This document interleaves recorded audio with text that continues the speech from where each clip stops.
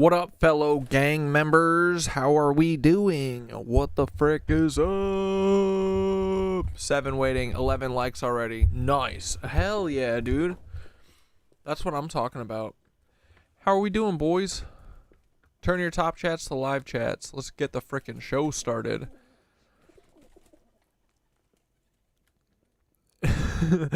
Yeah, dude. So, well, we'll look at it in a little bit. Maybe it was Fran Drescher. Maybe it wasn't. I don't know. Either way, standing 10 toes down on it. Don't give a fuck. Don't care. Because she's also a Zionist dog. So she would be here if she could be. She would absolutely be there. Alright. We're up on Twitch. We're up on YouTube. I'm gonna go feed the fucking cats. I'm gonna feed the cats. Here, we're gonna listen to this Nancy Guthrie song 300 times today because Nancy's dead. No, she's not. Well, she probably has always been dead. And they just used her death to, like, drum up this weird shit. But we've got a Nancy Savannah Guthrie update.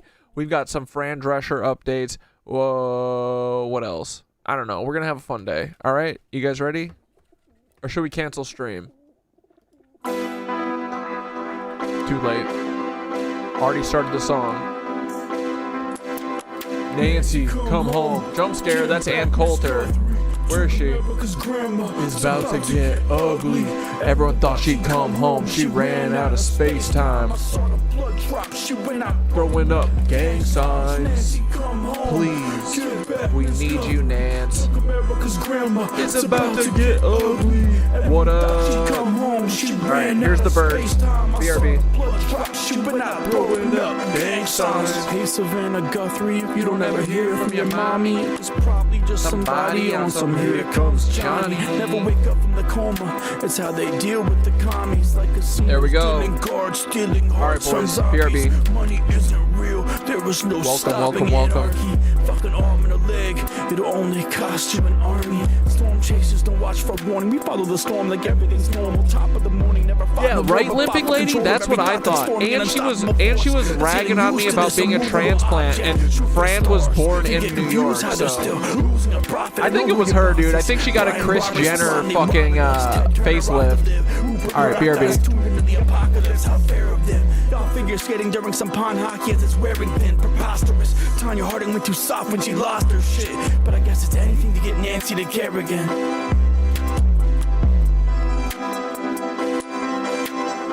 Nancy, come home. Get back, Miss Guthrie. Took America's grandma. It's about to get ugly. Everyone thought she'd come home. She ran out of space time. I saw the blood drop. She went out throwing up gang songs. Nancy, come home. Get back, Miss Guthrie. Took America's grandma. It's about to get ugly. Everyone thought she'd come home. She ran out of space time. I saw the blood drop. She went out throwing up gang songs. Yo, Savannah Guthrie, where's your wholesome mommy go? I know you know we know this whole kidnapping is for show. I've been getting swole, raising my chi to the 5th dimension. And me and Nance, we moving upstate, about to be living off her pension. Make a quick stop to Quantico, pick up Charlie, then we roll up to Casa de Wysopal to fertilize his mind with this U-Haul. Start calling me Sid, please, I'm about to go on a spree. Just me and my girl Nance and my best friend Charlie.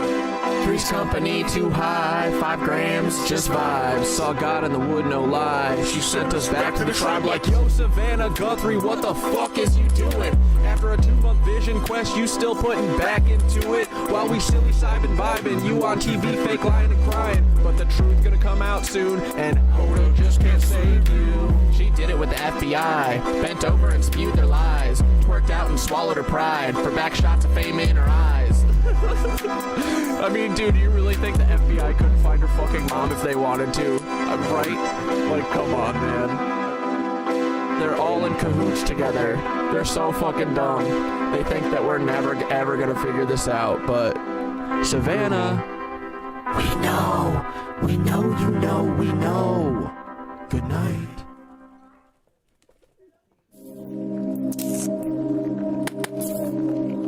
Hey boys, this is a Mormon MLM. I would run away from this as fast as possible. Today they're tweeting and twitting. banging away on their Xbox 360, stuff I never heard of when I was a kid, wasn't even available, but Wrote the songs dreaming big, woke up and deleted it. Make Paul shirts with Rip War, boner plead the fifth. It's all a joke, not even trying to be funny. Somebody get Paul a CBD. Wrote the songs dreaming big, woke up and deleted it. Make Paul shirts with Rip War, boner plead the fifth. It's all a joke, not even trying to be funny. Somebody get Paul a CBD. Study how words work. Listen to birds, short for some mints, but with the distance in my lungs, for some bourbon on my guts. Cannabis and caffeine keep me up, bro. To make the beat, look at me with disgust. 3 blunts as a fucking tree trunks. Only free cause I'm whiter than the Jeep was. Learned Illuminati secrets, use the Fibonacci sequence. Know I have my demons and the God that you believe in. Wrote the songs dreaming big, woke up and deleted it. Make Paul shirts with Rip War, boner plead the fifth. It's all a joke, not even trying to be funny. Somebody get Paul a CBD. Wrote the songs dreaming big, woke up and deleted it. Make Paul shirts with Rip War, boner plead the fifth. It's all a joke, not even trying to be funny.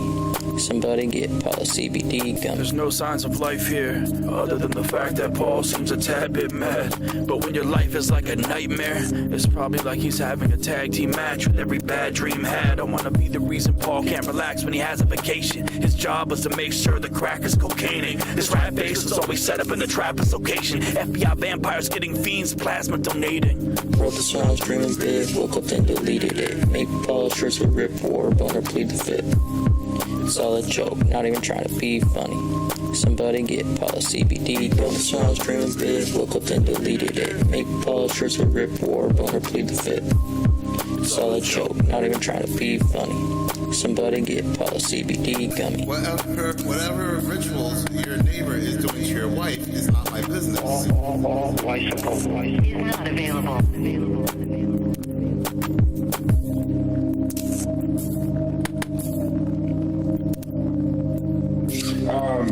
I just want to make it clear. Talking Theodore? No, this is Mike. Who the fuck is Mike?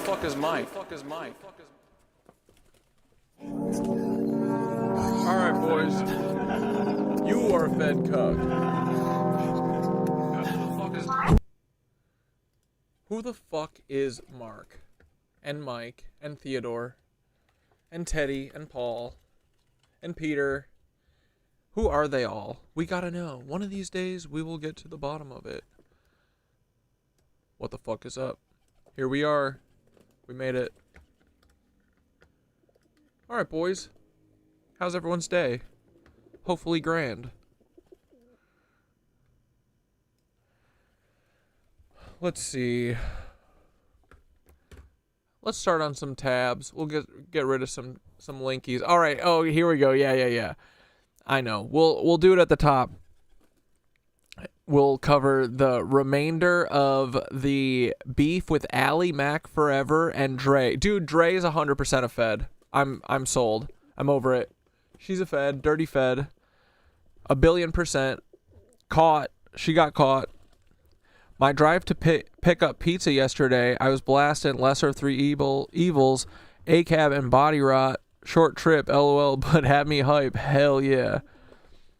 Dude, I miss having a system and a car sometimes. Having a fuck blast and some music in my car. Ooh, yeah. Yeah, Limping Lady, actually, you know, you're right. Some people in the comments got me doubting it, but dude, okay, so when I was talking to her, we'll cover this later. When I was talking to her, I was like, she's from something. She's got to be from something. She looks like I know her from something. And then the voice. Is it as over the top as Fran Drescher usually is? Maybe not, but I think she is dumbing it down a little bit. Then she's like, we got to bring it back to the 70s. Everything was so fun in the 70s. Who the fuck is alive in the set? That was 50 years ago. And Fran Drescher's like 68 years old. That would mean she was like 18 at that time. That's dude, I'm pretty sure it was Fran Drescher. But it is funny that everyone was like, it's not her. Who cares? No matter what, Fran Drescher is a motherfucking dirty Zionist. So either way, I'm never taking the video down, even if I'm wrong. Don't care. And also, it's all a joke. Doesn't matter. So no matter what, we're always right. But yeah. Anyway, how we doing, boys? Hope everyone's good. Oh, okay, so teacher training for yoga is getting for real now.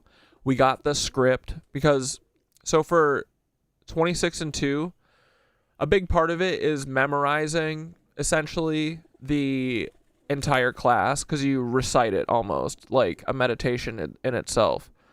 So I've been overloading on 26 and 2 traditional Bikram, whatever the fuck you want to call it, for the last year and a half. So I know every part of it. And the only thing that scared me is the like memorizing shit verbatim. But I started practicing today. It's going well. I think I need to not think of it as memorizing a 60-page document. It's 26 postures, right? They all kind of have a cadence and a lyricism to them. So I'm going to try and remember them as a song. And I think that'll help my brain. But yeah, so it's starting. I'm starting to frickin' do learning the dialogue by heart. There's going to be like in-person training with like a previous person who did it and a teacher at the studio. We work on like the dialogue and the practice and shit. And this is all before we go. And then Costa Rica is mid-August to early September. So it's happening. It's getting real. I was scared for a minute and then I started doing it and I was like, okay, just got to take it piece by piece. It's going to be okay. It's like yoga. You just show up every day and then it'll just happen, right? Hopefully. And then...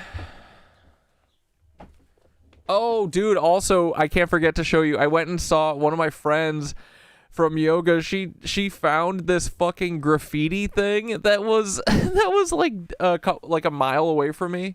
So I went to it and she was like, she found it last week and was like, "Yo, is this you?" and sent a picture of it. Hold on, I'll show you that right away. Look at this. She sent me this picture and was like, "Is this you?" And I was like, "No, but it certainly fucking looks like me. What's going on here?" Fuck. I'm on the wall. My friend sent this the other day and she was like, "Yo, is this you?" I don't think so, but it sure does look like me. There's this giant ass fucking semi truck in front, or a cement truck in front of it though, so I can't really get a good pic. Like, dude, the funniest thing, the glasses that I had before this are exactly that shape of glasses, so pick on it. But uncanny, bro. Pretty close. And that's also a lot what I used to look like before I started doing yoga. I mean, right? Like, it's kind of... Where did they get this picture of me? God damn it! Take this down immediately. I'm gonna cease and desist their ass. Whoa, dude, this angle is even better.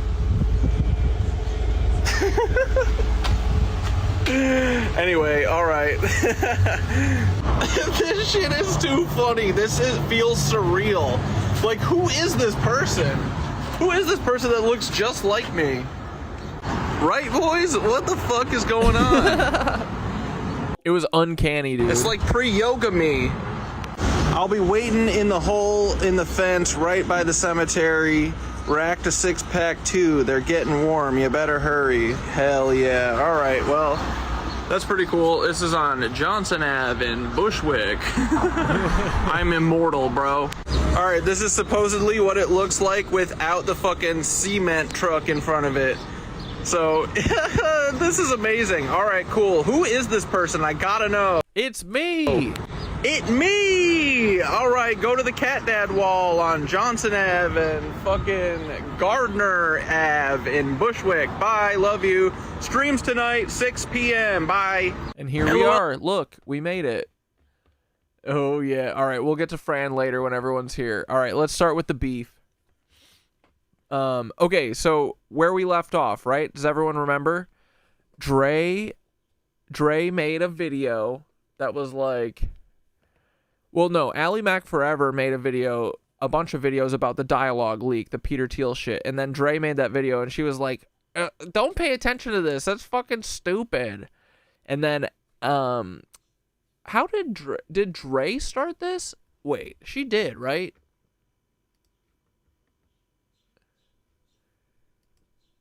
There is a massive structural difference between an audience that feels informed. Oh, wait, anyway, then she posted this. We'll figure out who started. I'm pretty sure it was Dre. I forget how she started it, though. And one that is actually being educated. Think of all the hours over all the decades you've consumed. Thousands of hours of media. You are highly informed. You know about every cabinet reshuffle, political gaffe, or party leadership spat. But do you know where the world's critical mineral reserves are? It doesn't count if I told you. You know, I think she's onto something there. You know, that's genuinely a very strong video about media literacy, which is also something that I care about a lot.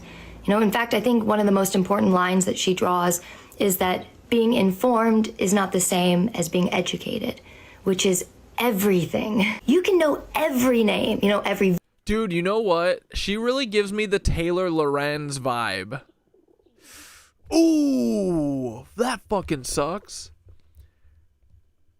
She's got Taylor Lorenz mannerisms, too. Like, right? When you watch an Ally Mac Forever video, or her video, it's kind of like she's reading from a script, and Allie's usually, like, talking, you know? Every account to trust, every account to dismiss, and still need some...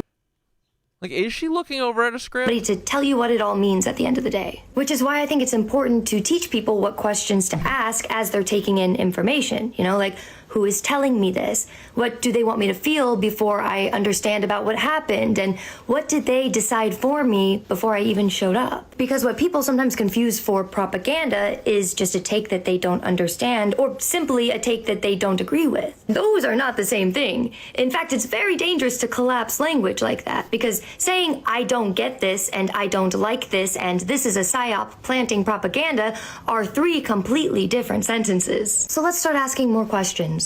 Starting with this one. Did this creator make multiple videos calling somebody a psyop only to pull it off her main grid on her account and then post... It's not off her main grid. You literally have to click right here.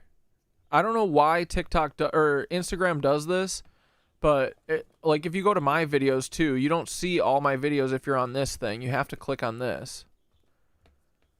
So, interesting. A video with the exact thesis that she just attacked?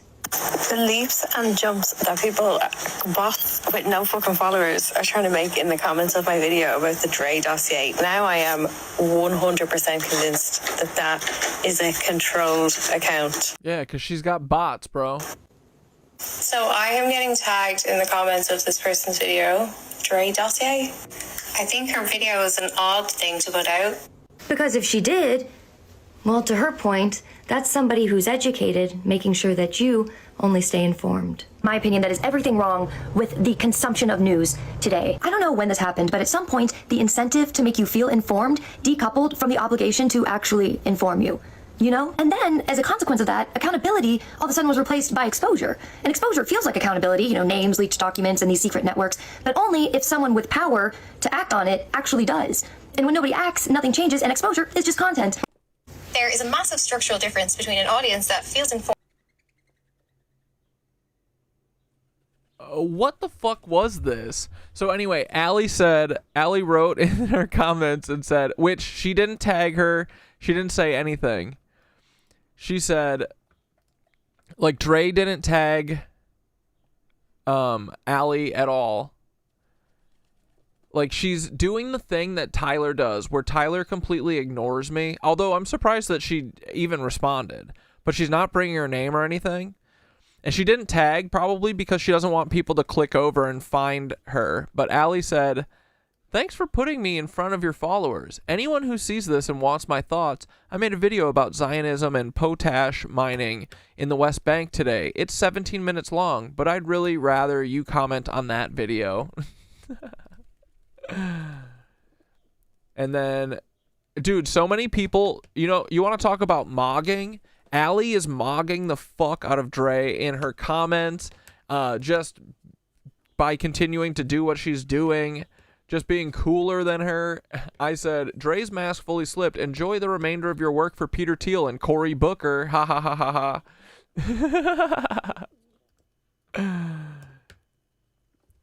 Everyone's going to buy Allie a coffee. Plot twist, April O'Neil works for Shredder. Dude, fucking Black Death. Where's Black Death? Oh, great. Black Death's here. Okay, cool. Plot twist, April O'Neil works for Shredder. True, dude. I see your repost. The talent agency Hassan Piker is signed to was financed by Peter Thiel. Yeah, I mean, everybody works for Peter Thiel, guys. Except for fucking me.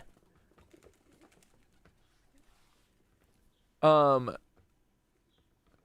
yeah, this video, I mean, dude, if people are out calling me a fucking fetty daddy do, I mean, they would never be able to do this kind of shit, but she really is like, she's trying to play coy, and I think she's scared. She feels scared, bro. She doesn't have her usual pomp and circumstance that she's usually fucking performing, you know? Her little shtick. Dude, this is fun. I'm glad that Allie fucking rooted her out. I love this shit. You know I live for this stuff. This is what I'm here for. I commented on one of Allie's videos earlier. I was like, she was like, what did she say? She said, "This is the end of the beef.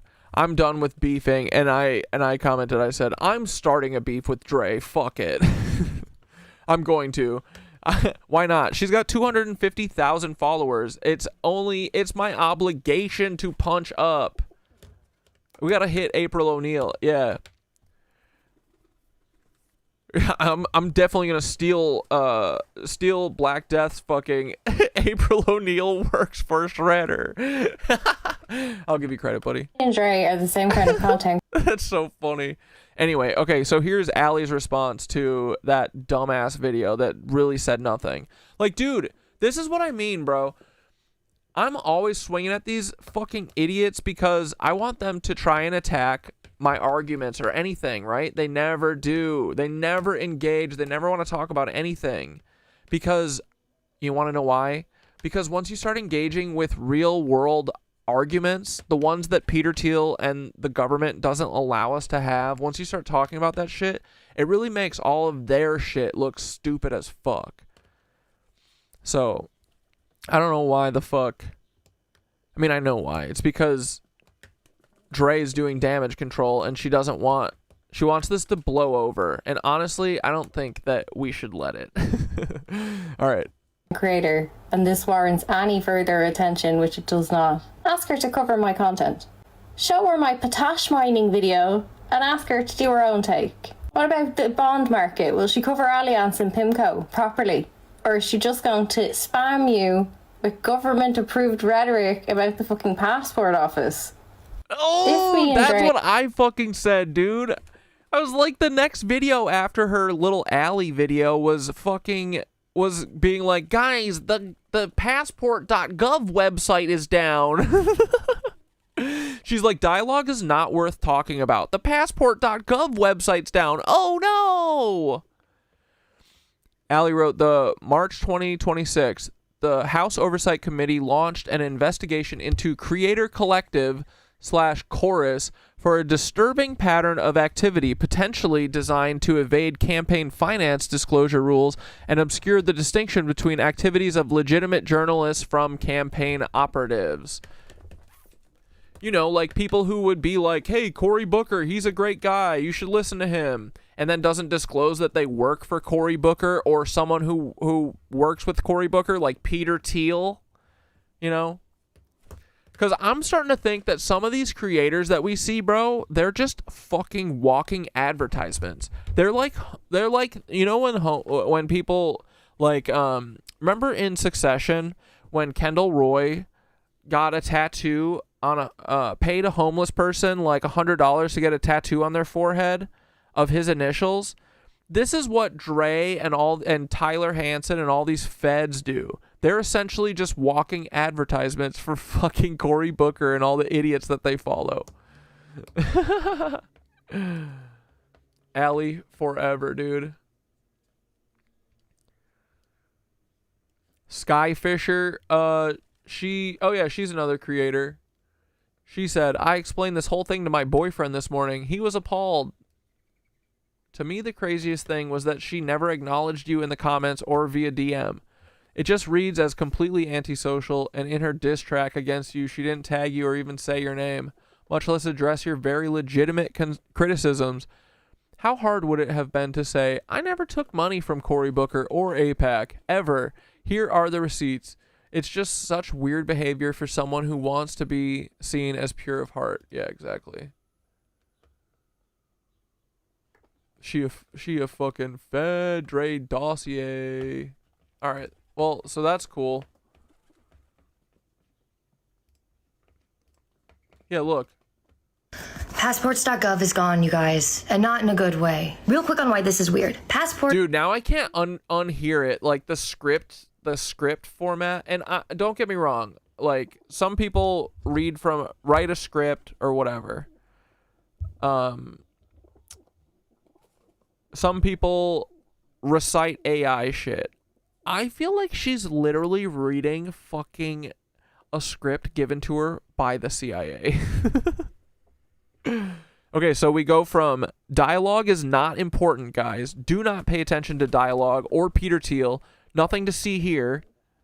Okay, so let me get this straight. A group went from being strangers on TikTok to operational planning within 3 months on a combined total budget of 13. He moved to Texas.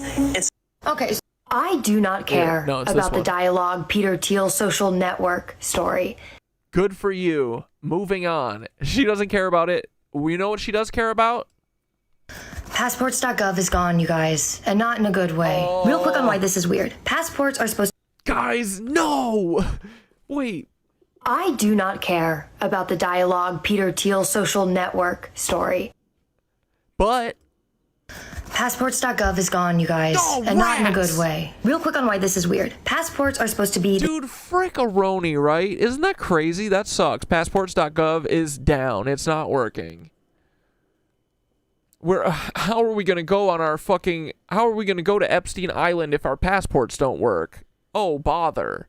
State Department's job, and the State Department's only. But a few weeks back, I'd found a passports.gov that was registered to the White House, the executive branch, and it was registered in May of this year. And then I called the state, like the agency, to see if they knew about passports.gov and that it was registered.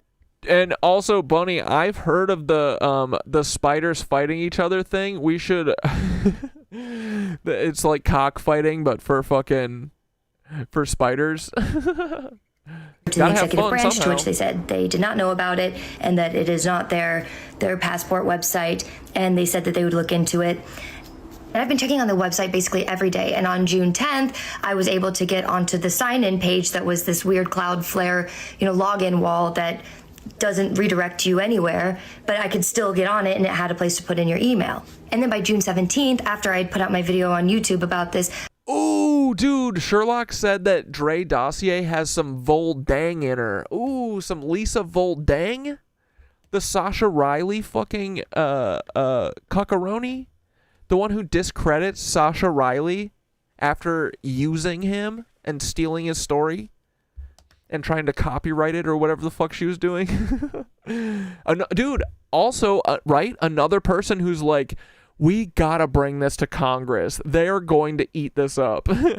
Guys, can we go to the police and tell them about the police violence that I've had done to my body? Hey, I need the police to investigate themselves, please. Will you guys get back to me when you're done with your thorough investigation?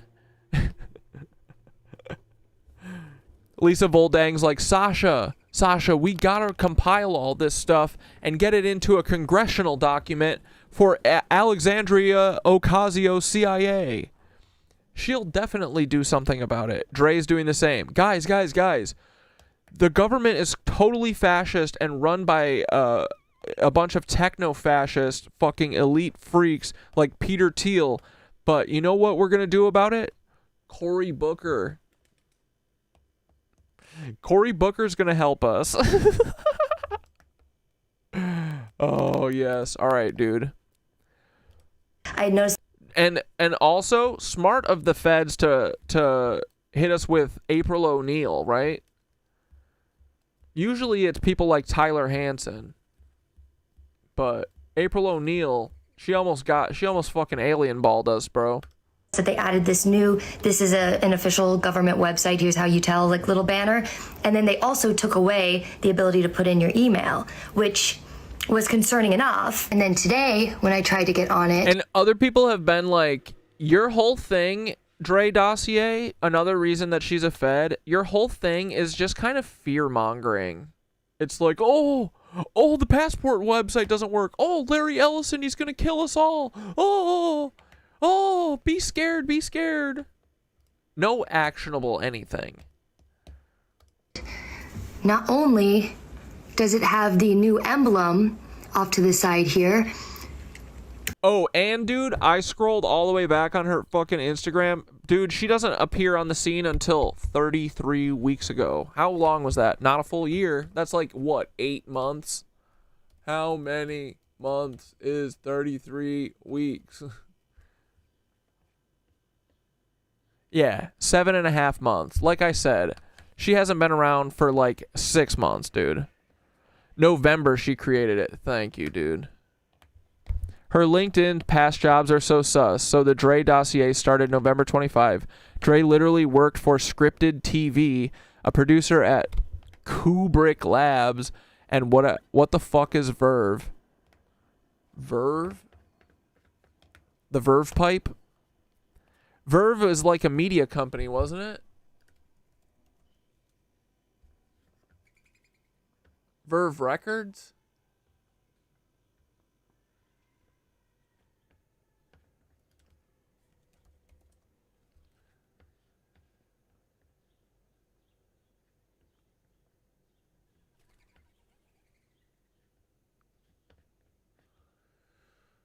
I don't know. I'm not sure who Verve is. Straight out of college in 2021 and right into LA Corps. Hell yeah, brother. But it automatically redirects you to the travel.state.gov website, which is very concerning. So what does all of this mean? I mean, I don't totally know yet. Scully Voldang. Oh my god, dude. Y'all are eviscerating Dre. I mean, Scully Voldang. If I'm being honest, I'm still working on it. I'm still looking into it, and I kept calling the State Department today, but nobody answered because it's Saturday. But I at least... The one and only said, Allie is mommy. Amen, dude. Left a voicemail, and I emailed a couple of congressional offices, and, you know, I'm still working on it. And I promise I'll let you know as soon as I... Paul, she's a Fed. You're just the son of one. Yeah, dude, I'm not going to be held liable for my father's actions. I'm doing everything I can in my power to stop to reverse what my father has done. And find out. But in the meantime, if any of you need to renew your passport, then I beg you, do not do it online. Just do it in person. Until we know what's happening with all of this data, you putting in all of this information, just don't chance it. Because I have a really bad feeling about this. I'll be back soon with more information. Passport stuff.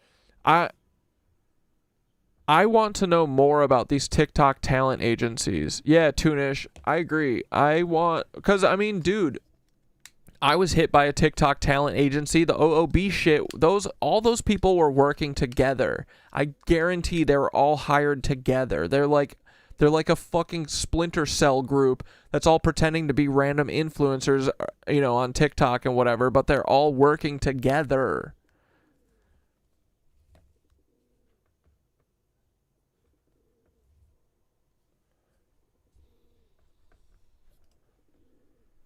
Yeah, so anyway, very odd, right? But Allie's just out here fucking living her life, bro. Unbothered queen. Let's see, is it too late to see? Another bag! Money bag, yo!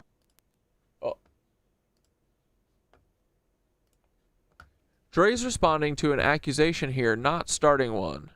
Telling her to just make up and collaborate afterwards feels like forcing her hand. Reading multiple comments here. Calling someone a 100% controlled account with zero evidence isn't a difference of opinion. It's an accusation. Anyone is entitled to push back on that.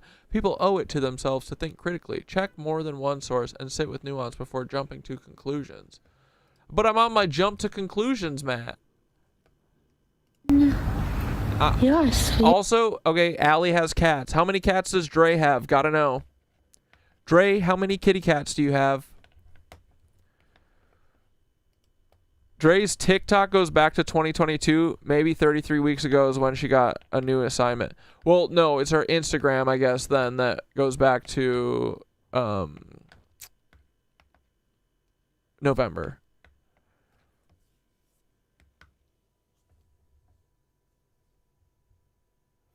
Oh yeah, Black Death got blocked by that billionaire daughter singer lady. Oh wait, is she the singer? She the singer from SNL, or is that a different one? Hote Tater, have you've gone back on her TikTok? What did she used to talk about? Maybe we should look at some of that, or maybe we should just get off of her because fucking who cares? But yeah, anyway, okay, this is the final nail in the coffin. Allie's got 2 black cats at least.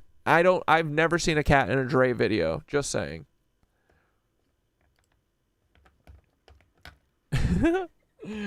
All right. Anyway, we'll get off of it. I'll keep you updated on the next Dre dossier flop. But I have a feeling she's just gonna ignore this, because she's gonna lose. But yeah, it's more likely it's likely that she's like being paid by like one of those Act Blue things, or like, yeah, it's like these people get paid like she must be part of a talent agency, right? If she's part of a talent agency, then it's game over. Stella Lefty, Eric Leftovsky's daughter. Yeah, the new Taylor Swift. Bro, did we look at this knee slap? Guys, we've been talking about evil gays. JD Vance, definitely one of them. Have you ever seen a heterosexual man do this to their wife? Good to see ya. Of course, good to see ya. Good to see ya. Good to see ya? I knee slap all my baddies. Good to see ya? Okay. Good to see. A lot of her old content was about Hollywood / screenwriting and tech tips. Tech tips? Curious. Would she go to school at Stanford?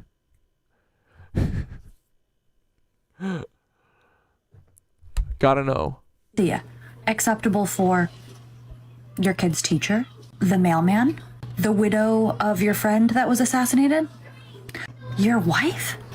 Bro, think about the way JD Vance hugged Erica Kirk and the way that he's interacting with his wife. That you've had sex with at least. Remember when he ran his fingers so lovingly through Erica's hair? Or no, wait, Erica did that to him. But he did give her a better hug than whatever this is. 4 times. Good to see ya. If you're new here, the entire point of our Instagram account is 1, to have more followers than JD Vance by the time he leaves office because he's a generally unlikable motherfucker and we can't stand him, and 2, to troll the shit out of him every single day. And, well, you can see why. Of course, good to see ya. Of course, good to see ya. Good to see ya. Good to see ya? Pat, good. Good to see ya. Good to see ya. Did you know the man who literally built Donald Trump was gay and spent his entire career destroying other gay men? His name was Roy Cohn in the 1950s. What's going on? He was McCarthy's right-hand man. Together, they ran something called... Actually, someone was like... I think this is the right distinction. It's not that they're... Someone was like, they're not gay. They're down low.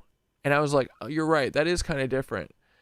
Because they like down low, when people are DL, like so many gay guys on TikTok will talk about how a huge part of the dating apps is that most of the people that are trying to hook up are they're married. Like they have families and shit. And they're trying to like be DL. So some some gay men on like Grindr and shit have gone to like outing gay like DL men. Like if they find out that they have a family and they're like coming to sleep around and then go back to their family, some people have fucking outed them, and I kind of get it, because it's really shitty. But yeah, I feel like there is this distinction, like DL men, because too, you know, Trump is gay as fuck, right? But I don't even know if it's fully about being gay and more about like just being like using power or whatever. Roy Cohn, DL as fuck, never admitted being gay, I don't think. He died from AIDS, and he swore he never had it the whole time as he was dying from it.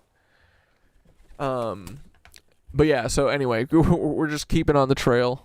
Lavender Scare, which was a secret campaign to identify and fire every gay person working within the federal government. Roy argued that gay men were inherently black male risks and that their secret made them weak and dangerous. More people lost their jobs to the Lavender Scare than to the Red Scare. He met Trump when he swooped in because Trump was being sued for housing discrimination. And it kind of makes sense why they're so anti-gay, because I feel like it's the same thing with why like they are so harsh on black people and, you know, black, brown, POC people, indigenous people, gay people too, because these are the type of people that, like, you know, to be gay, like, you kind of, you know, you have to kind of be comfortable with yourself and come out of the closet and be like, I'm different from everyone, right? So they got to teach us that that's not okay, because what if they start teaching us that it's okay to be whatever you want, you know? What if we start getting a little sassy walk because it's okay to do that, you know? What if we start sassing at people? What if we start loving ourselves and not giving a fuck what other people think, you know? So it kind of makes sense why they would want to get rid of gay people from politics and, you know, normal gay people and replace them with DL and fucking, you know, people like Clavicular, this weird hyper masculine, but not really. Like it's this fake hyper masculinity that's actually super gay. Bone smashing, looks maxing, dude, even bodybuilding, it's also gay. They're not making their bodies look nice for whammons, they're making their bodies look nice for other dudes, right? So anyway. And he taught Trump everything. Don't defend, attack, and make that attack so messy that they'll regret even coming after you in the first place. But Roy was living a secret the whole entire time. Boyfriends, a live-in partner, everyone in certain circles knew, but he just made sure that he was always the one holding the knife against people like him. In 1966, Roy was disbarred for stealing like the ADL calling goy slop anti-Semitism. Dude, I saw that the other day, and I don't really say goy slop or whatever, because that's something that will definitely be used as like, oh, anti-Semitism or whatever. But I'm sorry, but I'm not the one calling myself a goy. That's what Israelis and Zionists are saying. They say that we're goy. They do believe this shit. It's a literal white supremacy fucking religion. They think they're better than everyone else. I mean, it's a fake religion, you know, the Zionism. But it's interesting to, like, you don't get to say that. You're the one calling us goy. I didn't make that word up. But no, I mean, it's always going to be used that way because it has a connotation to being about Judaism when really it's not. It's about Zionism. They just want to always conflate Judaism with Zionism. So, but yeah. Slop is the same. Slop is the same as goy slop, so. But yeah. Don't give him the fucking fuel. You know what I mean? From a dying client. And he was dying himself of AIDS, but he denied it to everybody. Do you have AIDS? Oh, no, that's easy to answer. I ain't dying from nothing to start with, number one. I can't fucking hear him. Number two, you asked me categorically, and I tell you categorically, I do not have... He could not bring himself, even at the very end, to be one of the people that he had spent his entire life destroying. When Roy died, Trump didn't go to his funeral. He sent flowers and moved on. When the AIDS memorial quilt unfurled, Roy had a panel too. It had 3 words: bully, coward, victim. Roy gave Donald Trump a philosophy that would shape the next 50 years of American politics. But what Roy left behind for the gay men who survived the epidemic, the ones who watched their friends die... Cat Dad, you never told me how much of a cuck Zach was in the strain. Oh, dude. Yeah, it never gets better. Don't worry.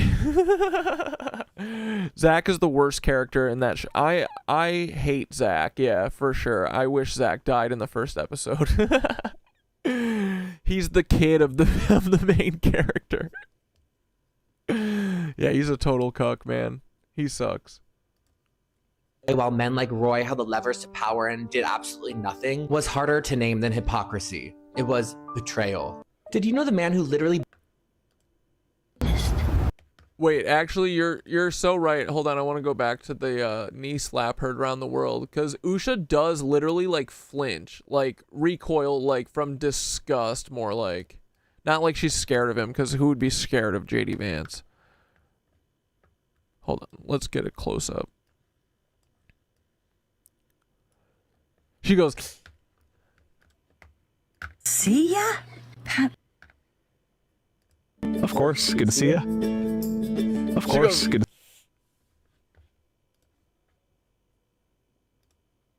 Of course, good to see ya. Of course, good to see ya.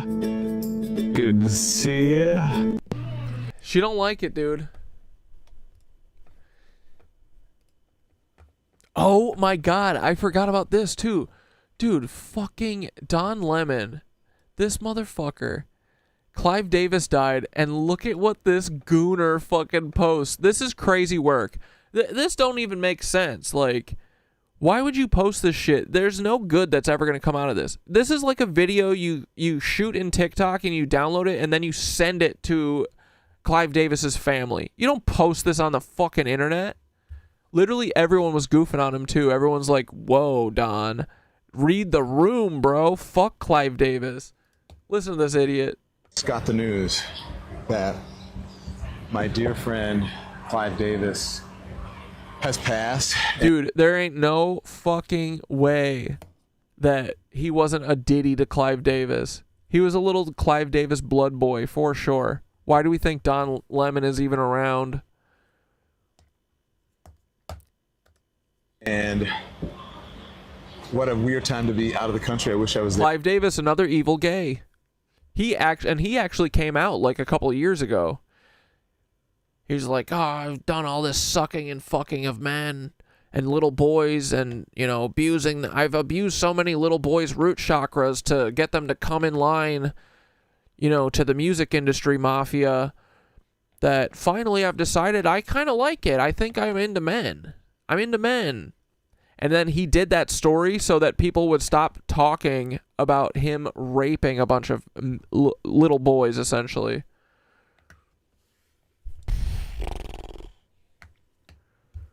Yuck. And here's Don Lemon to reminisce about this pedophile. With his family and to be with his partner of many years, Greg Schrieffer, who was there when he passed. And no, I haven't talked about Clive Davis until this moment. And if you guys know me, you know that Clive and I are friends. He's friends with Tim and me. And I just want to say, Clive, we loved you. I still love you. Doug, Fred, Jesse, we're thinking about you. Like, dude, how many fucking pictures does he have with Clive Davis? Why is Don Lemon such good friends with Clive Davis? And I really don't know what to say, except, as I said to Clive so many times, that he really made me part of his family. If he was your friend, he would bring you into his family. We're going to miss all the special times with you. We're going to miss being at your place for Memorial Weekend. We're going to miss just the time that we spent with you. And dude, this is so long. This is only not even halfway. Like, dude, he was in love with Clive Davis. the knowledge that I got from you and how you encouraged me to keep going after. Bro, I have to know, why was Clive Davis so close with Don Lemon? What the fuck? Did anyone know this? Was Don Lemon into music before this shit? Adversity, you told me that you had faced it and that things always get better and sometimes you don't know. It's a blessing in disguise that you had lived it. So thank you for that, Clive. And yeah, we'll miss you, of course, at the Grammy party. Me. That was amazing. Nope. And thank you for the great support this past party. But more than anything, I'm just going to miss your friendship. And I'm going to miss just the incredible person, the incredible spirit that you are, and everything that you did for the world, for music, for people, your generosity. Dude, he literally has more pictures with Clive Davis than any than any of us do with our siblings or our family. This is nuts. The one and only said he's got more pictures with Clive Davis than I do with my siblings. Your love of family and your love of Greg, and I know that you guys were together. Because Clive wanted him some lemonade. Bro, he squeezed the fuck out of Don Lemon and got a ton of lemonade.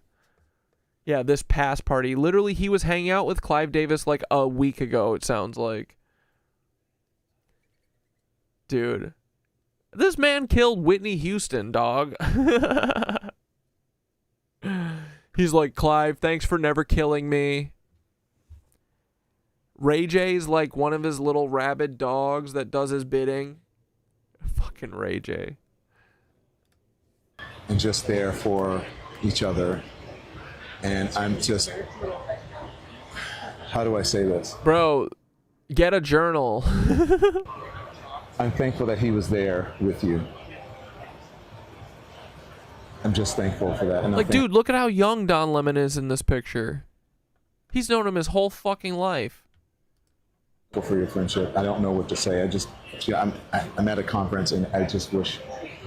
How'd Clive even die? Probably having a heart attack after fucking molesting 3 boys. Is there. So God bless you. God bless your family, Clive, and thank you for everything. And I'm gonna miss you. Alien Bun said, I came out to my mom in a Costco food court. That's cute as fuck. Did you guys get the pizza or hot dog? Or cookies? Or an ice cream?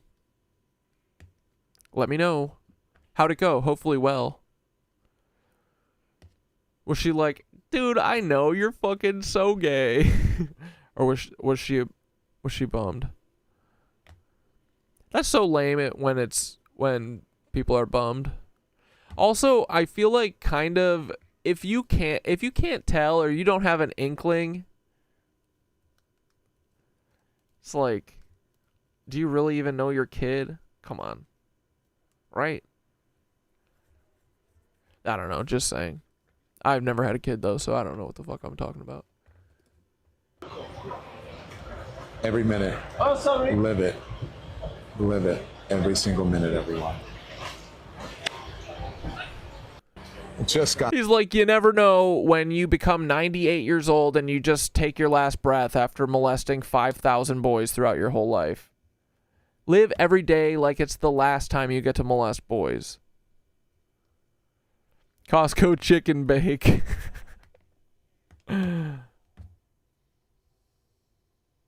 They were splitting an orphan together. Holy fuck. Literally. Truly, dude. Bro, Drea De Matteo. I was not expecting this from the girl. Let's hear this.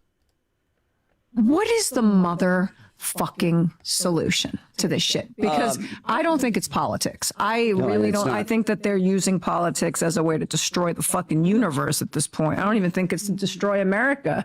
I mean, they're just trying to take down the West as much as fucking possible. With the whole Zionist thing, I don't think that it has anything to do with the Jews. I think it has everything to do with England. And I think beyond England, it goes right into my people. It's the fucking Guineas. They're the mafia. They've been the She says it's the fucking guineas, dude. Yeah, you talking about like the Vatican? You talking about like the Knights of Malta? You talking about like the fucking Knights Templar? You talking about the Freemasons? Yeah, it is the fucking guineas, dude. It's these fucking mafioso bitches. It's Tony Soprano, dude. Except they're all lazy. They're all stupid. Mafia forever. There's about, a handful of those families that are still running the fucking show, and they're using the Jews as human body shields, and they're going to use the Christians and the Jews. He's like, I completely disagree. It's only Jews. What is the mother? I love that, right? Fucking solution. You know who's way cooler than you know who wouldn't say something cool like this? Fran fucking Drescher, dude. She's a Zionist dog. But apparently Drea De Matteo, not. Love that. We got a baddie on our hands, dude. And dude, let me say, Drea has not aged a second since the end, since they fucking coldly and brutally killed her out of Sopranos. What the fuck, dude? I'm still pissed about that. Not only did they do that, which is whatever, but they really, I mean, I guess that was Christopher's downfall, kind of. They did address it later, but I just feel like the fucking they killed her and then it was just done. There was like no consequences to it. Bullshit. Whatever. Like, dude, kill fucking Meadow. Kill AJ. Don't kill Drea. Whatever.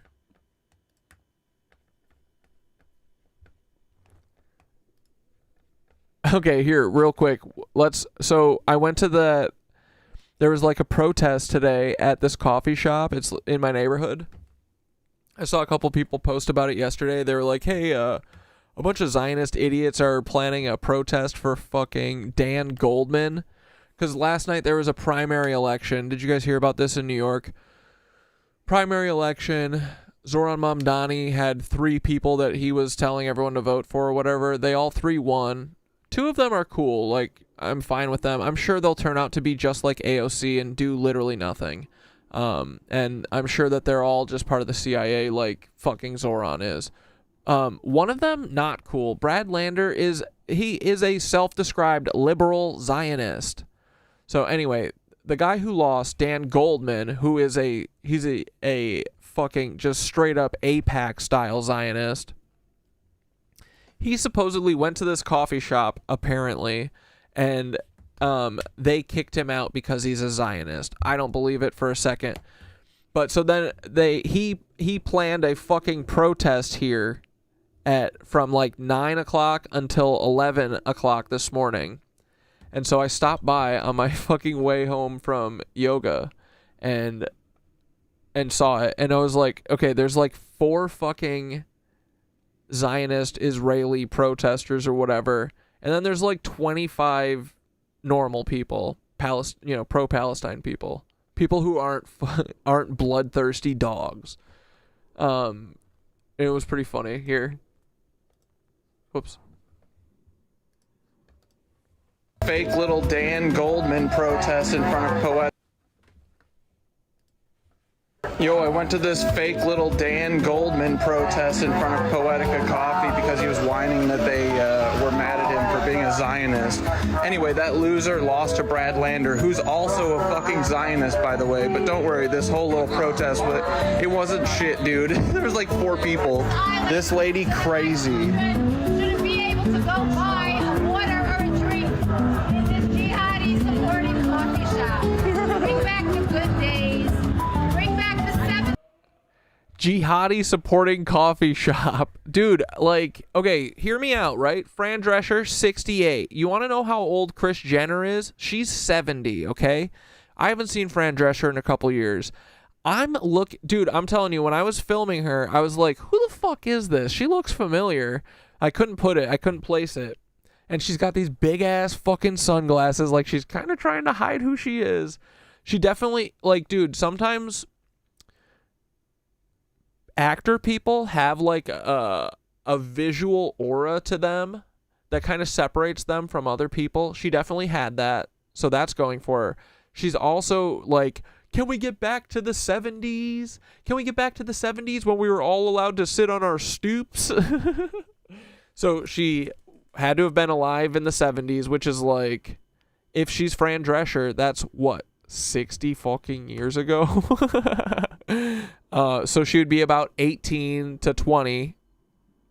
Checks out. She's definitely born and raised and lives in New York, because one of the I'll tell you that part later. But she's definitely from New York. This very much could be Fran Drescher, and the amount of people that were telling me that it's not Fran Drescher is making me think that it might be Fran Drescher. But it very well might not be. But at the end of the day, Fran Drescher is a fucking Zionist, a staunch Zionist. So I don't give a fuck either way. Yeah, that's Fran Drescher with a PH. Loved each other, right? Bring back the 80s. Everybody loves each other. Bring back the stoops. They don't want us sitting on stoops anymore. Fuck you, Mom Daddy. Go Bruce Blakeman for governor. The Zionists want to fight, like always. This guy literally was walking his dog and came up immediately heated and started pushing this guy. There's a bunch of Hasidic Jewish people who are always at these protests, and they're for Palestine. So don't get mixed up that they're not fucking Israeli. They're not there for fucking Dan Goldman. It's literally just that lady and then the guy that was standing next to her, and then this random dude showed up and started trying to fight a couple of the Hasidic guys. Oh shit, the Zionists want to fight!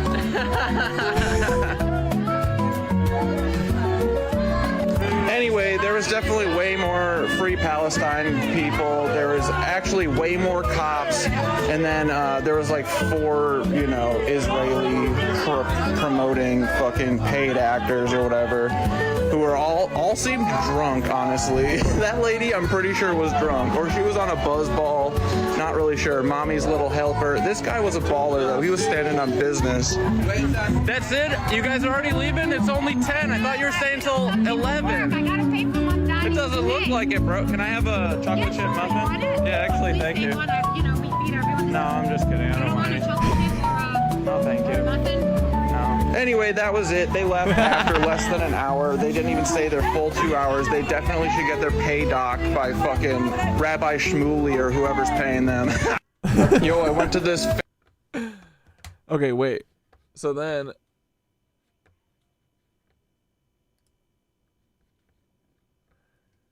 Someone was in the comments was like, yo, that's Fran Drescher. And I was like, oh, it could have been. I think it might be.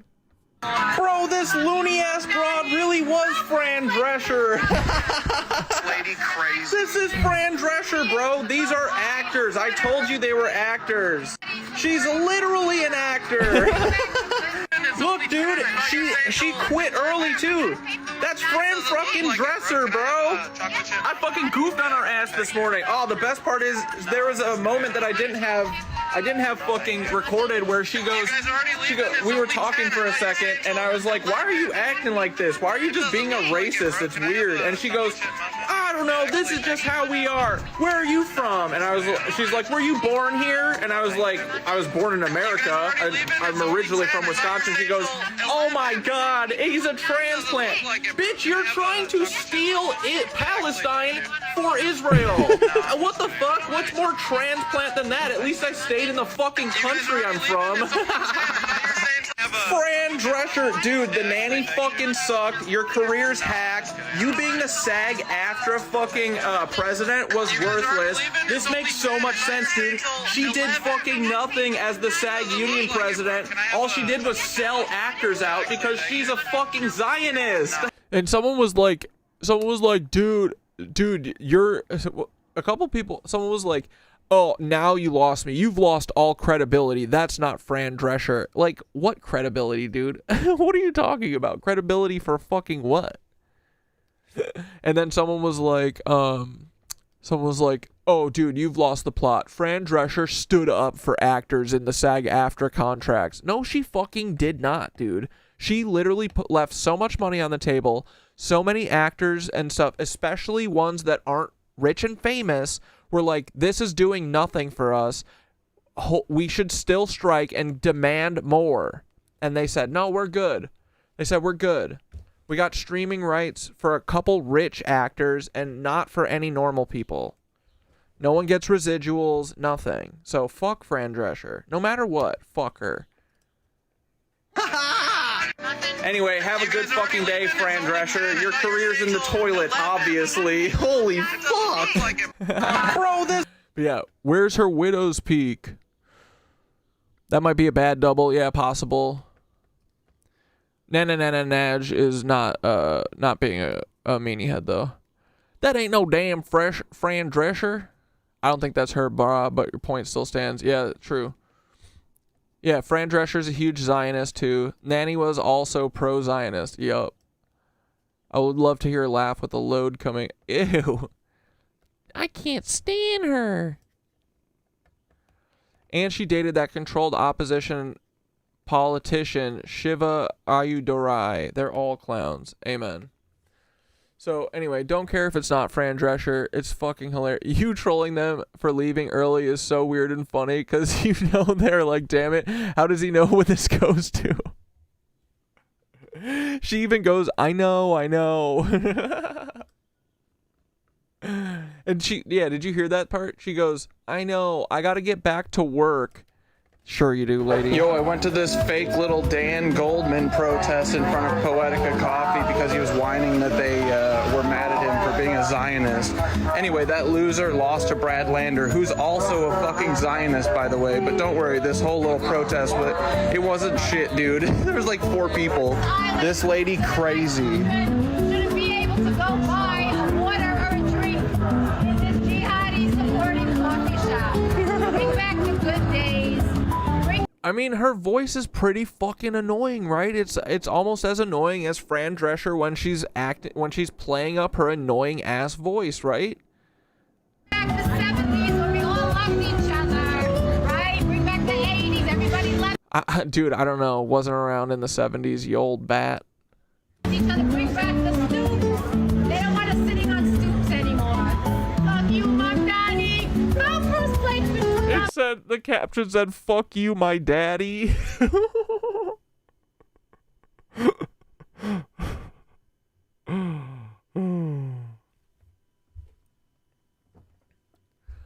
So funny. Anyway, so I think that was her. And if not, I don't give a fuck. I'm saying it's her. Till Fran Drescher comes on stream and proves it's not her, it's her. Black Death says that is her. Just found her.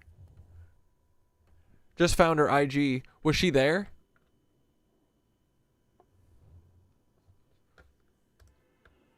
Did she say she was there?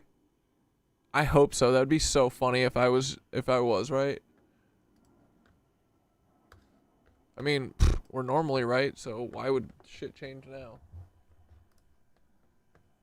What is this? Oh yeah, this is James Franco losing his mind. This is James Franco. Me, really, James Franco. I'm here at my house. I'm not promoting anything, okay? I'm making this account because alright, some serious shit's going on, okay? And look here.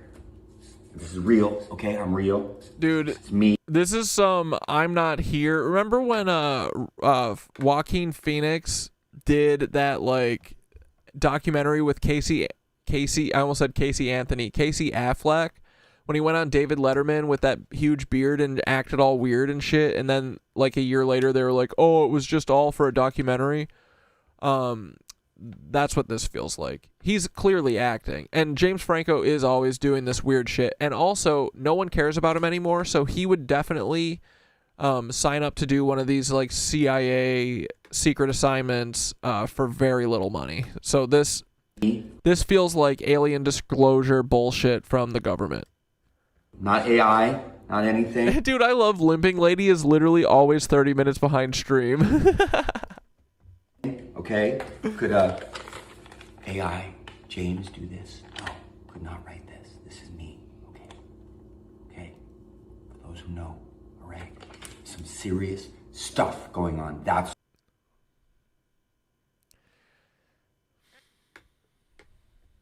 They all want to be us, dude. They all want to be our zany conspiracy brained selves, but they all are hack. It's all fucking hack. why I'm contacting you. That's why I'm doing this, okay? I know I maybe seem crazy, like why I'm, you know, what's going on? What's the gimmick? No, this is real, real. Okay, I can't say too much right now. I just need you to follow me, then I'll know. There it is.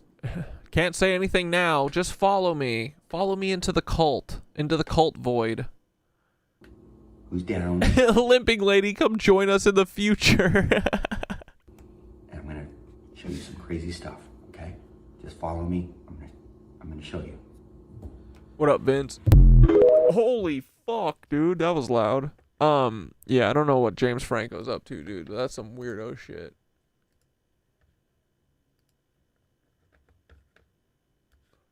Ooh, someone else is going into Dre? Let's fucking go, dude. Story. And honestly, neither should you. Perhaps saying that because one of the people implicated is Cory Booker, who you just... I do not care about the dialogue Peter Thiel social network story.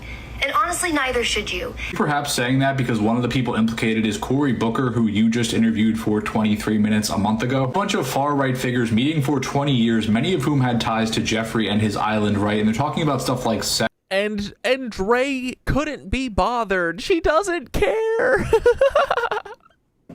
And cults and war, and a couple liberals get thrown in. The story doesn't suddenly become irrelevant because the liberals are there. I think the presence of the centrist Democrat in Cory Booker should inspire some really interesting conversations as to what he has in common with all of these figures, like Jared Kushner. See, Cory Booker goes way back with the Kushners because Jared's father, Charles, was backing Cory Booker when he was running for mayor back in 2002 in Newark. A couple years later, dude, Dre's cooked. Black Death said Dre's gonna disappear, I bet. Honestly, dude, she might try and pull through. I bet she could. We'll see. I mean, that's why I'm gonna make a video about her later tonight when we're done, for sure. I'm throwing my hat in the ring. Fuck yeah, dude. Fuck yeah, dude. We're gonna be punching. But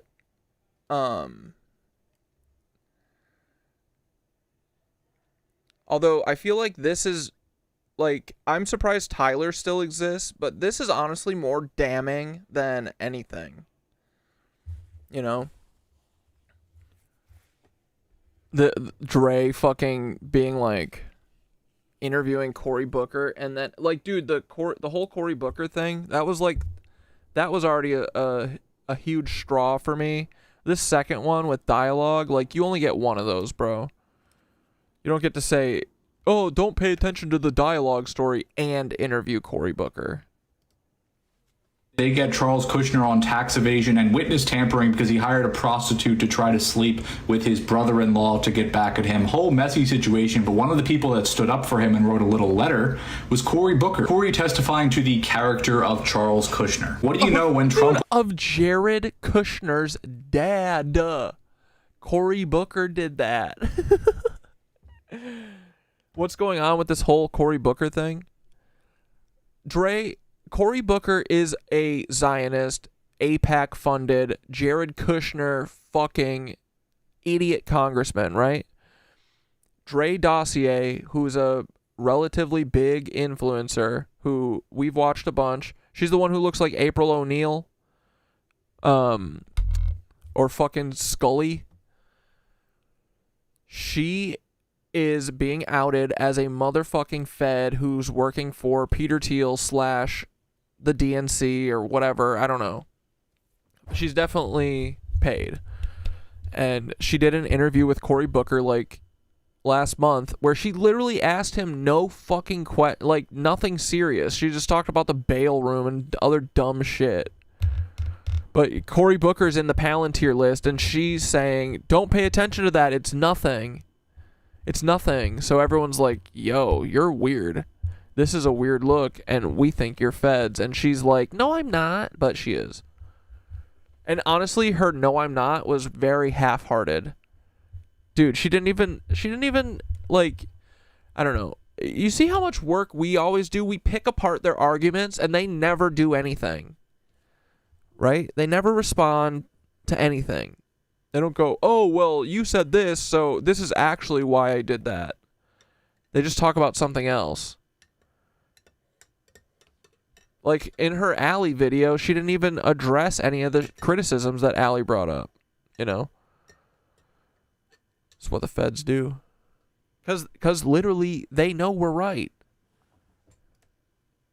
Wanted to make Charles Kushner our ambassador to France. Every single Democrat except one voted no. Of course, it was Cory Booker voting to confirm him. This year, when the Senate had a chance to vote to stop arming Israel, Booker voted with every single Republican and 19 Democrats, including John Fetterman, against it. Mark Ruffalo said every single one of these senators has a real problem with history and will be remembered for enabling genocide, ethnic cleansing, starvation of civilians, and endanger themselves of prosecution for international war crimes. This is par for the course for Booker, who said he was a supporter of Israel well before he was in the U.S. Senate. I was coming to AIPAC's conferences well before I knew that one day I'd be a senator. If I forget thee, O Israel, may I cut off my right hand. Same Booker that was the only Democratic co-sponsor of the Israel Anti-Boycott Act, designed to allow U.S. states to enact laws requiring contractors to sign pledges promising not to boycott any goods from Israel or their contracts would be terminated, and to make it a federal crime punishable by a maximum sentence of 20 years imprisonment for American citizens to encourage or participate in boycotts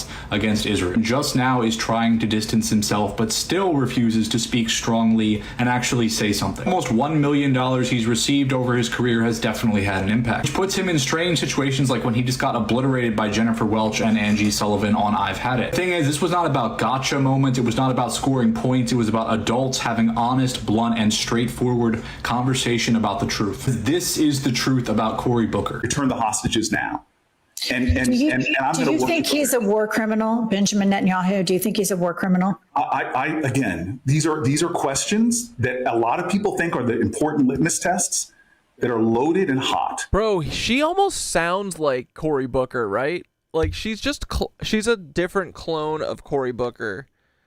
She's like, these are different litmus tests. Don't even pay attention to the dialogue story. He's like, don't even pay attention to whether or not Bibi Netanyahu is a war criminal. My urgency is to be an effective leader in bringing an end to this crisis.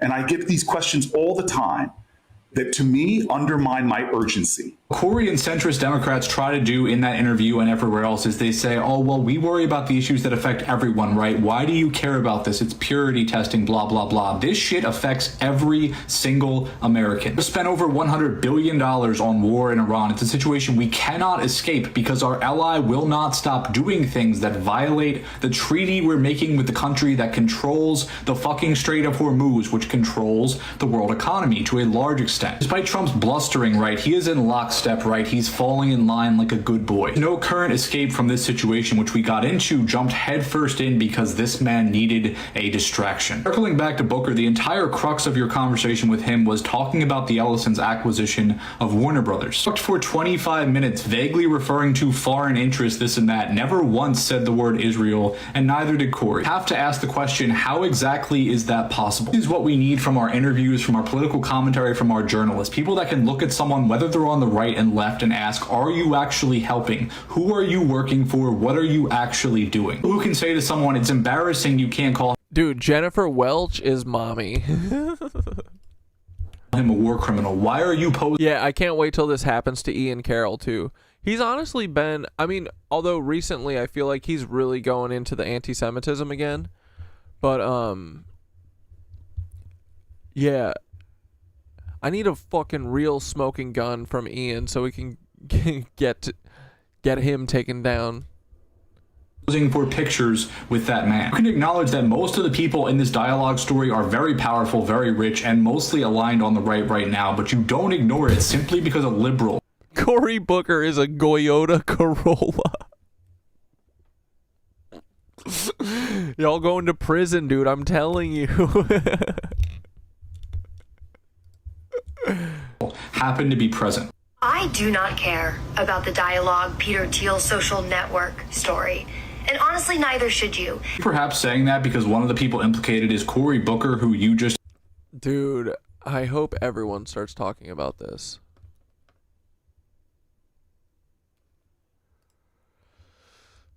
Alright, I fuck with that.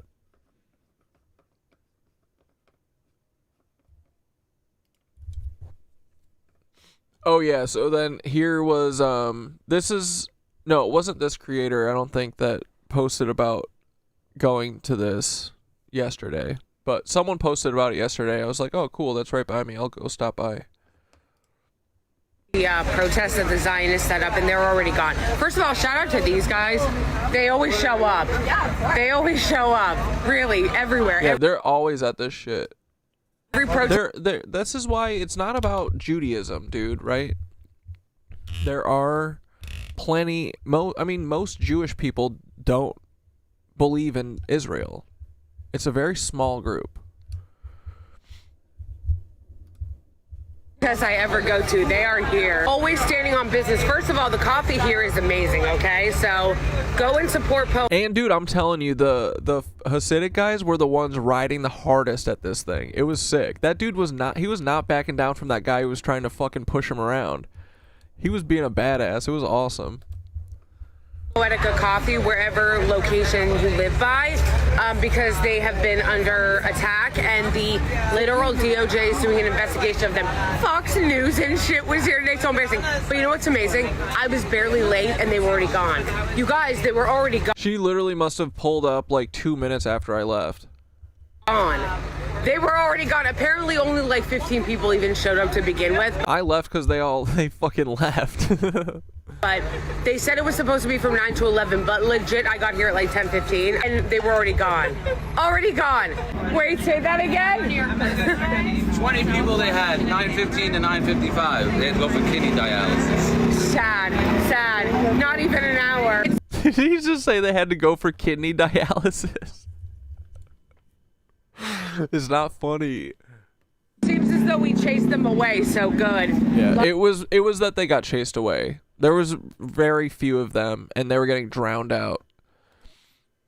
A lot of NYPD though here, because you know. And dude, everyone was laughing at them. I was laughing my ass off at them. They were so fucking stupid.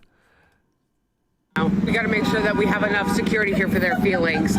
So we're here. There was way more cops than anything. It's like, dude, calm down. There was at least 20 cops for sure. Like.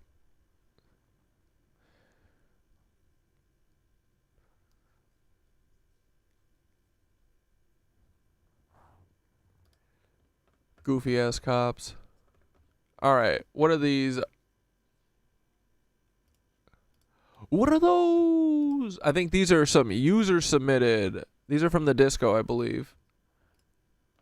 This, let's watch it together. I make some tea. This is VJ Bombs, and he basically took over Washington D.C. last night by putting projectors up everywhere. Some of my favorites was Ted Cruz in the short shorts, funny, and dude. Stephen Miller as a bat. Let's watch this together while I make another cup of tea.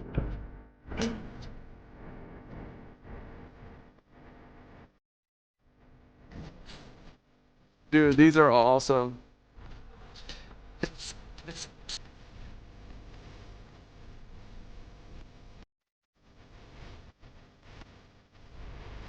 Head over.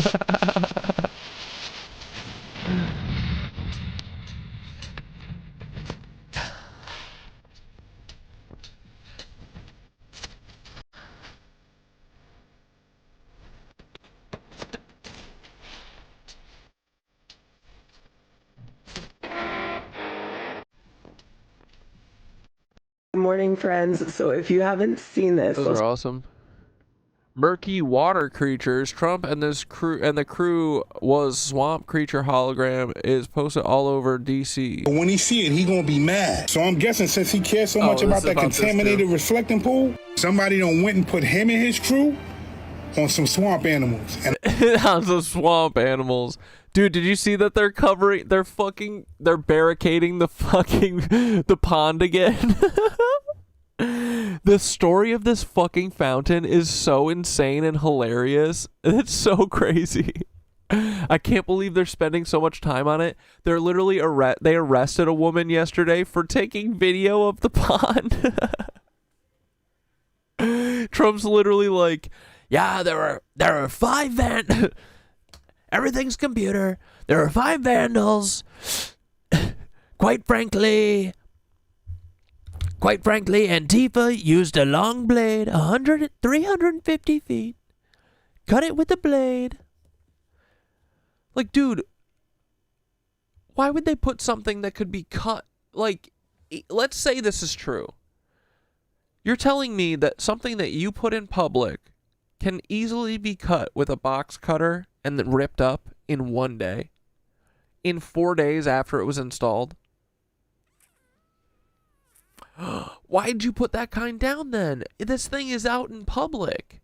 Everything that's out in public, dude, has to go through like a whole rigmarole of, here's what fucking, you know, it has to be able to survive like people standing on it, doing anything to it, because it's going to be in public. You got to assume people are going to fucking do something. But he's like, oh no, it's a pool liner. It's just like your normal pool at home. If you take a blade to your pool at home, it's gonna, all the water is gonna come out, quite frankly. I know it's gonna piss him off now. Look at this right here. And this is all across Washington, D.C. Look at Stephen Miller right there. That's a vampire. One thing you know about the president, he don't like to be the butt of nobody's jokes. And look at him, right there under that bridge. Look at Ted Cruz right there. The National Guard everywhere is so lame. Another gay thing. It's truly, right? They're fucking gaying up DC, man. Everybody in their tight little uniforms. It looks like the fucking YMCA over here. Dude, that's why Trump is doing this, is because he's living out his YMCA fantasies. He's like, we need executive order, all firemen must be shirtless and must always be out on the street. Quite frankly, I need them around the White House. Decree, dude, Trump is like, what's her face from Harry Potter? Who's that fucking chode-ass headmistress that comes in at the end with the cats and the everything pink? He's like her, like nailing decrees on the wall. He's like, all UFC fighters must report to my office in the West Wing, naked, nude, at noon every day. I need to see their little heinies. They're all too handsome to be UFC. They're going to be my prostitutes. Quite frankly, the National Guard, they look nice in their little shorts or their little pants. And then look at the National Guard right here. You know, they had the National Guard standing by that reflecting pool, arresting people like it's not nothing else better to do. You're going to waste tax money to put these men out there, and now you the butt of somebody's joke. This is all through Washington, D.C. And that one right there, that's going to make him real mad. Look at your boy, Kash Patel. Now let's see how much taxpayers' dollars they're going to use to get this down, or either get this person to stop doing what he's doing. This right here is the true meaning of drain the swamp. They're gonna call a big meeting over this. 'Cause you know this man is real. Dude, they're gonna fucking call in SEAL Team 6 over this shit. This dude's gonna get swatted. Sensitive. He don't like people playing with him. And they got him and his boys all over DC. Yeah, man.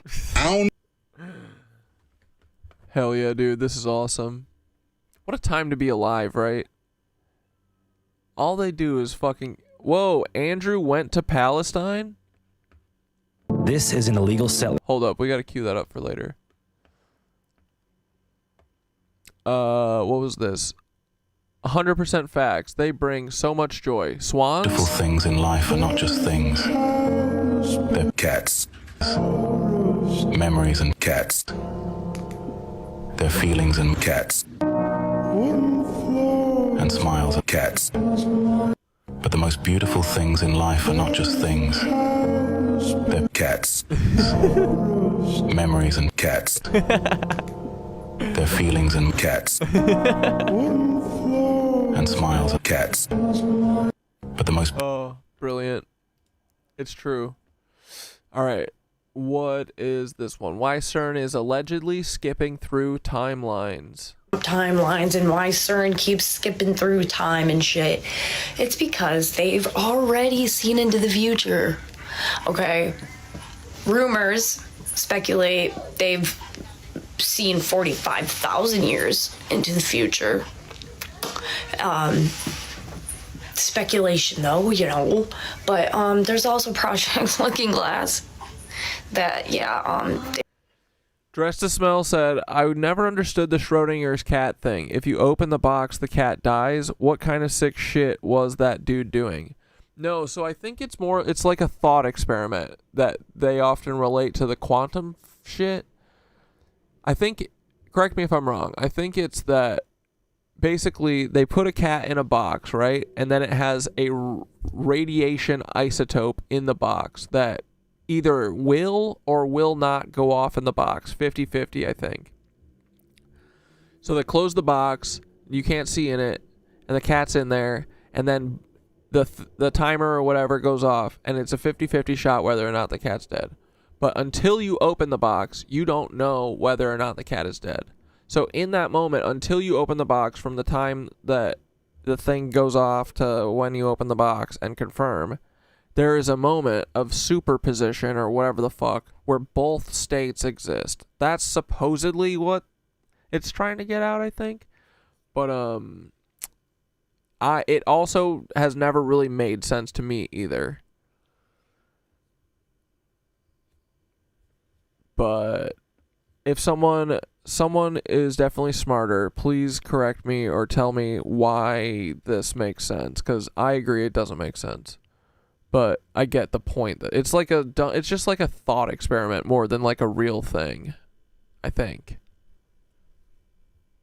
And then I've heard it talked about in like devs, because it's how they describe like quantum superposition or whatever the fuck, where there's a yes and a no state or whatever the fuck. It's like the or is it like the waveform thing where it needs to be observed to have a finite answer? I forget. I don't know. I'm jumbling shit in my head now. They've already took a peek and saw that they lose no matter what. So they're just fucking rolling the dice. They're like, fuck it, why not? They said, fuck it, might as well. Gamble a little bit, have a drink while we wait and see what the fuck happens. Like, yeah. What people are so afraid of doesn't matter. You're afraid of like, oh my god, if I don't pay my rent, like that, bills aren't gonna matter. Like, it's not gonna be a thing anymore. We don't need money. We don't need reserve banks. Like, that was supposed to be voted no upon, but those people were put on a boat and... New residential decree: there must be visible at all times for the president's viewing pleasure, quite frankly, at least one beautiful policeman, one construction worker, one soldier, one cowboy, and one Indian. Feather, not dot. You know he'd be saying that, bro. And then they're gonna start, because he's gonna be jealous of Zoran. Zoran did a couple days or whatever where he was doing like morning announcements essentially for the city. Honestly, I wish he would do that every day. But I bet Trump is gonna get jealous of that and be like, I need to do those too. And then he starts getting horny and shit on camera, talking about naked firemen and shit. That boat hit an iceberg and sank, but that's a different conversation, okay? I'm just saying, like, you asked, so I'm telling you. Now I gotta go, and I'm taking my fucking chair with me, so bye.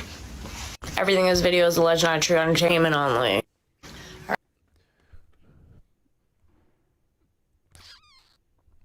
CERN is a cuck, that's for sure. That's all I know. You guys think we're timeline hopping? I feel like every decision ever made puts you on a new timeline, doesn't it? It's like fractaling of decisions. Creates new universe. 9th, 6 a.m., we switch off the Large Hadron Collider for 4 years. Thank God. We're replacing about 1.2 kilometers of the 27-kilometer ring with the high luminosity LHC magnets. This will give us a machine that's 10 times brighter than the Large Hadron Collider, 10 times more data, so it really is an opportunity to explore the universe in a way we haven't done before. And what that does is when the particles come around and then we bend them towards each other, if you make the bunches of protons smaller and smaller, you get many, many more collisions. You concentrate everything in the same place. That's what these super high field magnets are doing. Installing this. Dude, I hope when they turn this bitch on that they fucking sink Switzerland into the fucking center of the earth. Right? It's in Switzerland? Yeah. This is a massive task. It's by far the biggest thing that CERN has done. I hope it vanishes just like fucking Atlantis, bro. Last 20 years. And what we're doing here in this building is this is a test string. We're testing the technology, and it's much easier to test it here rather than in the confined space. Dude, holy shit. Bunny said Schrodinger's cat. Hold on. Schrodinger's cat was that until the box is open, the cat exists in superposition, meaning it exists in all possible states until it is observed and the potential collapses. You said it exactly right. Let's fucking go, dude. All right. Brain works sometimes. This is the LHC tunnel. And we've already learned some really critical information about some of the design of this. We've updated the design based on our tests. And it's amazing to be here today that this is now operating, it's at its operating temperature of 1.9 Kelvin.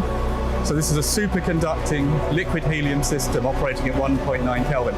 That was a massive milestone for us in this project. So we're now confident that when we go underground and start installing... Oh, and it is based on the double slit experiment. So I did remember that right. Let's fucking go, dude. Okay. Hell yeah. The high luminosity. Yeah, because it's like the thing where if you shoot a particle at a slit, it kind of wiggles, and on a board on the back or whatever, if something is looking at it, it makes a point. If nothing is looking at it, it's a wave. So it makes you wonder, you know, that question of like, if a tree falls in the woods and no one's there to hear it, does it make a sound? Maybe it doesn't. I don't know. You never know. Maybe the whole point of everything is that everything has to be observed. But also, in the woods, maybe it's being observed by trees. Trees have consciousness. Do they count? Probably. But I don't know, because in this experiment, right, there wasn't... I guess there was no tree there. Well, what if a tree was there? Have they ever done that experiment? What if a plant was watching it? What if a plant made it be a point? That would be interesting, right? The Large Hadron Collider. We will be successful. We know what we're doing. We've tested the installation procedures here.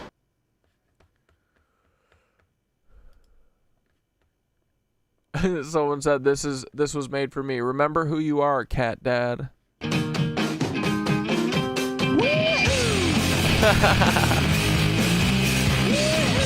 Yeah, dude, only fucking ballers have cats. That's why Ally Mac forever has a cat, at least 2 cats, and I don't know that Dre has any.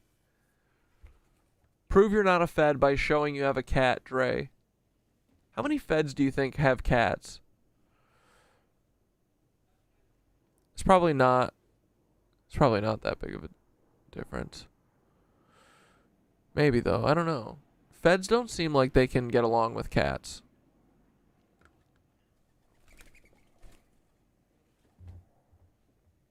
Dude, these fucking birds are buzzing me because they want me to give them more food. Okay, the badass who got hit by that car at the ICE concentration camp, she finally spoke about it. I love her. She's awesome.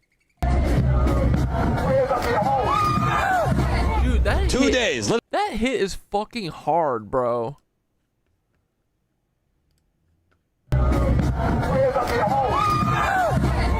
2 days, literally 2 days after being run over by a car, Alex James is out here saying, "You can't kill me.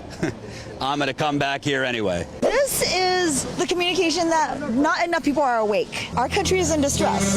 Clearly, we have over 200 concentration camps in all the major cities. Chicago, LA, Oregon has them, Minnesota, New Jersey, New York.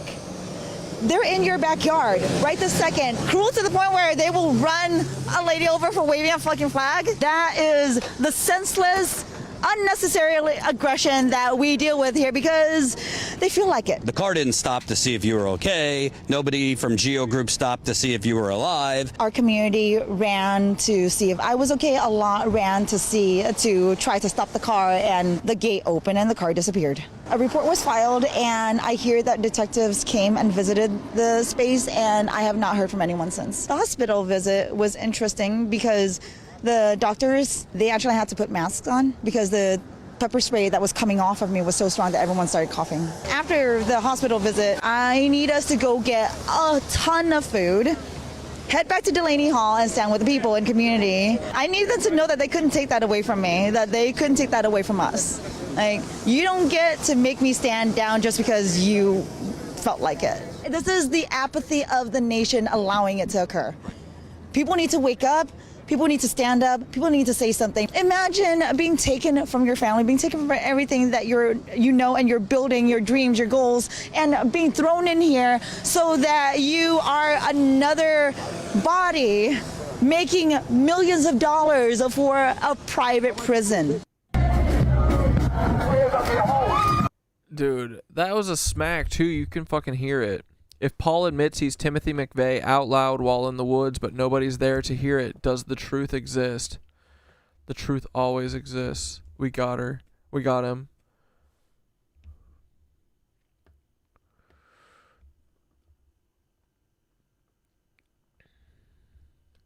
Yeah, the CIA did try to make spy cats, but I guess they opted for birds in the end. Yeah, because they can't get the cats to fucking submit to them.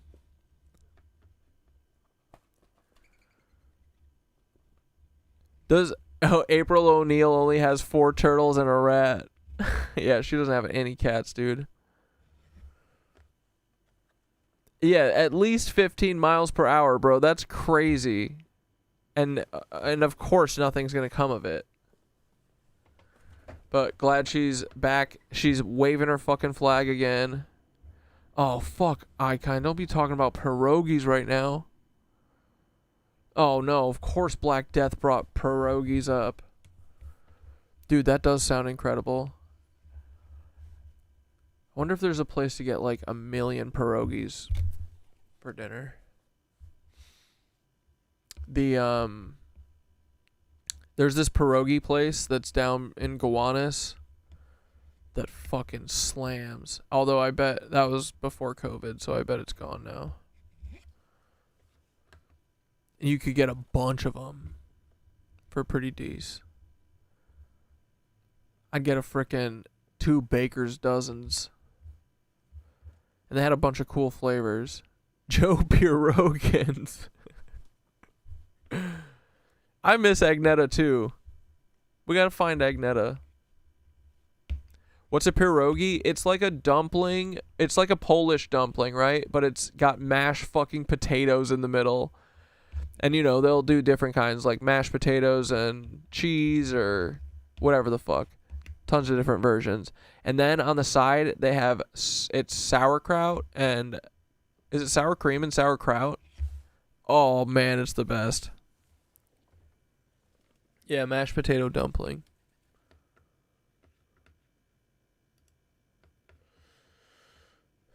All right. It's almost 8. Let's watch this Savannah Guthrie thing. We'll catch up for a minute until it gets boring, and then we'll watch that Channel 5 Palestine video.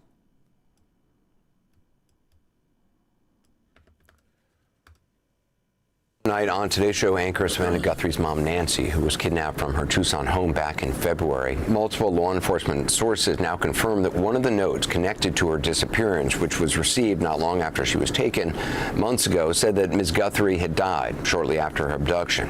CNN Chief Law Enforcement Intelligence Analyst John Miller joins us for more on that. So this was a second note, which was reported on the time. We didn't know the details of it. Savannah Guthrie had put out a statement about it, responding to it.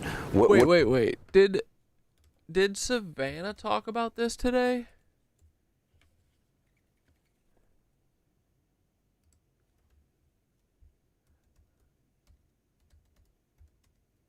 Savannah Guthrie Wordle.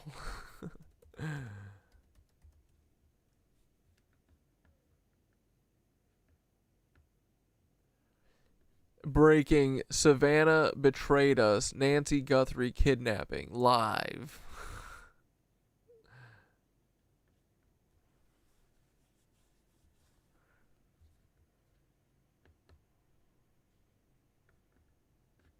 Did she talk about it yet? What have we learned now about what it said? So we have known since the night that note was being dealt with by the Guthrie family and the FBI what it said, which is the second note said basically it wasn't intended to work this way, but in the course of the kidnapping, some things happened and Nancy Guthrie is dead. And that it wasn't intentional. The note wasn't an apology per se. There was a tone of remorse to it, meaning they didn't mean to kill her, according. Oh yeah, dude, you could get a thick gravy with your frickin' pierogies. Dude, pierogies rule. 69 in the chat, that's what's up. Yo, like the stream if you like the stream. You don't have to though if you don't want to. To the author of the note. The thing that makes the note significant is it came from the same electronic source as the first note, which demanded the ransom. A very different tone, that note the week before, which is, we have Nancy Guthrie, we want $4 million to this Bitcoin address. If it's not done by Sunday.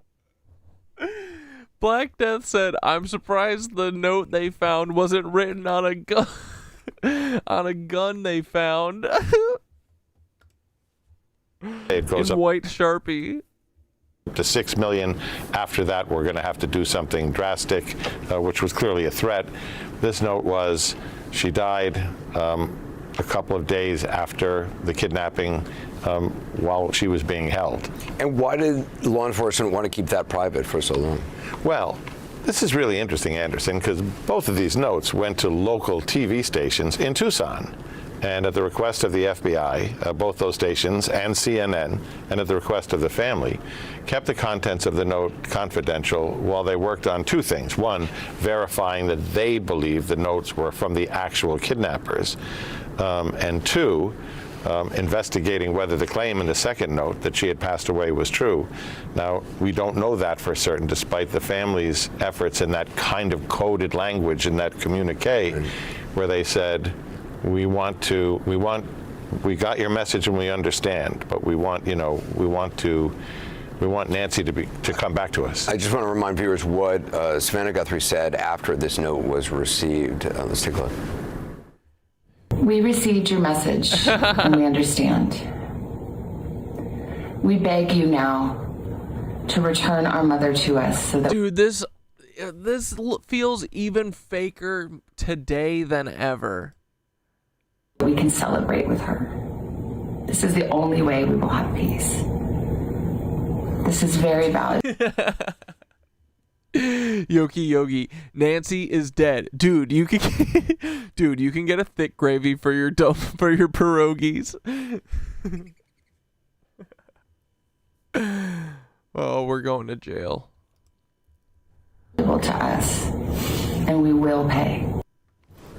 So we now understand more of the meaning of Savannah, you are going to pay for this. I promise you that. How were authorities able to conclude that this was legit? Do we know? The first note, which comes from the same source as the second note, had certain details about the home, about where items were placed, not just the kind you could find. Bro.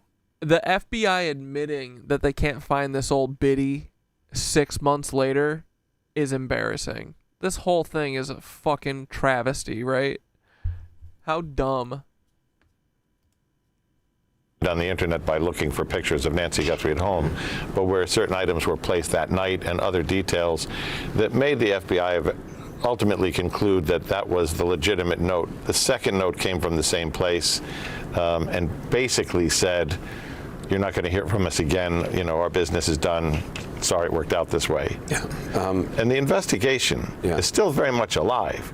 There is no particular leading suspect. There's no key person of interest. But that said, a lot of work is being done on the video that's been collected, on cellular traffic in the area, on other leads. And frankly, this coming out now, even they're like, yeah, we're pulling cellular traffic from that area, but we just can't figure it out. Oh my goodness. Bro. though it came out from a leak in a different publication, frankly, they think it may stir the pot because one human tip from someone who actually knows could advance the case a lot faster than what they're doing right now. Don Miller, thanks very much. TMZ has also been close to this story from the start, receiving communications from people claiming to be involved or claiming to know who he is. I spoke with executive producer Harvey Levin just before airtime. Harvey, can you just walk us through what you posted about today, about the alleged ransom note received by TMZ and why you posted that? Yeah, we didn't post the ransom note, but we did receive the first one, along with 2 local television stations in Tucson. And I know the FBI believes that to be real. They worked with us for weeks with our IT team, trying to find out who. They believe it's real, and they still can't find a guy who sent a message to TMZ. They want to do, dude, this is insane. There's no way that they can't figure out where an email was sent from. Sorry, don't believe it. They're incredible hostage, or they're incredible hostage takers as well as crack ace fucking hackers. Shut the fuck up. The only people who could do this and get away with it is the FBI. These kidnappers were, and to no avail. They were not able to crack the email. What I found interesting is on the heels of... I don't even know why they killed her. Dude, I don't even think they did. I think she just died. She's old. She just died and they conveniently used her fucking... I'm sure, dude, Savannah was like, my mom's gonna die soon. Whenever that happens, if you want to use her fucking body. Or you know what? Honestly, let's just fucking euthanize her. She's annoying my sister. Let's euthanize her and we'll hide her body under my basement, and then we'll say that she was kidnapped. Oh, and we can drum up bullshit stories about this for 6 months. And and it could jumpstart my career because I've been reporting for ABC or whatever the fuck since 9/11, and literally no one knows my name. So I really need everyone to know my name. This will work. And then we could get that Wordle game going that you and Jimmy Fallon have always wanted to. Right? It's a win-win-win for Savannah Guthrie to euthanize her mother, put her in a barrel, and then put fucking acid on top of her and then bury her underneath a shed. Getting that. We started getting emails from a guy who said he knew the kidnappers and that he knew where Nancy Guthrie was, he knew where the kidnappers were, and he wanted 1 Bitcoin in return for the information. Interestingly, the person who sent us the series of emails also said at one point around the same time frame that time was no longer of the essence. And that really piqued my interest because, if it was a scam where this person was saying, I'll tell you. Yo, I didn't realize Bitcoin's down hella. Did you guys know this? Bitcoin's fucking way down. It used to be like 100. Yeah, look, 96. Now this shit's fucking 60,000. Damn. Yeah, remember when it was 120 at one point? It's halved. Holy fuckaroni. It's down to like 20, 24 levels. Oh shit, dude, and it's on a fucking downward trend. That don't look good. That looks bad. Wait, also Bro, this shit's already dipped hard as fuck, hasn't it? Oof. It's already lower than what it started. Is this normal or is this bad? I mean, this is a giant rug pull, so it's definitely going to be bad eventually. That shit's funny. All crypto's down big today. Flock cameras could have solved this day one. God damn it. If only. Who the kidnappers are and where Nancy Guthrie is, why would you take away the... No, for real though, that is going to be why... That is going to be what all these little city councils are going to be saying. Do you want your Meemaw to get kidnapped? Do you want your Meemaw to get grandma napped? Because if you don't have flock cameras, they'll never find her, just like Nancy Guthrie. What a stupid ass story, bro. Urgency, and it just at least made me think that this was legit. And so we had ongoing contact with the FBI during all of this. And about a month ago, I called the contact person that I had over... He's like Special Agent Paul Weisopel. ...for the FBI. He was always very responsive. And just said, look, this case has clearly gone cold. And I've just had this nagging feeling that this person who's been sending us these notes saying, I can tell you where she is and who the kidnappers are, that I always felt that this person was legit. And I said, look, if we do a documentary and we actually give that person a Bitcoin, you know, if it's a scam, you don't lose anything. But if it's real, maybe this could be a meaningful lead.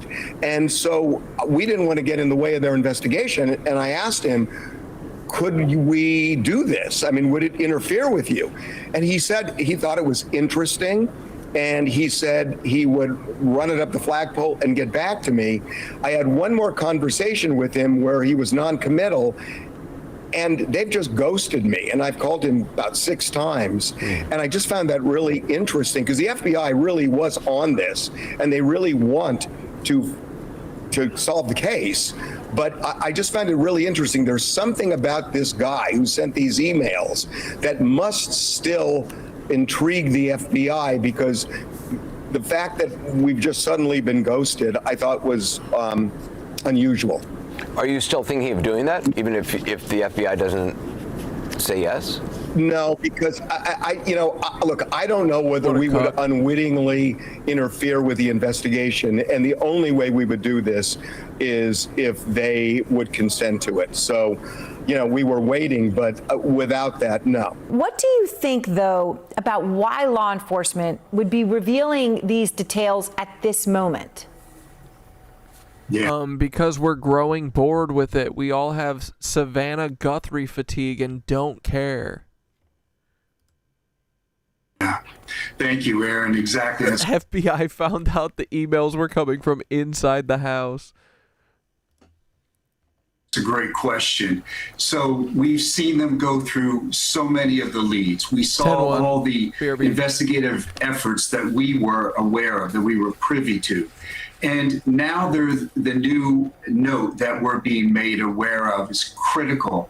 So this could be a juncture where law enforcement believes perhaps that the abductors are in fact listening to what is happening now. That this could be a reach out, and I would certainly want this to be a reach out to the abductors to let them know that this is the time to reach out in some way to let us know where Nancy is and to give this family final relief. The messaging itself, Aaron, as you pointed out, is also interesting because now we're shifting. The captors have shifted from a point of leverage to now it seems like they're trying to manage the narrative, right? this was an accident, something went wrong, we didn't mean it to go this way. Whatever the wording is, that's a narrative control. And so what we're seeing is that perhaps they're thinking, in the event that we're caught, or we want the public to see us in this light, as opposed to this as murderous kidnappers. So, I know recently when there were remains found somewhere outside of Tucson, it turned out that they were returned to Native American populations, that they could have been thousands of years old. Okay, I'm just making the point that it's a vast area and there's a lot of things that we don't know about it. But if Nancy Guthrie did die, as this indicates, at the very beginning of February, and investigators still haven't found her, what does that mean? I mean, are you surprised in this time that we are living in that such a thing could be possible? Oh, absolutely, Aaron.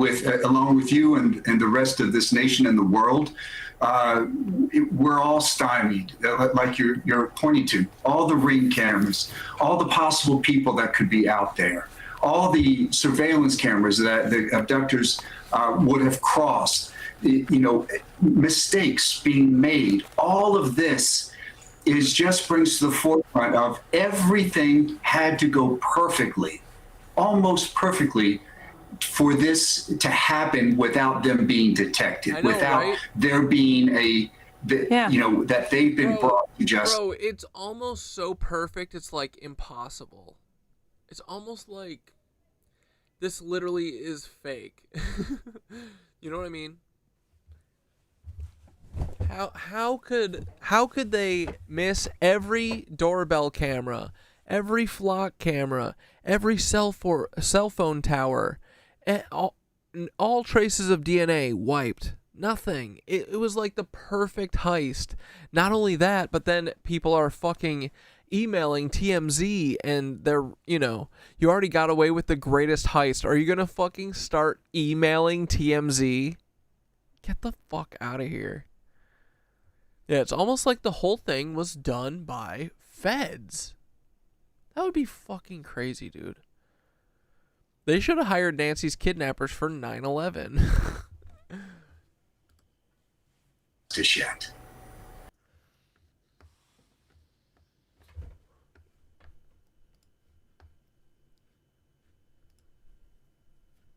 Today, co-anchor Savannah Guthrie has renewed her plea for anyone to come forward with new information. We have your mother.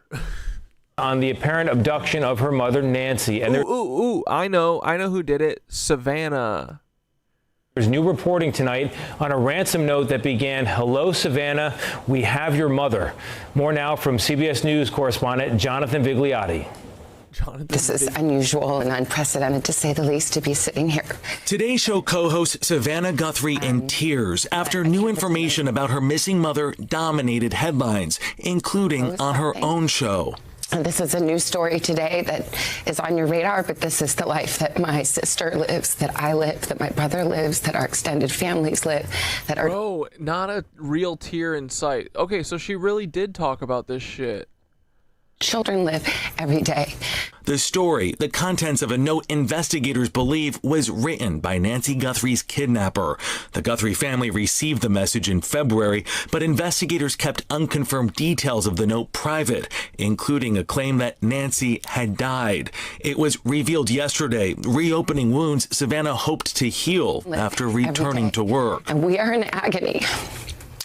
We cannot be at peace. So no matter how much I try to come out. Dude, this is not a real person crying. This is so fucking bad. Every day and smile and find that joy, and I will. I promise I will.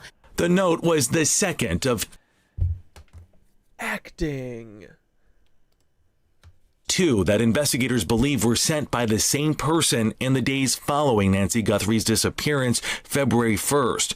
Sources tell CBS News the first note was written directly to Savannah, reading in part, "Hello, Savannah, we have your mother, Nancy."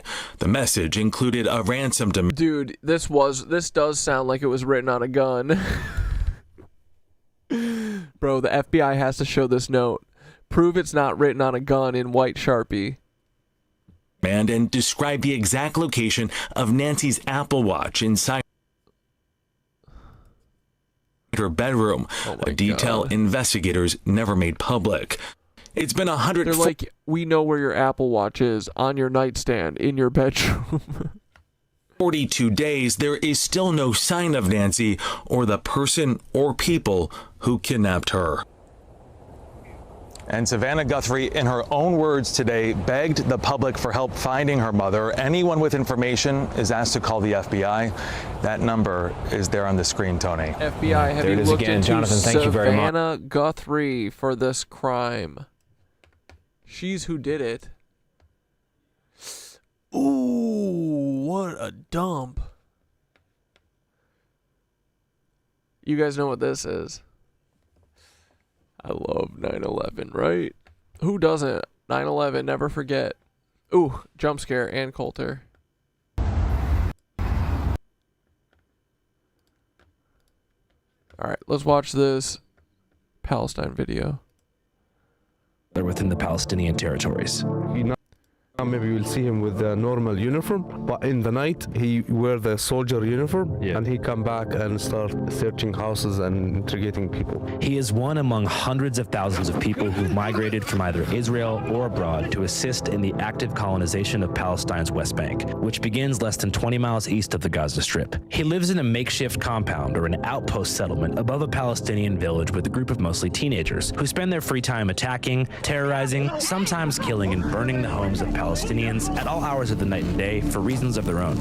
I don't give a shit. So a settler is a person who decided to move to Palestine from the United States or any other part of the world because they are privileged that they have a Jewish roots and their families. Isn't it technically in violation of the 1967 agreement for these settlements to exist? Yes, exactly. And today when you hear in the news about what they call it the two-state solution, it's just a bullshit. We must chart a course for a two-state solution. There can be a better future. France is pushing a three-pronged plan to make statehood a reality. يعني قد ما حكينا وبنطلب في هالعالم انها يعني تساعدنا، ما حدا مساعدنا على انه بس يردعوا عنا. اليوم الصبحيات دعسوا من الدواجن. Earlier this morning they ran over my ducks, and yesterday they ran over our dogs and sheep.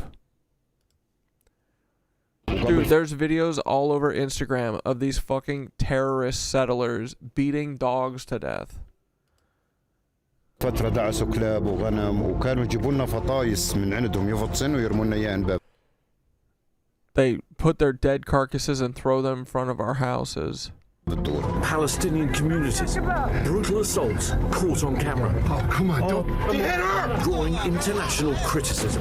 Whenever you see videos of settlers attacking villages around here, where are these settlers coming from? Are they coming from nearby colonies, different countries, from inside the state of Israel? Like, dude, they're like literally like Zionist rednecks. You know, most of these settlers are actually coming from abroad. Our pre-production advisor, who has extensive experience filming settlers, told us that while quite dangerous, we'd be safe around them as long as we kept the cameras rolling. Your camera will have an almost prophylactic effect. To some extent, a cone of safety, because the settlers and the IDF who are protecting them don't want to be filmed. At this exact moment, he is thought to be brandishing a firearm, likely a handgun provided by the Israeli army at the direction of the country's Minister of National Security, Itamar Ben-Gvir, an outspoken religious supremacist who believes in the total annexation of historic Judea, as it was once called within the Kingdom of Israel over 2,700 years ago. Welcome to Israel. We are the landlords. Dude, how is someone so fucking hateful? We're the landlords. They literally are, yeah. With much pride, as big heroes. Look at how they look now. Not heroes and not anything. Terror supporters. Itamar Ben-Gvir taunts activists who'd been detained from a Gaza aid flotilla. Well, what happened was post-October 7th, Ben-Gvir authorized the release of larger numbers of high-caliber firearms, so virtually all the adults in the West Bank would have qualified for a kind of machine gun. So they were just awash with these guns and you know, thinly supervised at best. طبعا هذا العمل العادي يعني احنا هذا بنهتمش فيه كثير جدا هذا لانه روتين عادي. The villagers say they're doing their best to ignore the kid because taking the bait in any way could be a fatal mistake. The settler, they say, is on an intimidation run, hoping to provoke a reaction of some kind, after which he'll call on the army and have people arrested. In a few minutes, maybe he will go there and he will call the army, the IOF. Yeah. and he will tell them, he will just lie, like people are attacking me, and there is also visitors also try to attacking me, so to make it more complicated for the people here. The only thing we can do is ignore this guy. Otherwise they'll come and kill or arrest everyone. It's violence like you've never seen. We wanted Villagers to stop. say that the Israeli soldiers who arrived shortly after to make baseless arrests are typically just outpost settlers themselves in different outfits, which may seem a bit strange unless you get what this whole routine is about. It's about clearing the area by any means necessary. And as for the settlers, they've been given a broader license to kill than Klansmen who enacted racial terror in the American South after the Civil War. Dude, they're essentially the fucking KKK. With 95% of police investigations immediately dismissed and not a single jail sentence ever handed down to an Israeli settler involved in the murder of a Palestinian. He can do whatever he wants. He can raid this motorbike or whatever. He can have sheep. He can build wherever he wants. He can do whatever he wants. And all of this, and I mean all of this, is funded by U.S. tax dollars. I think it's allowed us to do enormous things. That really is a great honor. But on a brighter note, welcome to our Palestine series. You're watching Channel 5. All right, let's go. These episodes were arranged in collaboration with the Lajee Center in Bethlehem. This is Lajee Center. Lajee is Arabic word, is mean refugee. We run different projects here. The circus school, which is at the moment there is a training for the circus school. Also here we have also boxing classes, a training, it happened here. Hello, welcome to Aida refugee camp. Today is about 5,000 people live in this camp. Half of this number are young people and children. Aida refugee camp is the same story of all the Palestinian refugees camp, was established in 1950 after the catastrophe in 1948. Aida was initially established by the United Nations shortly after the Nakba, or the catastrophe of 1948, which the Israelis call the War of Independence. The Jewish state will include the ports of Haifa and Tel Aviv. It began when 5 Arab nations launched attacks on Jewish cities and settlements within Palestine, most of which had been under colonial British rule through the Balfour Declaration, until it expired on the midnight of May 14th, 1948. Britain's civic administration is expected to withdraw by May. The State of Israel, or the Jewish state, was declared the very next morning along the lines of a partition plan approved by the UN a year prior. The plan was accepted by 33 votes to 13. This sparked outrage within the Arab world, jump-starting an inevitable conflict and causing Jordan, Iraq, Lebanon, Syria, and their Palestinian counterparts to invade, but they were not successful. Israel ultimately won the war, and as a means of collective punishment, they created the Nakba, the catastrophe, forcing 750,000 Palestinians from their homes and onto places like the West Bank and Gaza Strip. Here, 27 names of the villages, which is the families who live in Aida camp, they came originally from. Lots of families, they're still keeping the key, and even though they knows all their houses destroyed in 1948, but it still gives them a hope that one day they will back again to their homes. Do you know which village in particular on the occupation side your family first came from? Yeah. Beit Jibrin. Beit Jibrin was just one of around 400 villages depopulated during the Nakba. Today, it is a totally renamed kibbutz. Welcome to Beit Jibrin, which is the Israeli version of a socialist commune. Completely inaccessible to any Palestinian. I always heard about it from my grandparents. In my childhood, they used to tell us lots of stories about how was life, how many lands they owned there. That's a graffiti, tell the history of the Palestinians, how they were living before 1948, before the catastrophe, as a farmers. And then when the catastrophe happened, they moved them to the refugees camp and they built the apartheid wall surrounding the camp. The massive wall surrounding the camp was built in 2004 in the midst of a bloody conflict called the Second Intifada. The conflict took upwards of 5,000 lives. The Israelis say the Palestinians started it by targeting police and protests that turned violent, whereas the Palestinians generally place blame on the collapse of peace talks at the Camp David summit in 2000, as well as a provocative visit by Israeli politician Ariel Sharon to the Al-Aqsa Mosque in Jerusalem, the third holiest site in Islam, which happens to also be built on a plot of land called the Temple Mount, which is the #1 holiest site in the Jewish faith. Total nightmare. After they finished the wall, they built more than 7 military watchtowers. In this road here, we have lost 3 children from these watchtowers. Muhammad, He was in his home here in this building, 10th of November 23. He was killed from the watchtower front of us by a sniper. He shot him a live bullet in his chest. He did nothing. He was bleeding for 10 minutes. Then the father decided to take him inside the car and take him to the hospital. When he drove down, another group of soldiers stopped the car. They took the body outside of the car and they arrested the father. They didn't give any first aid even to his child. After that, they took him to the military base. How disgusting, right? The commander called his father and he told him, come pick your son, and he doesn't know what's his situation. When they give him his son, even they didn't come with the ambulance, they came with a normal truck, and he was in a plastic bag, and they throw him in the ground, and the soldier left. It's not more than training for their soldiers. Places like Ida were never supposed to be permanent. According to UN Resolution 194, which was signed by Israel, Nakba refugees would eventually be given safe passage back to their villages, and those who chose not to return would be given compensation in the form of a reparations package. But that resolution, just in paper, nothing changed. After more than 77 years under this colonization, we're still looking forward to go back to our home villages. I tell Musa that we'd like to see some of the illegal settlements that people have been talking about. 22 new illegal settlements on Palestinian land in the occupied West Bank. My only exposure to their existence thus far had been through Louis Theroux's recent documentary, Settlers, where he was able to gain rare access behind the curtain of these ultra-nationalist enclaves, which he claims contain people even more extreme than those he interviewed in South Africa after apartheid. I'm so uncomfortable using the word Palestinian because I don't think that it exists. Just the lethality of it and the extent to which the objective of the settlers is to for many of them, it's to drive the Palestinians out. Like under apartheid, the white South Africans, they didn't tend to say like, we want to drive the Africans, the black Africans out. You can have Johannesburg. Is that Johannesburg? Yeah. Okay, I give it to you tonight. Okay. They wanted to subject them to a punitive and degrading legal regime, but they weren't routinely, as I understand it, every day.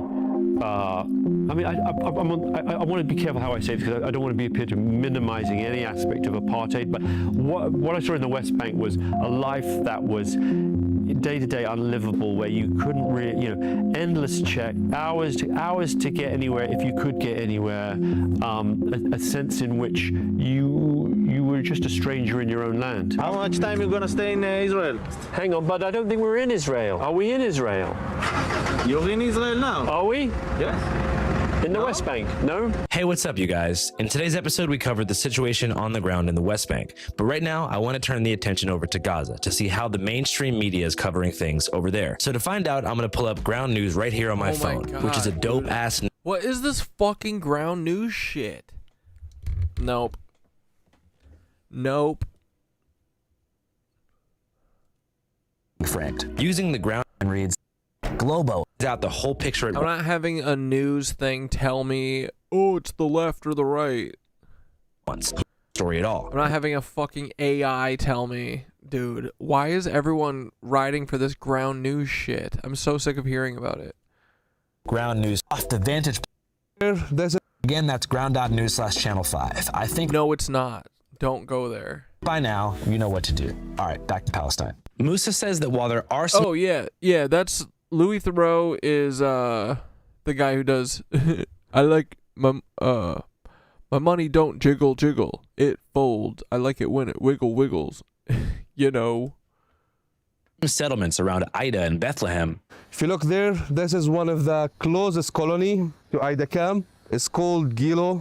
Our best bet to get a true candid look at an urban landscape ripped apart by settlements would be about an hour south in the city of Hebron. So we hopped in the car and went for a drive. So this is an Israeli colony.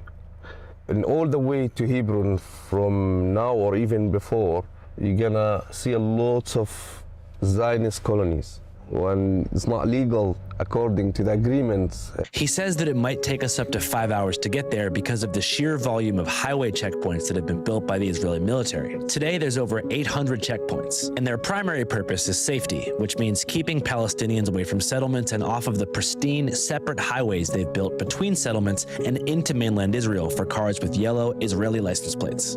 But our car had a green Palestinian license plate, which destined us to hours in traffic and potential military detention without cause. And here's why. why. So back in the 90s, there was something called the Oslo Accords, an alleged peace negotiation between the Israeli state and the Palestinian Authority. Isn't this what Bibi Netanyahu threw? He fucked them. Which would supposedly end in an amicable two-state solution. During Oslo, and for a 5-year temporary period, the West Bank was divided into 3 administrative zones: Area A, B, and C. Area A, representing 18% of the land but a far majority of the Palestinian population, was under full control of the PA, Palestinian Authority. Area B, representing 22% of the land and mostly encompassing rural communities and certain sections of Jerusalem, was under the shared control of the PA and the Israeli army. And then Area C, representing a whopping 61% of the land but home to very few human beings, was under full Israeli military occupation. Notice I said temporary because all this land was supposed to be transferred back to the Palestinians by the year 2000. But that same year, peace talks collapsed, sparking the second intifada that I mentioned. And then guess what? 9/11. Earlier, and keeping these temporary A, B, and C zones in place to this day. What that looks like in 2026 is the dramatic restriction of movement for Palestinians between West Bank Area A cities like Aida Camp / Bethlehem and Hebron, which are only connected through roads that run through Area C under Israeli military law. And of course, it's in these C zones that almost all the settlements exist, which look almost nothing like I thought. I had a vision in my head, likely informed by social media, that most settlers were young, crazy kids on the hilltops like the one that I'd previewed earlier. Yet the colonies that Musa and I drove by almost every few miles looked more like gated communities in Scottsdale, Arizona, advertising relatively affordable subdivision-style cul-de-sac spacious homes with swimming pools and nearby access to grocery stores and movie theaters. At that moment, I began to understand what Louis Theroux meant when he talked about the diversity of settlements. I can't say exactly how many settlements there are, but there's a lot. I think more than 100, maybe 200 or 300. And in addition,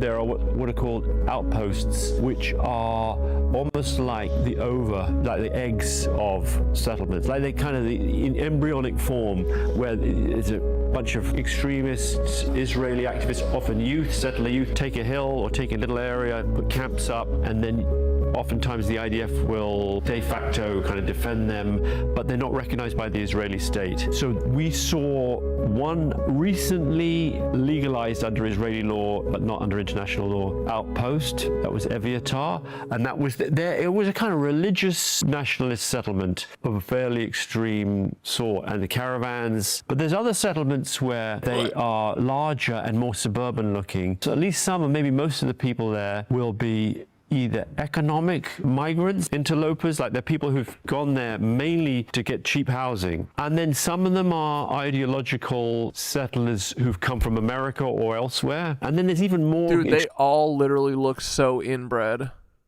Extreme and crazy ones that we didn't get into because most of them don't really want outsiders in there. You think they know that it's wrong what they're doing? They know that the world views it as wrong. As Musa and I drive and are forced to take the long way, I'm struck by the beauty of the land.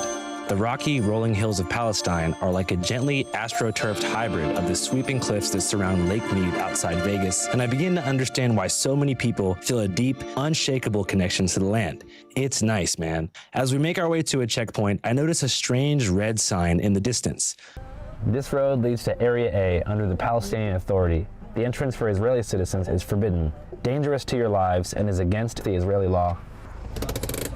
We need to be quick. Musa says it's been put up by the Israeli army as a way to instill fear in mainland visitors and restrict commerce, and that it marks the beginning of an Area A enclave. Across the street, I also notice a bulldozer on a hilltop that appears to be tearing down a local village. The mountain you see on top, it was occupied recently by settlers, and now they are setting up caravans. And you see down the road here, they installed the yellow gate. Look at the bulldozer up there. When they close it, Palestinians who own the agricultural lands, they don't have access to it. I step across the street to get a camcorder shot. The soldier is watching us.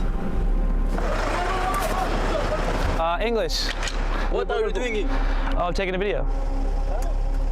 fuck? For the crime of taking a camcorder shot of an illegal settlement while in the company of Palestinians within Palestine, I was placed under Israeli detention by 2 teenagers from New Jersey.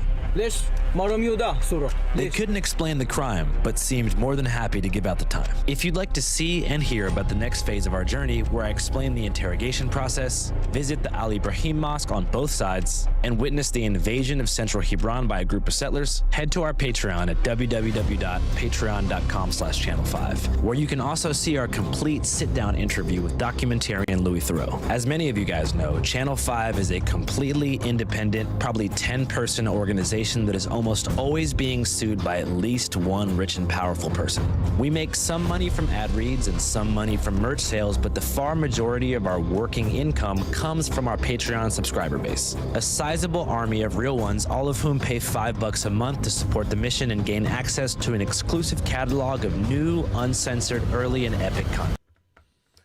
Well, I wish it was all on YouTube, but that was cool.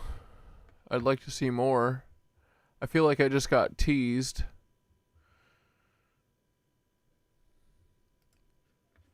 But that's alright, I guess.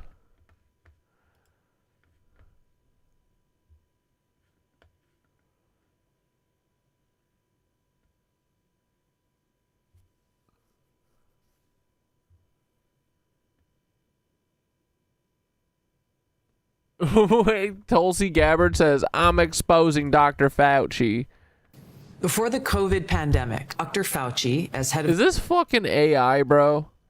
The National Institute of Allergy and Infectious Diseases provided millions in U.S. taxpayer dollars to fund dangerous gain-of-function research on bat coronaviruses at the Wuhan Institute of Virology, work which is now widely viewed as the source. Yo, why is Tulsi Gabbard trying to do this fucking, who's she being from X-Men? Is it Jean Grey? The fuck? Of the unintentional lab leak. Yeah, Channel 5's really a long ad than a Patreon plug at the end. Sparked the pandemic. Now, in support of President Trump's maximum transparency mandate, today, on my final day as Director of National Intelligence, I'm releasing never-before-seen communications and documents that expose exactly how Fauci worked with politicized career leadership in the intelligence community to suppress the truth about his actions, the virus's lab leak origins, and his role in... Bro, we all know it was Epstein, bro. No one cares. Well, what do we care about this anymore? Why are we fucking... Dude, I don't want to ever hear about COVID ever fucking again. Directing U.S. funding for this dangerous research that caused immeasurable harm and countless lost lives. Oh my God, who cares? Now, these documents expose Fauci's direct role in influencing and manipulating IC assessment. Yeah, rogue. On COVID-19, and how Fauci lied to Congress in 2024 when under oath he denied knowledge of or participation in discussions with intelligence officials about viral research. We also received testimony. Tulsi Gabbard, yeah, it does sound like an Israeli name. She got to be Israeli, right? Multiple intelligence community whistleblowers who reported retaliation for challenging the intelligence community's manipulation of intelligence on the virus's origins. Once again, revealing a clear pattern of suppressing dissent, silencing critics, and burying the truth. Oh my God. Dr. Fauci. I don't care about Fauci's ouchies, dude. This is so old and boring. Fauci's close relationships with the intelligence community enabled him to assume 3 key roles that shield him from scrutiny. First, Dr. Fauci funded dangerous gain-of-function coronavirus research linked to Big Pharma. And dude, I am never going to find out what gain-of-function research is. I'm so sick of hearing about it. I've heard it a million times. I refuse every time to look up what it is. I don't care. I don't care. Stop talking about this. Their pursuit of Tulsi Gabbard, she really is she's retiring from the intelligence committee or whatever to write a book about Dr. Fauci's ouchies. universal vaccines worth trillions of dollars. Second, Dr. Fauci was the behind-the-scenes advisor who, alongside his hand-picked so-called experts, pushed the intelligence community to endorse a natural animal origin to hide his dangerous gain-of-function research that he funded using taxpayer dollars. All of this... Oh, is gain-of-function like creating a disease to make an antibody for it and then you release the disease? I don't care. Do not confirm or deny. Don't tell me what it is. This in a deliberate attempt to cover up the truth and shift the blame and attention away from Fauci's own actions. Third, Dr. Fauci became the nation's pandemic pundit, and he publicly pushed lies, disinformation, and censorship using every platform available. Now, according to hundreds of reviewed emails... Tulsi Gabbard from Hawaii and Hindi? That's surprising. ...which are included in this release, the intelligence community almost always incorporated Fauci's recommendations.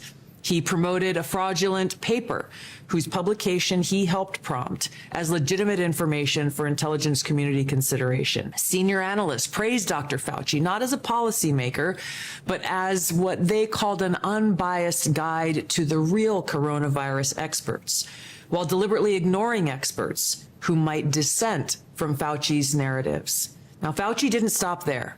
He blatantly lied to Congress under oath during his 2024 testimony to the House Select Subcommittee on the Coronavirus Pandemic, denying that he ever spoke to any intelligence agency about COVID.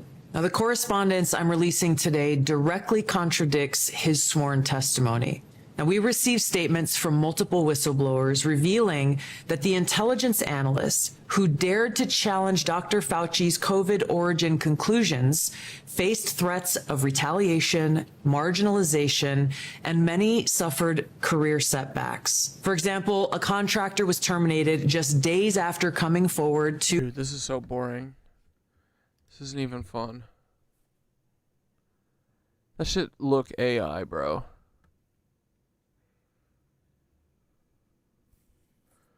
Alright, do we want to watch a fucking minute? You want to watch a minute of horror?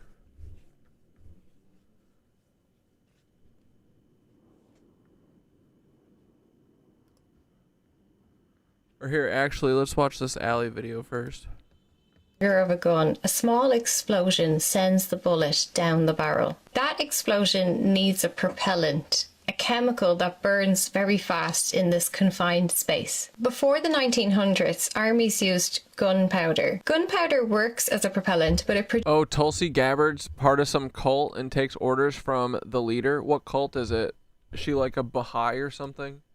Produces a huge cloud of white smoke. This meant that every soldier who fired their weapon gave away their position, and the entire battlefield filled up with smoke within minutes. Then, in 1884, a French chemist called Paul Vier created a propellant that produced almost no smoke at all. The French never announced publicly what they had created. They just fitted it to a new rifle, the Lebel M1886, and let Europe find out on the battlefield. By 1888, Britain was panicking, so they set up the Explosives Committee. This committee had one job: find out what was in that French rifle and copy it. The head of that committee was Frederick Abel, the War Office's chief chemist. He had been working on gun cotton at the Royal Gunpowder Factory at Waltham Abbey since the 1860s. The chemical base is nitrocellulose. It was made from cotton soaked in nitric acid. This is what made the bullet explosive. You had to keep that stable and then combine it with nitroglycerin. Getting these two chemicals to combine stably, burn predictably, and not detonate the user was a technical problem every European empire was racing to solve. Then in 1887, Alfred Nobel, the man who would later fund the Peace Prize, created his own smokeless propellant. He called it ballistite. Actually, I want to move so you can actually look at this. Nobel's Empire Smokeless Sporting Powder for shotguns. He first tried to sell this to France, but they had their own, so he ended up selling it to Italy. Frederick Abel and his team at the Royal Gunpowder Factory then examined ballistite. They identified what they considered to be a technical flaw, what I consider to be a way around the patent. They reformulated ballistite and produced their own substance, cordite. Cordite is a combination of nitrocellulose, nitroglycerin, and a mineral jelly stabilizer. The British government assigned the patent to the Secretary of State for War on the 24th of June 1890. 2 days after that patent was assigned, the Secretary of State certified that this invention should be kept secret in the public interest. And just as I suspected, they did not find a technical flaw, they found a way around a patent. Nobel also suspected that, and he filed a lawsuit for patent infringement. To produce cordite at scale, you need a lot of acetone. Acetone is a solvent. It's the thing that makes nail varnish remover smell so pungent. In cordite production, it dissolves the nitrocellulose and the nitroglycerin into a workable paste. Acetone is a byproduct of the timber and logging industry. Today, acetone is synthetically manufactured from petrochemicals. In the 1800s, the process required the destructive distillation of hardwood.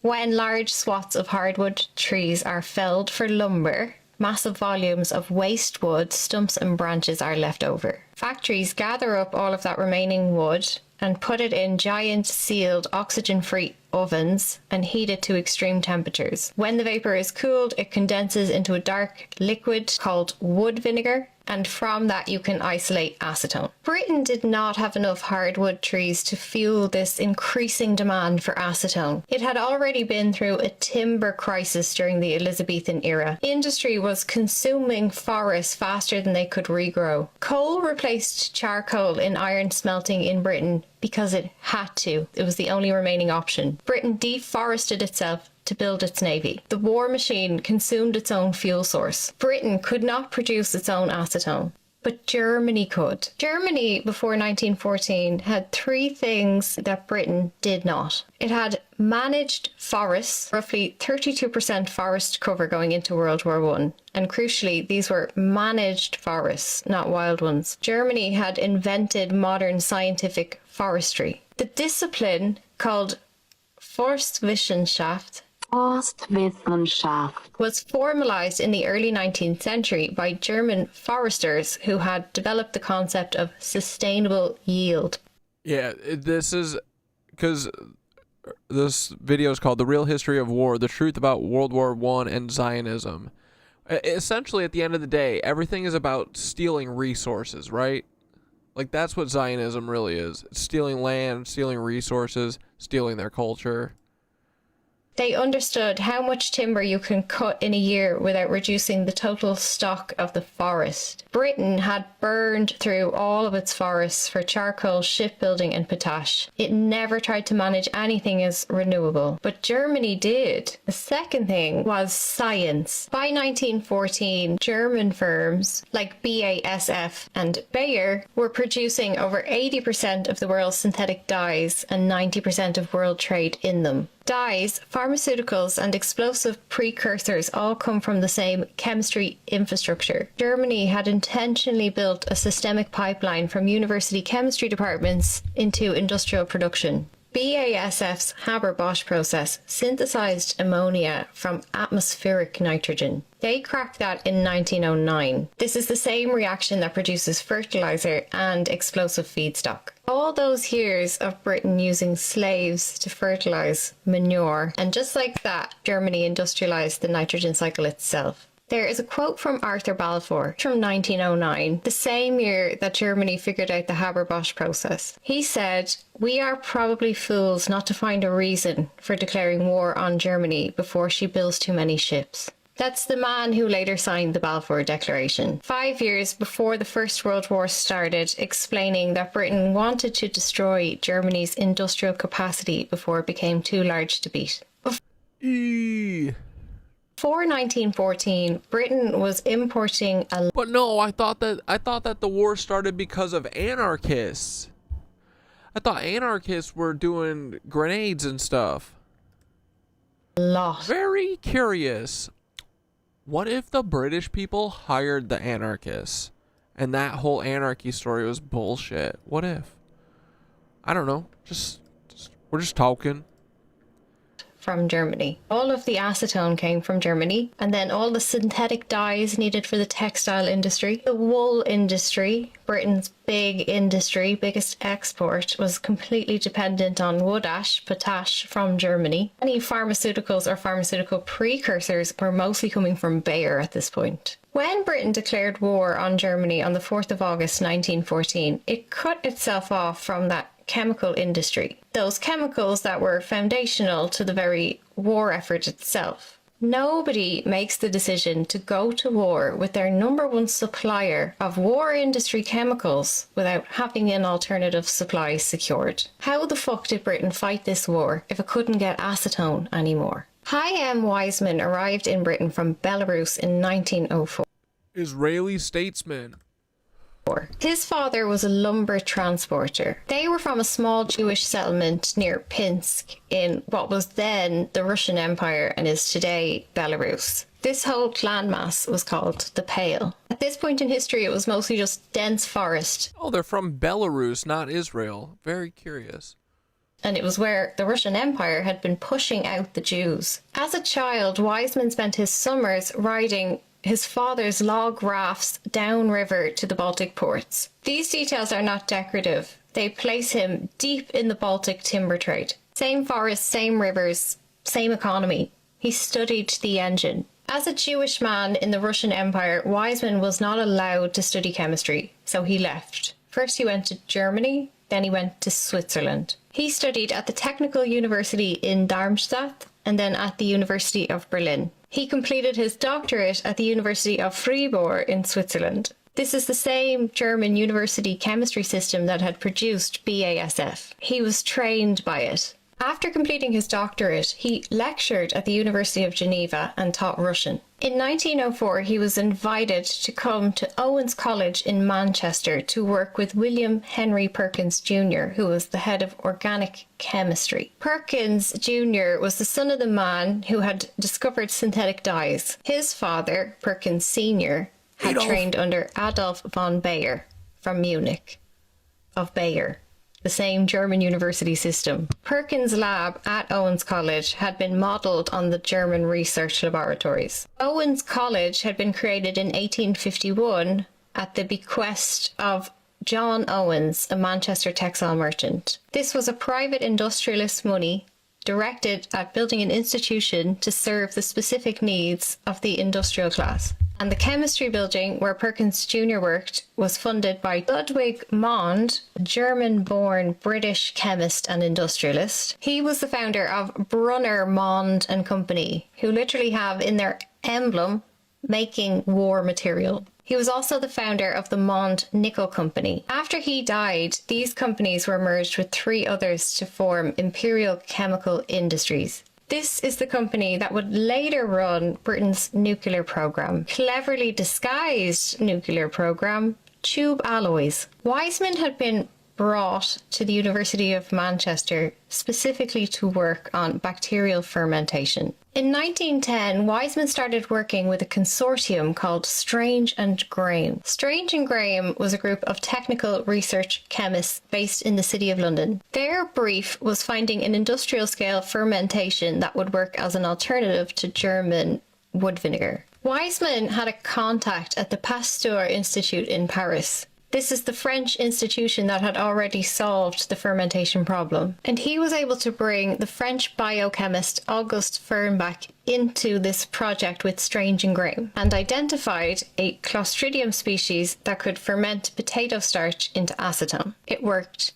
And in 1911, Strange and Graham filed a patent in the United States. The inventors named on this patent, US 1044368A, are Auguste Fernbach of Paris, France, and Edward Halford Strange of London, England. By 1912, Strange and Graham were producing acetone at industrial scale using Fernbach's method. And with this plant operational, the British were finally ready to go to war with Germany. The war starts in August. and by November, Strange and Graham's fermentation plant is failing. The bacteria strain that they had got from Fernbach in Paris doesn't work. It is not staying active at industrial scale. Whether Fernbach's strain failed because it was genuinely fragile at industrial scale, or whether someone understood the science and the stakes well enough to ensure that it would fail, is unclear. In March 1915, at the Battle of Neuve-Chapelle,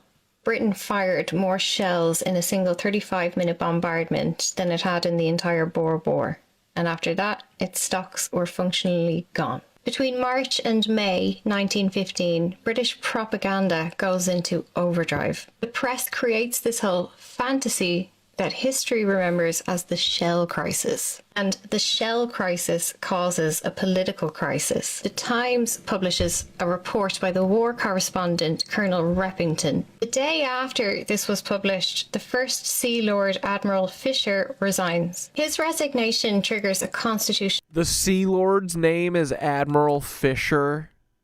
Okay.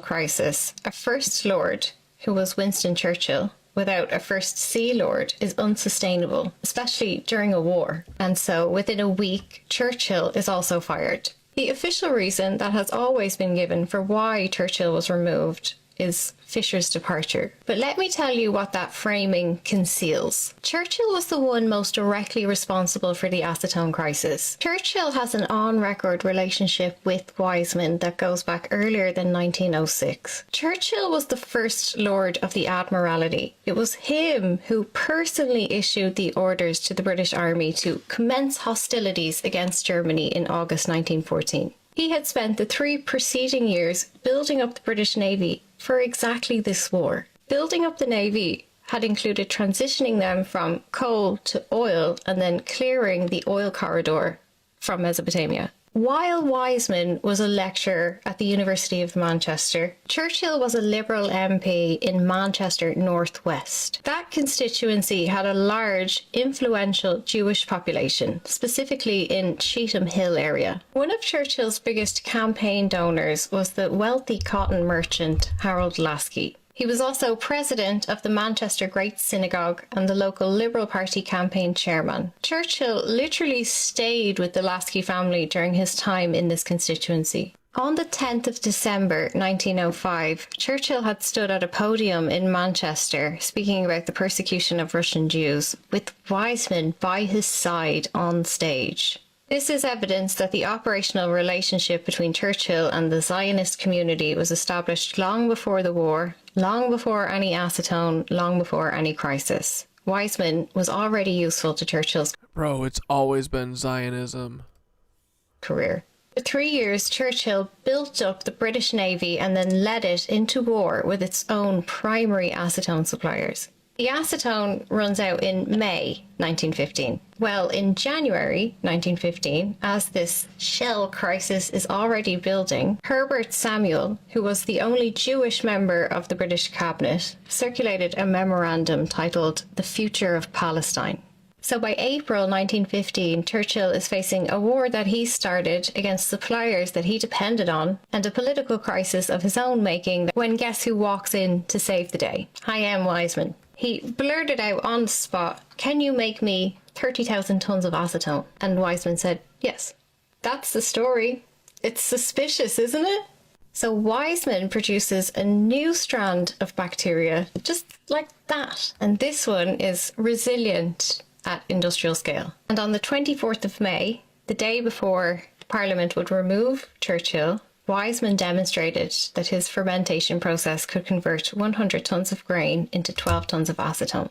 So the new munitions minister, David Lloyd George, followed Churchill in supporting Wiseman's efforts. Within days, the British state start funding a laboratory at Lister Institute and securing the industrial plants needed to produce acetone at war machine scale. The way that this story gets told by mostly Britain and Israel is that Dr. Wiseman declined to receive any compensation for the patent. Then, in 1916, Lloyd George becomes the Prime Minister, and he appoints Arthur Balfour as his Foreign Secretary. According to David Lloyd George, Wiseman declined any payment, but just asked for the rights to Palestine. And so, on the 2nd of November 1917, Arthur Balfour, writes to Lord Rothschild and says His Majesty's government view with favour the establishment in Palestine of a national home for Jewish people. This is the point where you're supposed to hate the Jews.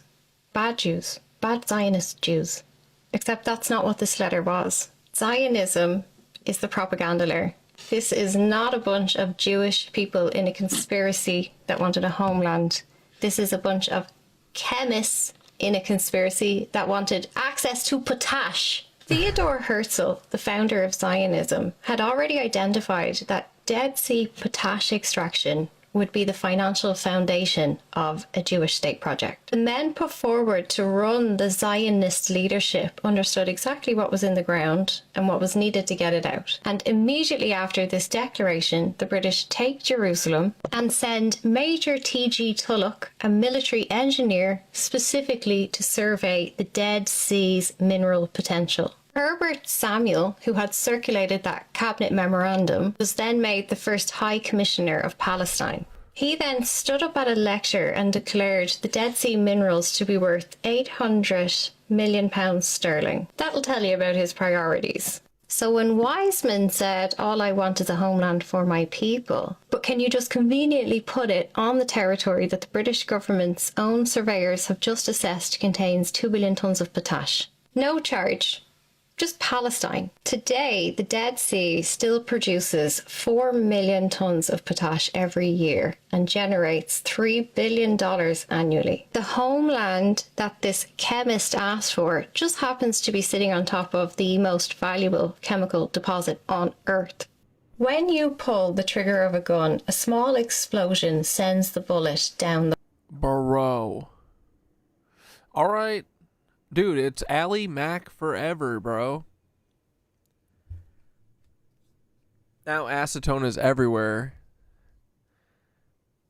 Yeah, but now it's like they're it's the new mineral rights. It's, you know, that's why, dude, that's why Israel's always the center of all the mining, the diamonds. It's because it's all just about resource extraction, right? Right, dude? How many fucking Israelis are behind mining operations and diamond operations, right? So many. Late am I?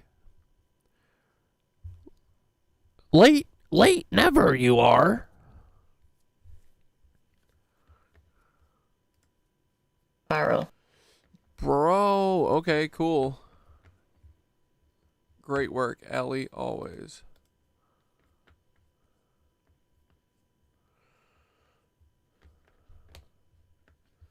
Cool. All right, let's put on our frickin' minutes for a minute. 11-minute warning, boys. I think they're being subtle about this. It seems kind of like that's what they're saying this is. But why is the real question. Because, yeah, you guys see what I see, right? I'm not completely crazy, am I? Now, the location of this building is curious. Senegal, West Africa. Yeah. Uranium. Dude, right? Elon's family is a mining family. That's what Peter Thiel's dad was doing. Peter Thiel's dad was a motherfucking chemist, bro. He was a chemist for the Nazis and for America and for Israel. Yeah, get this, dude. Peter Thiel's... Yeah, I think father. Yeah, father. Father was a Nazi chemist, bro.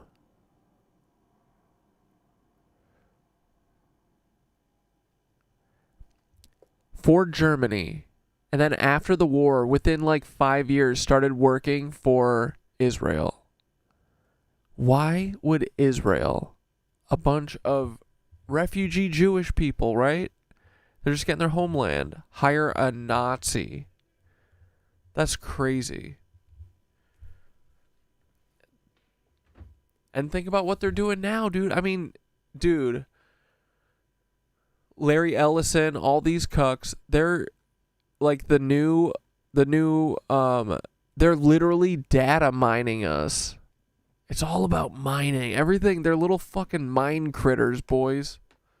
Bitcoin mining. What the fuck? Hey, Boogle Bear. Do you know where hurricanes come from? Yeah. Right around Senegal, West Africa. Yeah, small storms spin off the coast of Africa, pick up steam when they go across the Atlantic, become bigger storms. Some become tropical depressions, some become tropical storms, some become hurricanes, some become big hurricanes. So in the 1970s, 50 countries actually signed on the treaty that they would not weaponize the weather. So if you can weaponize the weather, what does that mean exactly? You can make it wet, you can make it windy, you can make it dry.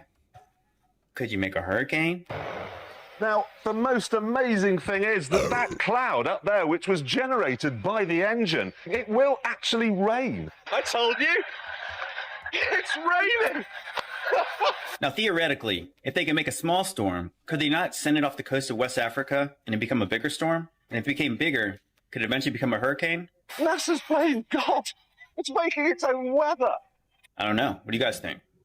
Yeah, that UN building definitely looks like a hurricane, and they always put it in our faces this way, while at the same time telling us they can't do such things. They have no such technology. But it also looks kind of like a little bit like a butthole.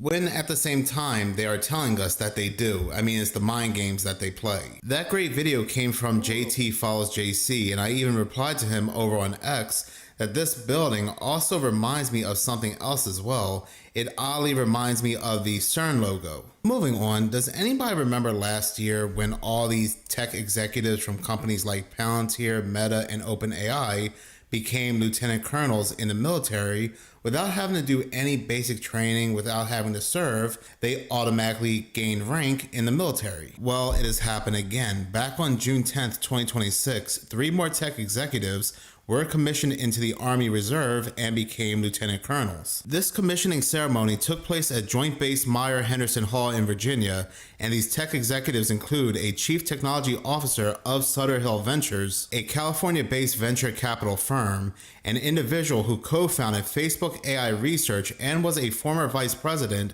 of products at Reddit, and a chief technology officer of Cloudflare, a company that sells a cloud platform that acts as an intermediary between a website and its visitors. Again, all are now ranked and will go into the Army cyber field, but they will have to submit a financial disclosure form to avoid any conflicts of interest. Does anybody believe that will see the light of day? Especially given the fact that last year, when 4 of these executives became lieutenant colonels, they all had defense contracts open, especially Palantir, which had received more than $1 billion in defense contracts. OpenAI also had a $200 million contract with the Pentagon to provide frontier AI capabilities. So I would definitely say that this is a severe conflict of interest that was just swept under the rug. Now, this is the Army, but last week the Navy did something very similar. They put out a call for tech leaders as well. Navy officials said the service is looking for tech professionals with... Yo, Black Death hooked it up. This is what a pierogi looks like. And a dog. Some pierogies and a dog. Fuck yeah, dude. 4 is not enough. We need more pierogies, bro. Whenever I have pierogies, it's like I want to eat 100 of them.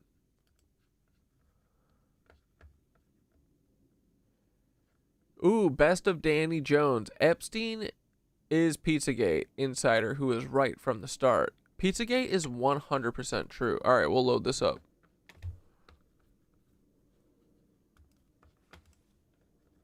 Skills like network engineering, cybersecurity, and software development and management to join their ranks. Designed specifically for technical leaders, architects, and builders, or in other words, these tech giants, these tech executives. But here's where things become a little bit more interesting, because these tech giants who are now lieutenant colonels, they will be a part of this new branch called the Cyber Force, which this 2027 NDAA is making a permanent standalone branch. But this same NDAA is also allowing Israel's Cyber Force and Defense Technologies to merge together with this Cyber Force. So Israel will also have control and command of this. This same legislation that's creating this tech giant Cyber Force will require the Pentagon to appoint an executive agent whose sole job is to accelerate the absorption of Israeli technology into United States systems. And I just wonder where this executive agent is going to come from, but anyway, this agent's authority can overrule certain standard Department of Defense gatekeepers,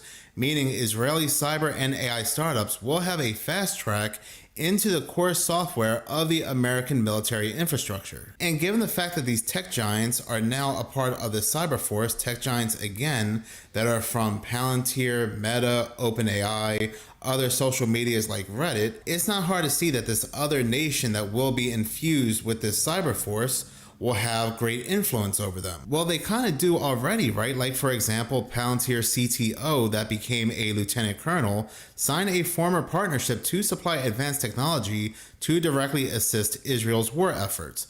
And Associated Press investigation confirmed that Israeli military heavily integrates OpenAI and Microsoft cloud systems to run intelligence databases and coordinate operational tracking. Just conflicts of interest all over the place. So this really puts into question a lot of this technology around us, but especially this data collection technology, like for example, this video right here. Somebody to clean your apartment for free? But wait, there's a catch. This AI company is gathering data to train the next generation of cooking and cleaning robots. And every inch of your apartment is now being recorded. Here in New York City, AI companies are sending free cooking and cleaning staff straight to people's doors, including my own.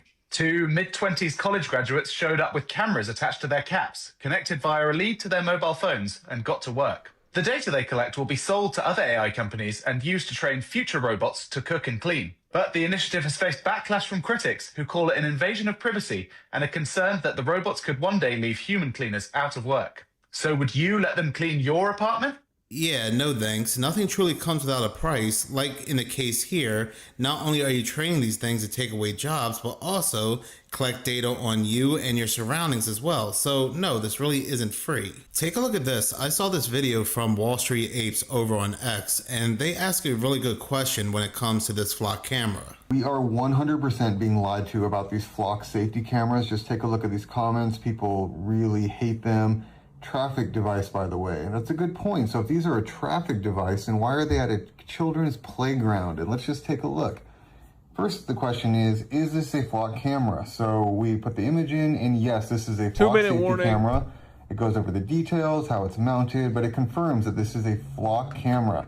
So flock cameras are marketed as highway traffic monitoring, their license plate reading recognition. They're meant for monitoring traffic and vehicles. So why is it at a playground if they are supposed to be meant for traffic monitoring? And here's where it gets to the point where we are being completely lied to. Local governments install them where they believe crime risks are higher. So they are just being used for straight up mass surveillance now. They're no longer just for traffic. They're being used by local governments for mass surveillance purposes. Looks like another win for quote-unquote conspiracy theories, because when these first came out, they said, don't worry, we're just trying to scan license plate for stolen cars and things like that.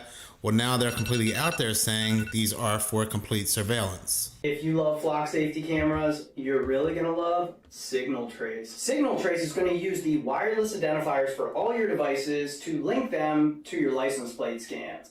What this means is, if you have a Bluetooth device, a smartwatch, or a smartphone with Bluetooth on, Wi-Fi on, cellular on, whatever's on, that can be part of your unique identity. If your Bluetooth headphones have its own unique MAC address and other identifiers, that too links to your identity. If your tire pressure is unique from the other cars on the road, there's another identifier. Most people have no idea that their tire pressure is actually being transmitted from their car. What this means is not only will your license plate be a tracker, but also every single wireless radio-based device that happens to be with you. This could even include RFID tags. Happy 9/11.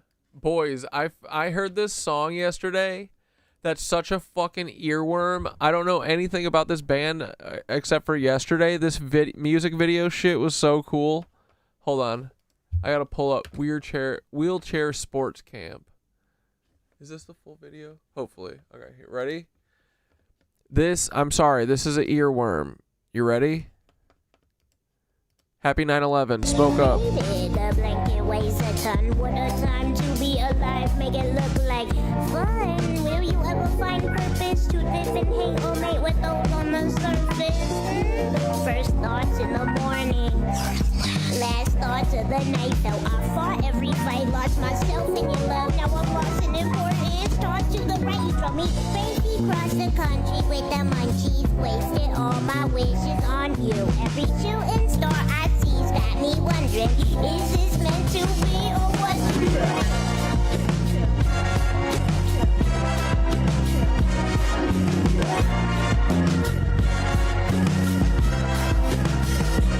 Yes, I'm a mess. Yes, I'm in debt. Yes, I'm upset, but I got out of bed, so it can't be that bad, can it? It can't be that bad. Yes, I'm a mess. Yes, I'm depressed. Yes, I'm in debt, but I got out of bed, so it can't be that bad, can it? It can't be that bad. Oh, what a privilege to turn off the tube and tune out the war, 'cause it's so hard on you.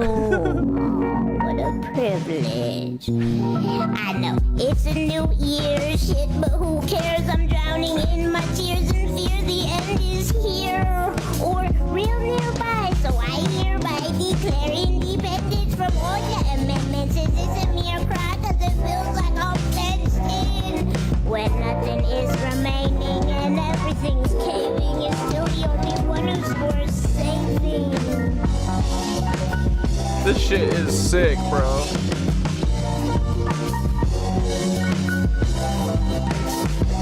Yes, I'm a mess. Yes, I'm depressed. Yes, I'm in debt, but I got out of bed, so it can't be that bad, can it?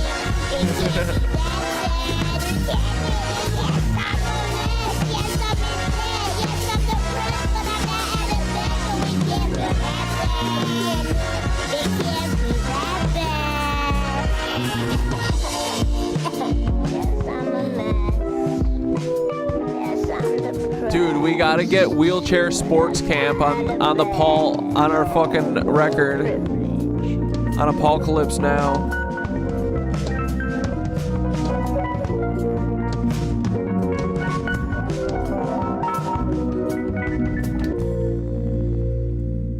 Yo, right? Song is fire. Rise and shine, you made it. A blanket weighs a ton. What a time to be I want to hear it again. Fuck it. alive, make it look like fun. Will you ever find purpose to live and hate or mate with those on the surface?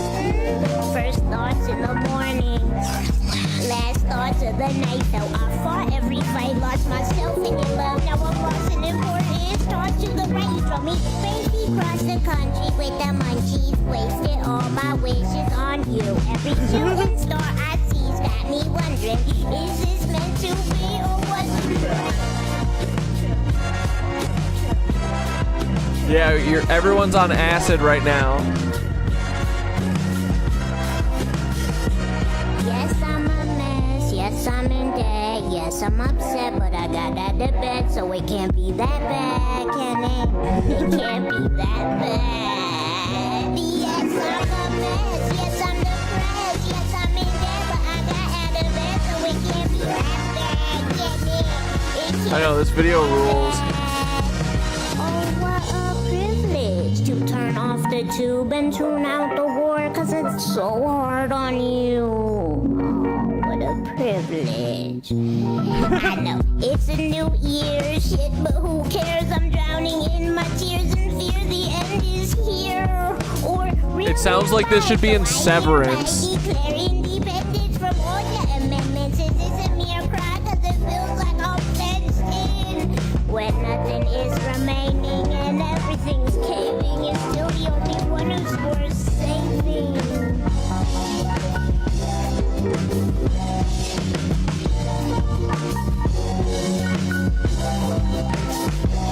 Yes, I'm a mess. Yes, I'm depressed. Yes, I'm in debt, but I got out of bed, so it can't be that bad,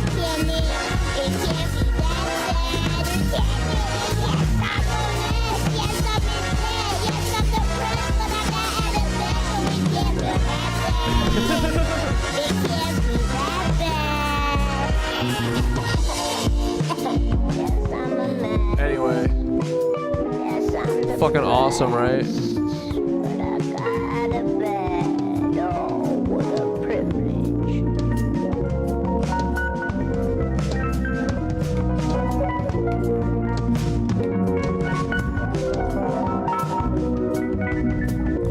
Dude, I wish I could write something as fucking vibey as this. Holy fuck, right? What a bop. I love that shit. Alright. And keys. And once these unique wireless identifiers are uniquely linked to you, they can individually be used to potentially track you. The only problem there is, if you have anything in a Faraday bag, it just won't show up. You think you're always under observation, you might change your behavior. And that changes human autonomy. And in my eyes, that's just basic human dignity. If you love flock safety cameras, you're really gonna love Signal Trace. Signal Trace is gonna use the wireless identifiers for all your devices to link them to your license plate scans. What this means is more and more cities are turning down and rejecting and not renewing their contracts with flock cameras. The public thinks that this is a win, but unfortunately, something far more terrifying, something more advanced, something that will give even 1984 nightmares is taking its place, and it's the Signal Trace. That video came from Respect Your Tech Talks. The jellyfish UAP. Remember that F-15E fighter pilot shot down during Epic Fury and rescued by Special Forces? Well, now it's come out that he says he saw Iranian drones in a jellyfish formation, as in one big center craft and smaller drones suspended beneath it like legs of tentacles, moving like a single entity. Sources say he even described it as real alien. Well, remember this infrared footage that was leaked in 2024, but the footage was originally captured around 2017-18 using thermal sensors of this kind of jellyfish-shaped object casually cruising across a US military base in Iraq. So if there were drones cleverly organized in a group, that would be pretty handy for surveillance or maybe jamming or spoofing, because it's hard to fire a missile if your missile thinks it's in Vegas. Naturally, we must all lower our intrigue because the Pentagon says it's likely a cluster of balloons. What a relief. It is not a sophisticated mesh-capable swarm of drones, as in mesh networking. Iran wouldn't have this, even though other countries are actively developing this exact capability. Thank goodness. It's just a cluster of balloons. Let me know what you think, and I'll see you in the comments. Unfortunately, the tech has to go. It sucks, but they ruined it already. Are you talking about all tech? Yeah, probably. When the tech bros take over the government, it is going to happen overnight. Which part?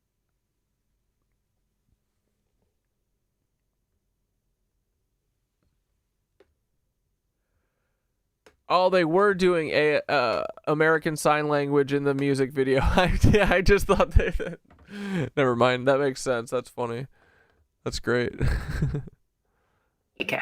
That video came from Glamham 2.0 or Glamham Radio on YouTube, and I think there's something a little bit more to this whole balloon stuff than it just being the old, it's just swamp gas, it's just a weather balloon. When this B-52 Stratos crashed very recently, or supposedly crashed anyway, caught on camera was this red balloon zooming by. What the heck was that? Something red just shot through. Right there, what is that? Oh, it's a balloon. It's a star. And I was like, that's very odd for that to just appear. And then I remember the very ominous 2026 Economist magazine cover where we can see red balloons in certain locations on the cover. Like, for example, this cargo ship in disguise firing a missile at the United States birthday cake or its anniversary. And I've said before, this red balloon signifies in media destruction or impending doom. And now we have this update when it came to that military aircraft crash over in Iran, where we have now the Pentagon saying that this pilot saw a balloon. So again, maybe this whole balloon stuff is no longer just something that's used to dismiss something, but they're trying to tell us something. So just a heads up when it comes to this next segment, because I know some people requested a warning ahead of time when it comes to playing strange sounds. But what in the world was this captured over in Mount Shasta? We just came across this noise that we heard. We're going up this hill, and you can hear it in the background. I'm going to show you, and I have to do this live. I had to pick some platform to do it live on because nobody's going to believe me that it's real. It's crazy. It's a little freaking creepy. Hold on. It's creepy, huh? No. So there's this one. Noah seems unfazed by it. But then look, over here.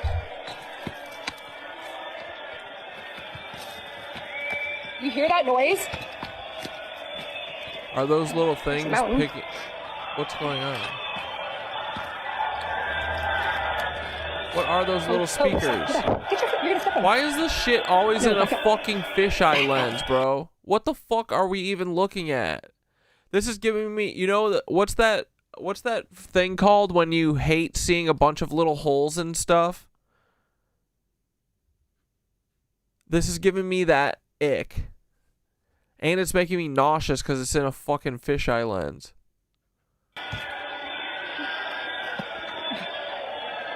Feels like I'm playing a video game or something. Yuck.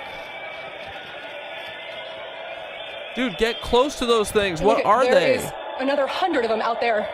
Can I zoom in? No, I can't. You could get close to one. Why don't you just put the camera really close? What is this? Whoa. Didn't mean to do that. Look, there's the moon. Whoa. Anyways, back to this. There's a bunch of them out there. But it's like this Lemurian beacon system. I have no idea.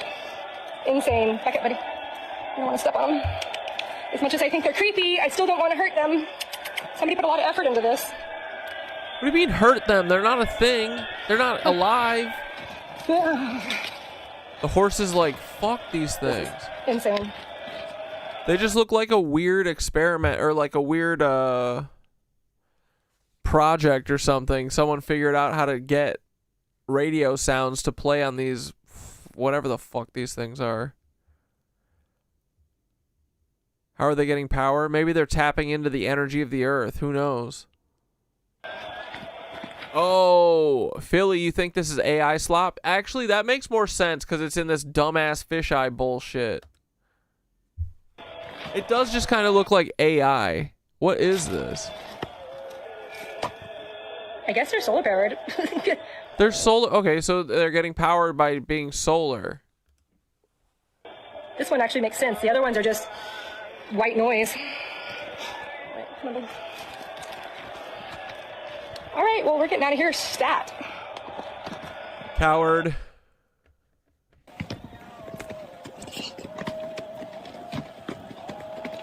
She came back. Where's it coming from?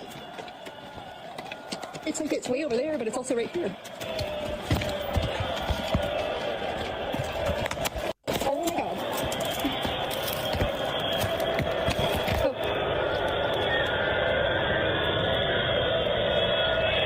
Oh my god.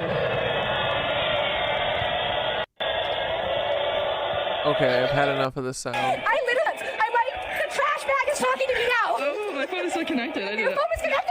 I just pissed my pants going, we gotta go, because the trash is talking to us. Oh boy. In other words, actually, let's go. Okay. We just found another one. Way up the mountain. Something about salvation.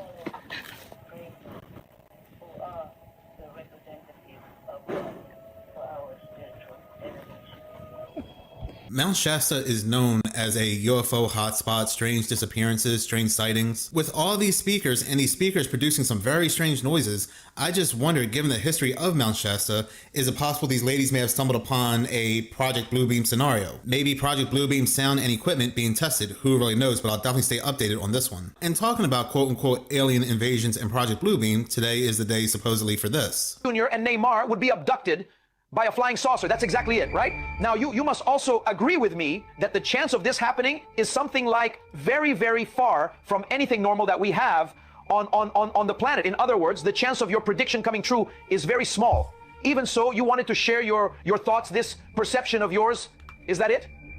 The second dream, I already saw it clearly. The second dream I saw, I was inside the spaceship. I saw inside the spaceship what the spaceship was like. The spaceship was nothing like what people think, that it's full of buttons, that it's full of things. To open the spaceship, you know, to close the spaceship, they use their hands. And the spaceship is full of layers, as if you could pass through them, you know? And they would make people stand up, and we would be under lights, that held us, but they are molecules. So that's how I started to understand too. The moment I started inside the spaceship, I saw a lot of crying, a lot of pain, a lot of weeping. And then I started to understand in the spiritual world that this could be an attack, you know, that could happen in Miami on the day of the game or something like that, in that sense, where there could be many passings, many deaths, something. And that's what hurt me more, worried me more, because I believe, you know, because I wouldn't be dreaming this for the second time. Now, is something going to happen today at the World Cup in the way of an alien UFO invasion? I don't know. I'm not a psychic. Probably not. But the Miami International Airport posted this on X. They said that the FAA has just issued an official airspace restriction for tonight's Scotland versus Brazil match due to reports of unusual aerial activity in the region. And they posted this picture of a UFO over the airport. So the question... Mushka just fucking assaulted Kiddo. What a little rat, dude. He doesn't really care, though. She made a big old fuss, but he's still sitting under the coffee table like, whatever, dude. Aware of the psychic's claims and they're playing along, or is this something else altogether? Again, I don't know, but apparently tonight's the night. Okay, hold on a second. This photo of Keir Starmer in the backseat of a car has a shocking hiding in plain sight coincidence or secret. You'll decide in a moment. So as I'm making this video, it turns out there's a phenomenon in the United Kingdom, they think, where there's backseat car photos, usually unflattering, of politicians or members of parliament and whatnot who are important, shortly before, like, a resignation happens. And you can see it's, like, almost all of them. Well, I was trying to find the source for this picture because someone posted it on Twitter yesterday saying, the time is near, he's going to resign soon, we got the backseat car photo. And someone said, no, you're late to the party, he already resigned. I wanted to find how old this photo is. Did this just come out? Well, this guy from the UK, Barry is his name, posted this 60 days ago. Starmer just got a backseat car photo. In the UK, this means the end is near for you, referring to a resignation. Whoever made this post is jumping up and down right now being like, damn, I called. And he maybe is one of many because a whole lot of people commented and liked it. Oh, is this something we should look towards in the future? If there's any other backseat car photos of unflattering, usually images of the next politician, is this something to look out for? And furthermore, is the next Prime Minister of the United Kingdom that's coming into power right now, or what? Is he going to... Don't stop believing. Yeah, fear of holes. What is that disease called? Or no, it's like onomatopoeia. It's like one of those kind of words. But it's not that.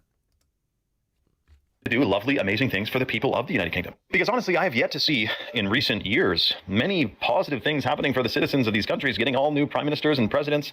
It seems to be going one direction, like unilaterally, around the whole world. But let me know your thoughts if there's some Harry Styles secret country where things are getting better and better, the food's getting cleaner, the air's getting cleaner, the water is free of fluoride and whatnot. Let me know if that's going on in the comments below and follow for more. That video came from Shane Vibes, and it really goes to show once again that politics is just scripted. 64th Street, Palo, Iowa. I live at 3392 64th Street, Palo, Iowa. I've called the mayor and suggested that I get put on some kind of a committee because... Yeah, tryptophobia, thanks. I'm Palo's resident expert. I build data centers. I own data centers. I built the first private data center in the state of Iowa. And everything that Google is telling you is BS.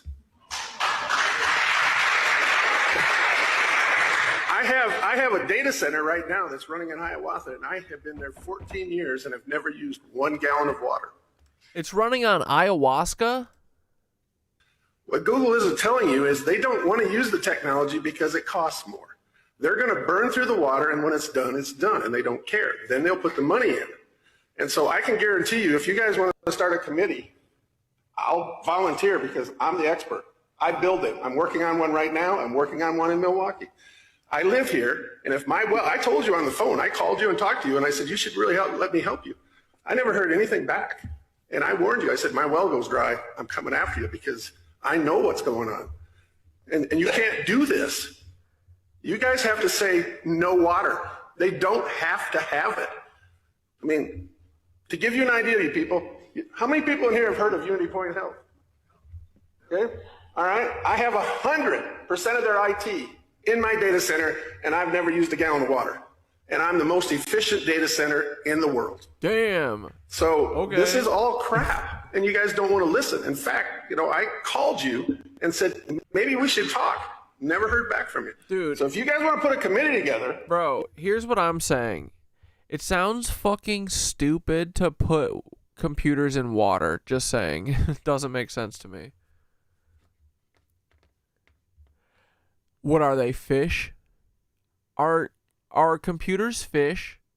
Are hard drives fish, guys? Correct me if I'm wrong. Do they breathe water? Doubt it. You can call me. I'll tell you the truth, and I can explain everything to you how this works, because they're lying to you. Big time. There's absolutely no reason to use a gallon of water. And the same thing on the efficiency of the electricity. They're doing the cheapest way they can. All they want to do is get the gravy, and when it turns to shit, they're gone. Google is not our friend. So anybody wants to talk to me, I'll sit over. Even if it didn't use all the water, I don't give a fuck. I don't want these data centers. Fuck these things. You hear the sounds they make?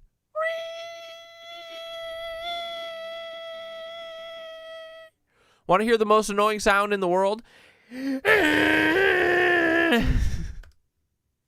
Afterwards, and I'll explain it to you. So if you would like, I would be more than happy to be on your committee to work on this, because I am the expert. I build them. I know. Thanks. Thank you, Steve. Appreciate your comments, Steve. Just a little common sense in the middle of the chaos. Of course they don't need water, and it's good to see more and more people speaking about this. Bro, this looks like a motherfucking jail. This honestly looks like an extermination camp. Less like a data center, more like where they're gonna burn our bodies.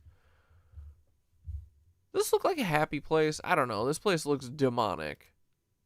I hate it. They're more than likely doing is taking the water and funneling it to their underground cities, underground bunkers down below. Ooh, true. All right, Epstein is Pizzagate. We'll watch some of this. By 2016, there's this story on the internet that's getting a lot of attention on Twitter at the time. And it was actually the #1 trending topic on Twitter for almost a year. And that was this story called Pizzagate. People started saying there's this crazy thing that's happening, and kids are being, basement of a pizza parlor in Washington, D.C. Hillary Clinton's eating children, right? It was like this crazy story. Yeah. I'm like, there's no way any of this is true. So I just stayed away from it. Because in my mind, there's real things to talk about, right? Like at the time, the Syrian civil war is blowing up and we're trying to overthrow Assad. And there's like, fake 5-year-olds who are tweeting in perfect English to the United States, please come help us, send soldiers. And it's like, what is this, right? So I'm covering that kind of stuff and trying to expose that. But people keep pushing and pushing and pushing. So one night, I'm sitting there because I'm the anchor of that station as well, their primetime anchor. And so my co-anchor and I are sitting there one night and we're reading stories. And the way it works in local TV is, so we're in Atlanta. That's the 8th largest TV market in the country. But we still take a lot of our news from the network that will send it down to us in what are called feeds. So they'll feed you down stories to cover that are already written. And then you also have a feed that comes from like the Associated Press, CNN. A lot of people are tied into something called CNN News Source. And so CNN sends these pre-written stories to you. And it's kind of the big stories that they're covering. And by the way, they're always the gospel, right? You never challenge anything that comes down from on high. Right. So we're sitting there, and one night we're reading a story about a guy who goes into a pizza parlor in DC with a shotgun, and he shoots up the place because of this conspiracy theory online that had gained traction, and so his mind had been twisted and warped by it, right? And so I'm reading the story, and I'm like, oh, this is that story that everyone keeps talking about, right? So read about this guy. And then in our script that came down from CNN, and then the next day it comes down from CBS also, the claim is, and you can go back and look it up, the claim is that Macedonian sheep farmers created the Pizzagate theory in order to prevent Hillary Clinton from becoming president. So we read this on the air, and I'm like, this is crazier than the stuff people are telling me online. Right? How would a Macedonian sheep farmer concoct this theory, and why would they concoct it? And wait, I don't remember that part of the story. Is that real?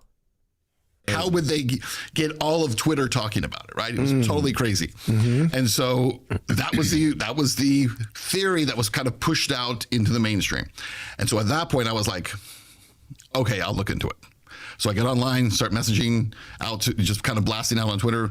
I'm going to look at Pizzagate. As crazy as it sounds, send me what you have. So people start sending information about it. And the first thing I find out is it's got nothing to do with Macedonian sheep farmers. Right. Spoiler alert. Right. Instead, the first thing you find out is, these files come from John Podesta's emails. The WikiLeaks. Yeah, dude, the way that small market, I mean basically all news works, especially all the small markets, they're owned by conglomerates, and they're allowed to do like piddly little shit for their like super local area, but for the most part they're getting fed scripts and whole stories. Like more than half of the show is fed from this like centralized place that's usually run by like Heritage Foundation types, you know? Like it is all fucking literally like it's all just made up. It's just and then they have all these local news stations that pretend to be like different, but they're not. That's, you know, when the Daily Show would do like mashups of news anchors saying the literal same thing, it's that kind of shit. It's because they're actually all getting the same script, for sure. Right. So John Podesta, the claim is he left his phone in a cab in New York. Somebody got it. They saw who it belonged to, passed it through I don't know how many hands. It ended up in the hands of someone associated with WikiLeaks, and then they dumped 50,000 emails online, right? Mm-hmm. And remember, I mean, WikiLeaks doesn't do much anymore, and no one really talks about them much anymore. Right. But WikiLeaks at the time, they weren't ever editorializing anything. Right. They just put out information. Right. So if they got an email, they didn't tell you what to think about the email. They just put it up online. They put the raw info out there. You read it for yourself. You decide what you think of it. Right. And so they had dumped these emails. Okay.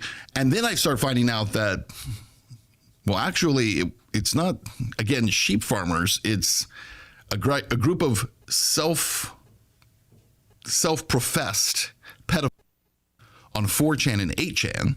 At the time, because people were on a lot of these chat rooms, and this is where kind of pedophiles would go to communicate, were the first people to say, has anybody noticed that John Podesta has an awful lot of emails using the language we use, which is using pizza-coded language? Huh. I had never heard of this. I never heard of pizza being used as a code for anything, especially for child PDF files. PDF files. So these kind of people were admitting this online? Yeah, but remember, the chat rooms are all anonymous, right? And so they're all sitting there. Oh, because it's 4chan. Mm-hmm. Got it. And so they're anonymously talking to each other in these groups, which is where, even at the time, I mean, you could go back and look at local police departments or FBI. This is where they would go to try to find these rings to break them up. Oh, really? Because this is where they congregate. Or at the time they would, right? Right. Here. Right. Again, internet's changed a lot in 20 years, right? Years ago, it was like chat rooms and people would IM each other. It's all changed so much technologically in a very short amount of time. So then, as a journalist, then I start looking at, okay, well, then the next step is this true? Like, do pedophiles communicate with each other like this? So next thing I do is I get online, go into 4chan, go into 8chan. The FBI literally says this. And it start trying to communicate with these groups. And saying, is this true? And they're all like, yeah, this is how we talk to each other. By the way, how common is it for a local news anchor? Oh no, your dog has pinched nerves. Oh, poor baby. Is he able to walk again now? My theory is that Pizzagate was the FBI trying to manage Epstein disclosure before the DOJ released anything. They designed it to work for them politically and partisan, the Epstein clients. Yeah, dude, totally. And also to attach it to, like, far-right, shit, where half of the population then is going to dismiss it. I mean, they still do, these fucking libtards. Anchor like yourself to go this deep on something. Nothing. Never happens. Never happens. Who's going to do that? It sounds tough. No, this does not happen. It's right. Totally unique to do something like this. But I was like fascinated by it. Right. So then the next thing I did was then I was like, okay, well, is there anything outside of the word of a pedophile? Not exactly the most credible people necessarily, but aside from the PDF files. Do you guys know who this guy is? I kind of like him. What's his deal? He's a former journalist or something? Was he disillusioned? Online. Is there any way to verify this? And the funny thing was, I looked at the time. This is in, again, 2016. 10 years ago? I find an entry in Urban Dictionary from 2010, so from 6 years before, where if you looked up cheese pizza, it stated at the time this was code language used by pedophiles because it's an acronym. Cheese pizza, CP, child CP. So if they were trying to exchange child pornography, they would say, I have cheese pizza. Who wants cheese pizza? That's how they would communicate with each other, with an acronym. And then out of that acronym, there grew a series of other code words that were pizza related. So like pizza slice, hot dog, all those different kinds of things. Pizza sauce, pasta, it's all related to that. But that's where the origin, the genesis of it is the acronym CP. Got it. Right. Got it. Now, there are people to so this gross. day in 2026, shockingly, who still say, oh, that's not true. There's no proof of this. The funny thing is... Yeah, where the fuck has Blairy been? Even as recently as 2023... Oh, Blairy's all right. Blairy will show up now, watch. The FBI arrested a prolific sex offender who was a child sex offender. And the way they caught him was online. They caught him using pizza language in order to communicate. And that was specifically how they tracked him. It's in the documents surrounding his arrest and his conviction. Really? Yeah. Is this the Dennis Hastert guy? Dennis Hastert's different than that. Okay. Yes. Dennis Hastert was the Speaker of the House. Okay. Dude, this is back in the the 90s, right? Late 80s, early 90s. Yeah. Oh, wow. So, Bro, isn't the Speaker of the House like third in line to the presidency? Like, so if Trump died and J.D. Vance fucking got autoerotically asphyxiated by Peter Thiel, then Mike Johnson would be the president, right? Isn't it third in line? Isn't that crazy? The most prolific pedophile in history was the third in line to the presidency. For like 20 years, he was the Speaker of the House forever, wasn't he? Big fat old fucking bowling ball looking idiot. Third most powerful person in Washington. Years later, he was finally convicted of having, when he was a wrestling coach in his previous life, brutally dozens of boys who were in his programs. Jesus Christ. When the judge sentenced him, the judge said that the judge said, I've never, in all of my career, sentenced a more prolific and violent sex offender than Dennis Hastert. All right, bro knows his shit. Bro knows bail, bro. This homie knows a little bail. Who is this guy? I don't even know. Ben Swan? Wait, is he a writer from Miami or from Tampa Bay? Wait, hold on.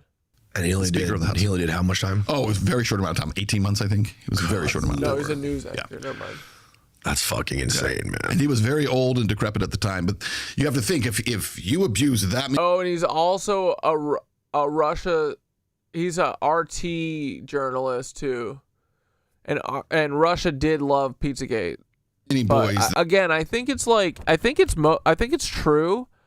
And the whole point of Pizzagate was to not, like, cross, like, oh, it's Republicans and Democrats.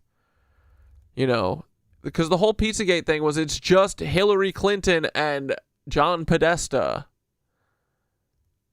Not like, and Jeffrey Epstein and fucking Trump and everyone. But it was probably just the Democrats' pedophilic outpost, you know? The Republicans got a bunch too. They all do. Violently that many years before, you don't just turn it off. Right. You don't just stop. So that's kind of how we got into the story, and then kept digging into it, and found a lot of stuff. We put together this report. Yeah. We ran the report. I ran it all the way up the chain of the station that I was at. My news director read it, agreed with it. Like, really? Yeah. And we were very gentle with it, in that there's a lot of imagery associated with that pizza place, imagery that was from the Instagram page of the guy who owned it, James Elefantis. There's no evidence that he's done anything to anyone, but he had a lot of very weird, questionable, seemingly perverse photographs on his Instagram, little girl with her wrist taped to a table, very things weird. like that. Yeah. What was the deal with the pizza place, though? Because the story was this shit happened in the basement, but the place didn't even have a basement, right? That's what they say. Is there proof of that? Like, didn't somebody go in there? Like, Well, the guy went in with the gun, and I think there are people who have tried. I mean, to go after that, like people. Yeah, I went think in. there are people who have tried to. Right. I think there are people who have tried to. What I will break on your show is that since the Epstein stuff, since we've kind of been vindicated through all this, I've had a lot of people who have come to me and said, "You were right 10 years ago. 10 years ago, I was too afraid to say something, but I'm going to show you this. And what I will tell you is there is a basement in that pizza parlor. Really? Yep. You have images to prove it. Yep. No fucking way. So we're putting that together in the form of a full film that we'll be releasing soon. But we'll never see this. This film will never come out, and there'll never be proof. It blew my mind because I didn't believe there was. I thought this was just, it became part of the conspiracy. Fuck this documentary shit. If you have evidence of stuff like this, release it. Fuck this Patreon shit. What are we doing here? Oh my God. Because the thing is, whether there's a basement or not, right? The concept of Pizzagate is still true. There are powerful people who ritualistically and systematically abuse small children. Right. And a lot of those people are around the largest centers of power in this country. Right. Whether they be the tech centers, the political centers, the financial centers, that's where they are. That, regardless of this one pizza place, is true. But turns out the other part's true as well. Howdy, folks. 70% of y'all aren't subscribed. Did you know that? Now back to the... Maybe 2015. One of the things that stood out to me about the guy who owned the place is that he had been named in 2013 or 2014, I think, maybe 2015. GQ magazine had named him one of the 50 most powerful people in Washington, D.C. A pizza shop owner? Yeah, in some strip mall in D.C. It's like D.C. has 100 senators. It has the president and his cabinet, right? The whole administration. It has the Supreme Court. It has 435 members of Congress. Of the House. What's this guy's name? James Elefantis. James Elefantis. See if you can find that. GQ. GQ. James, type in GQ James Elefantis. See what you can find. See if it's been scrubbed. If it has been scrubbed, it's also in the original story, the image of it. So when you brought all this to the higher ups at the news channel, they were like, "Cool, let's do it. See what happens." Yeah, I remember I asked the guy because it took so many weeks after that guy had walked in with his gun. It took so many weeks to put this together and really investigate it. Right. That by the time I took to him, I said to him, "So it's ready to go. My only question is, do you still want to run it because it's been so many weeks?" Right. And he read through the story and he said, "I don't see why we wouldn't run it. Like you're the only one who's talking about this, and it's all here. It's like there's nothing you can look at. I would argue that you can look at on that story and say, well, that's not true. Like everything we pointed out was true. Now, some people could say, well, maybe you're connecting things that you don't have the right to connect. Maybe. So challenge it. Right. Tell me where it's wrong. Yeah. Right. But again, our point was that exactly. And even today, like I interviewed Michael Tracy, who's a very smart guy. Yeah, dude, Steve Bannon for prison, bro. On Substack. He's a good journalist, but he's kind of a contrarian. Yes. For the sake of it. There you go. This is him. Yeah. Oh my God. He's number 49 He's a goober, dude. of the top 50 most influential people in Washington. That is absurd. Power, not influential. It says powerful. Oh. Yeah. Cause pedophile. Powerful. Yes.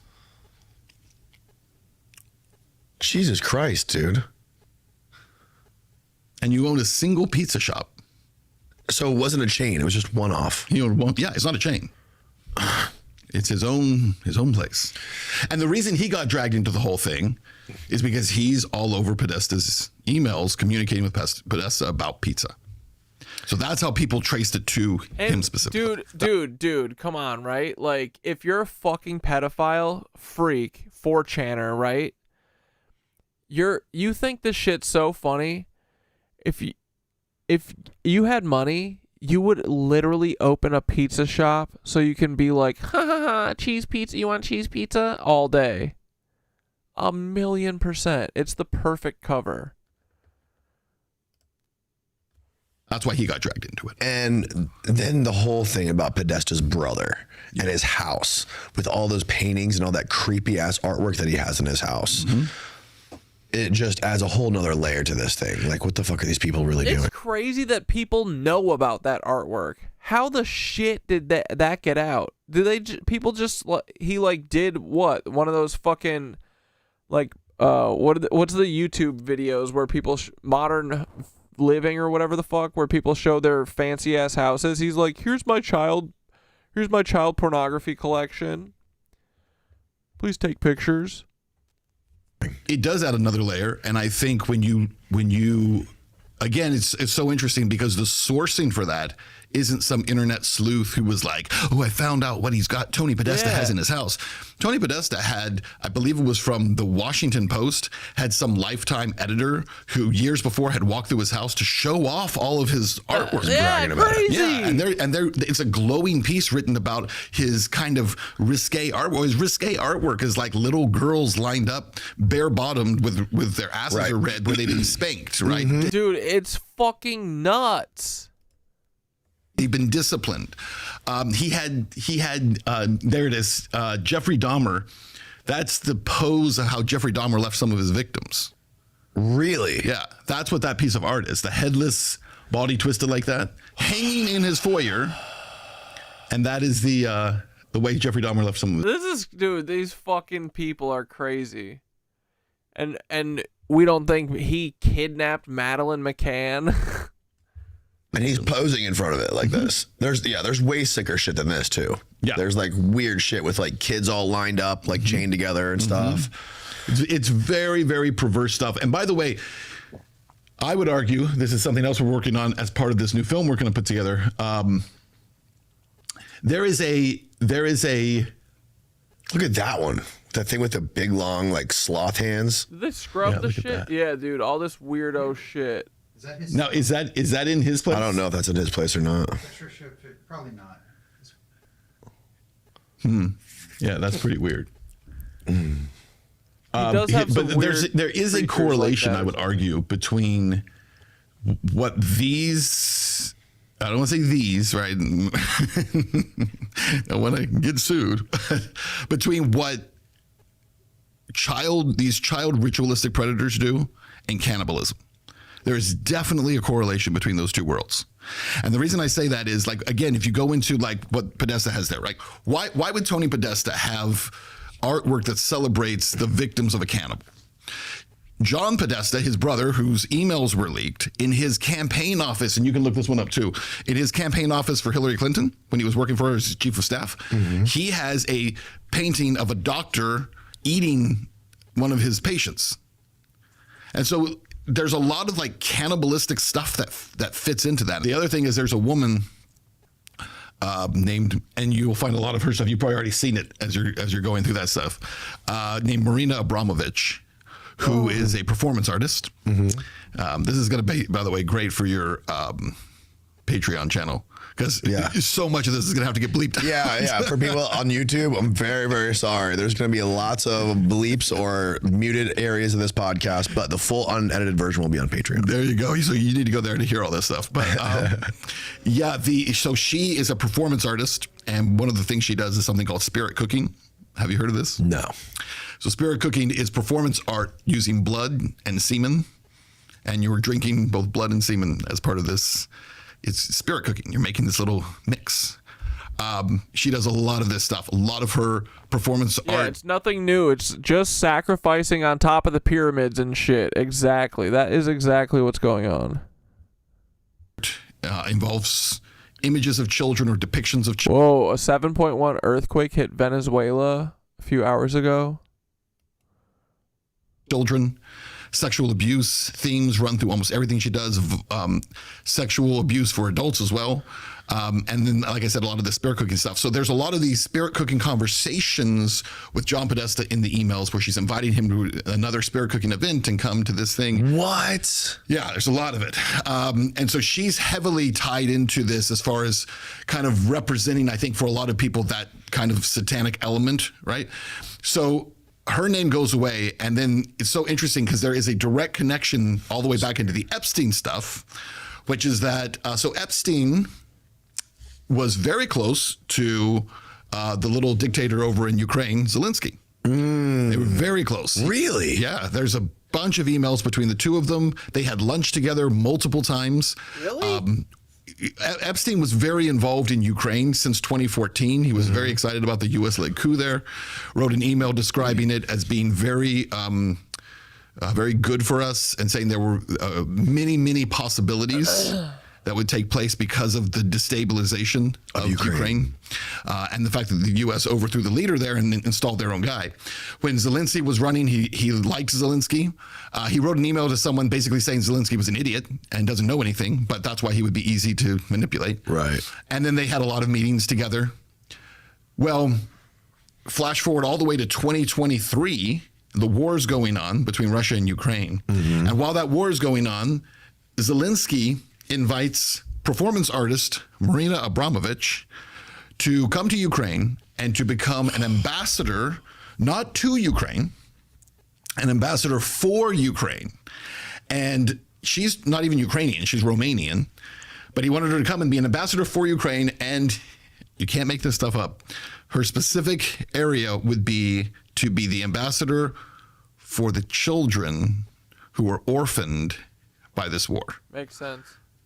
The spirit cooking artist who's all over the Pizzagate emails, who's all over this stuff talking about, and by the way, cannibalism is a huge part of her performance art too. There's pictures of her and Lady Gaga at some event where they have like a human body. Yep, there it is. Lying in this thing and they're eating off of it. What the this is her? The Abramovich girl did this? So yeah. So Abramovich is the one with the spoon in mouth next to Lady Gaga. What the That's her on on the right. If you want to see this, we'll link it below for people. But this is insane.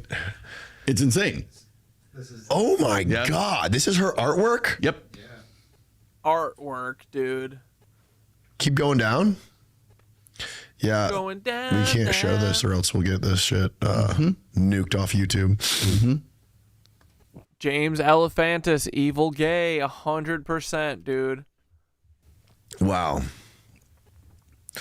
I don't understand it. So Epstein's a complicated story because I keep describing it to people like this. From what I can understand, it's like a series of rings, right?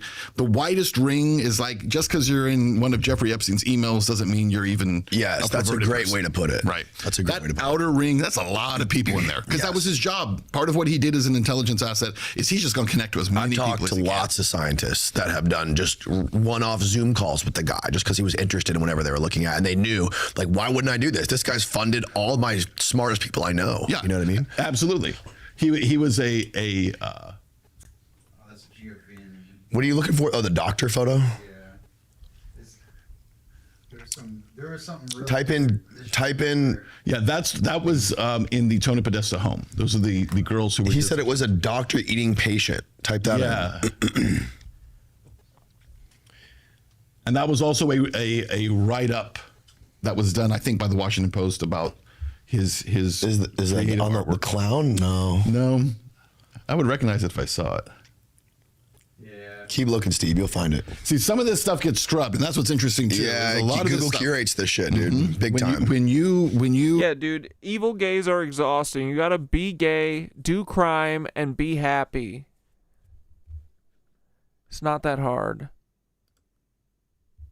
Find stuff along the way. That's what I've tried to save as much as I can because that stuff disappears in a very odd way. It does. It really does. All right, so the ring analogy. Yeah, it's great. Oh. So that widest ring, there's lots of people, and you're absolutely right too. Like when you're as wealthy as Jeffrey Epstein is, and you can fund a lot of stuff, why wouldn't people talk to him, especially when they don't know? Right? Exactly.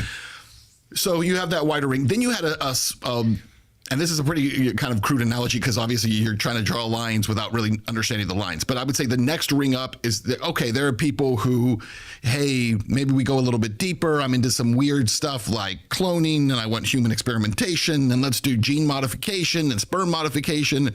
You got to be a little more twisted to start moving towards that world. Yes. Then you get into a ring of people that I would say is hey, by the way, we have some fun on our island.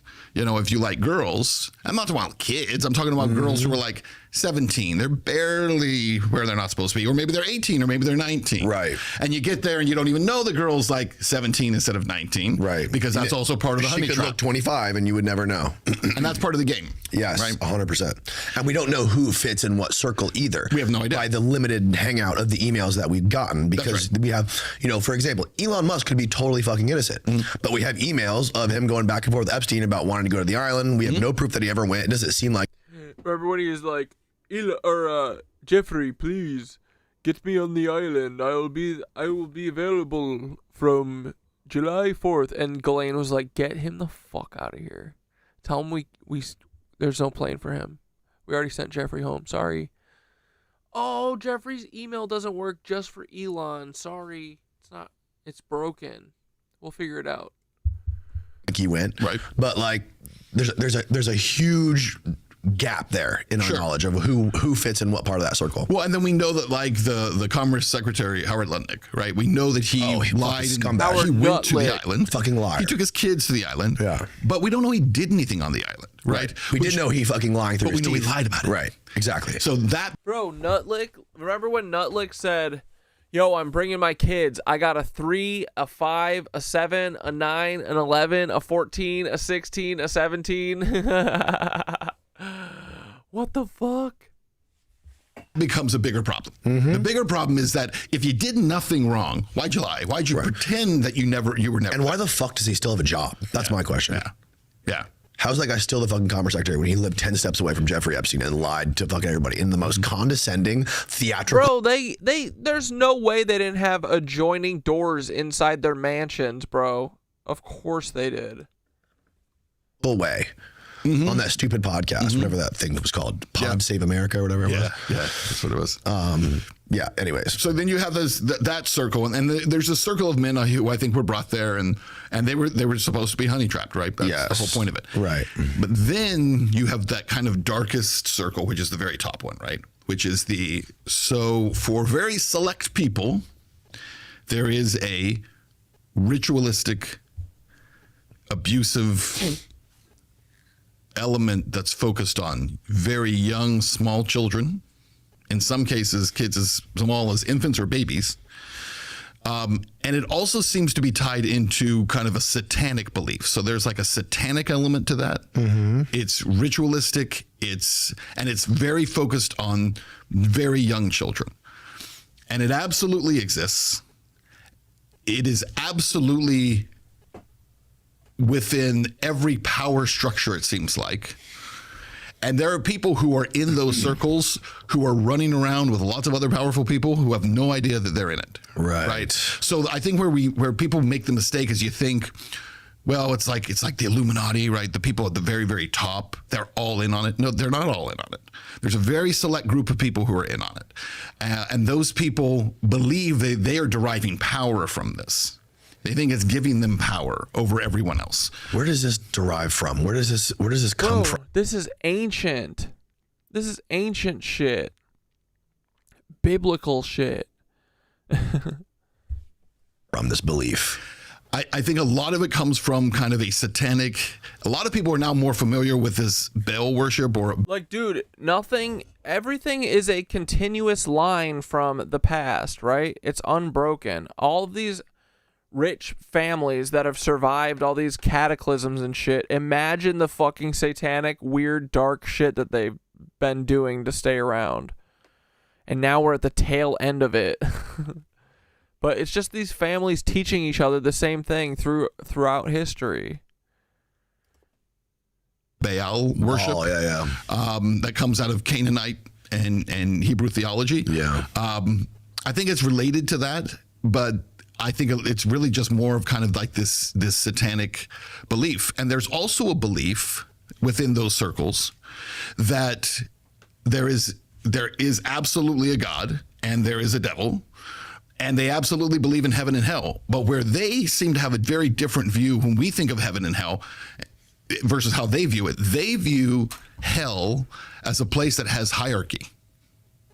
And so they're not afraid of hell. They believe that if they are sentenced to hell, that they will rule hell, that they'll be the elites within that society as well. That is part of that belief system. It's just yeah. So they've made hell on earth for us so that they can rule over us. Sucks. Don't like it. Really hard for me to fathom. I know. Will a fun guy ever defeat them? I hope so, dude. One of these days, all the fun guys are gonna win. How anyone could fall into that and believe something like that, you know, just from my perspective. And I always wonder, yo, Danny Jones is jacked, bro. Nice. Does all this crazy shit just come with the territory of being like a super billionaire who has leverage and is at like the very top tier of society and can basically, you can get away with anything you want and just you have the entire world at your disposal? Because it kind of goes back in history. It goes pretty far back in history, down to like the Greco-Roman period and like the Roman emperors doing very similar shit. Yeah, I think it's a very old spiritual problem.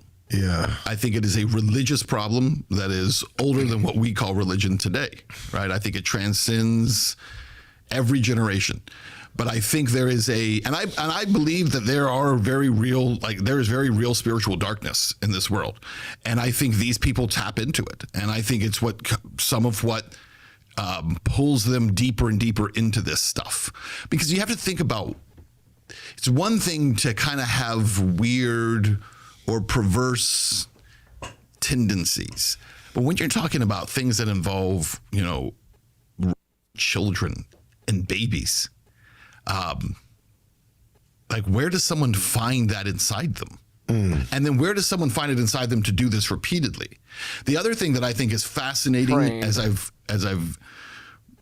viewed this world, trying to understand it and trying to piece together who's connected and where, is that we have a tendency, I think, to think about child predators especially as like the lone weirdo in a basement someplace, right? Yes. And they're sending files to somebody over here.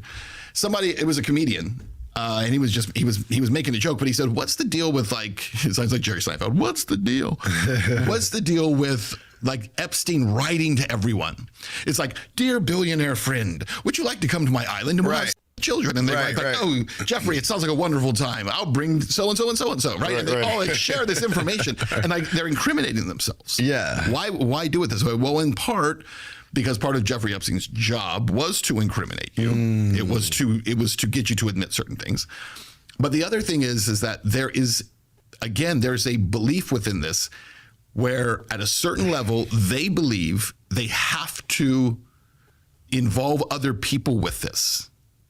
So they, at least at this highest circle, they do not believe like they're operating independently because this is like their own like weird fetish and I have this thing and I'm so ashamed of it. They're not ashamed of it at all. They're actually very proud of it. And so they try to bring in other people and they brag to each other. They brag about the age of the kid. They brag about what the child looked like. They brag about whether the child was terrified when certain things were happening. They describe this stuff in detail and almost to the point of trying to compete with each other. And so I think it's, if you're a normal person who doesn't ever have any inclination towards this world, it's so foreign that it's almost impossible to understand like what they're doing. Totally. It really is. Yeah, it really is. But dude, that's what is keeping this locked up, is because people are unwilling to see, because it's insane, bro. It's crazy. These people are nuts. But I can see how you could get to be like this, like if this is what you're taught generation after generation, like for sure. Their magic makes them look like Emperor Palpatine. It's impossible to comprehend. Yeah, right? Emails do seem to corroborate a lot of the original things that came out in the Pizzagate stuff. Absolutely. Absolutely. How about 911 times Jeffrey Epstein is writing to people about pizza? Yeah. And not one time is it actually have any of those emails have to do with an actual name of a pizza restaurant or a pizza receipt or a specific order for pizza. Never. It's conversations with people That's clearly, when you read them, it's coded language. It's very clear that it's coded language. Yeah, and there was one specifically on. I know that Gmail. A lot of stuff's been pulled back on that. Like originally we had access to all of it, I think, and then they pulled the DOJ somehow redacted more of it, or somehow just they started behind the scenes. They started deleting them, so the Gmail wouldn't have access to them or whatever. But I remember one specifically where one of the girls was emailing another girl. It's like, "Oh my God, great news! I hope you're sitting down or whatever. Jeffrey wants to have pizza with you and blah blah blah blah. Like, I know you know what this means. Winky face, winky face." Literally says, "I know you know what this means." Yes. If I send you an email and say, "Hey, I want to have pizza with you," I wouldn't have to follow it with, "I know you know what this means," because I would think you would know it would mean pizza. Yeah, right. 100%. Yeah. Suicide, murder, or still alive.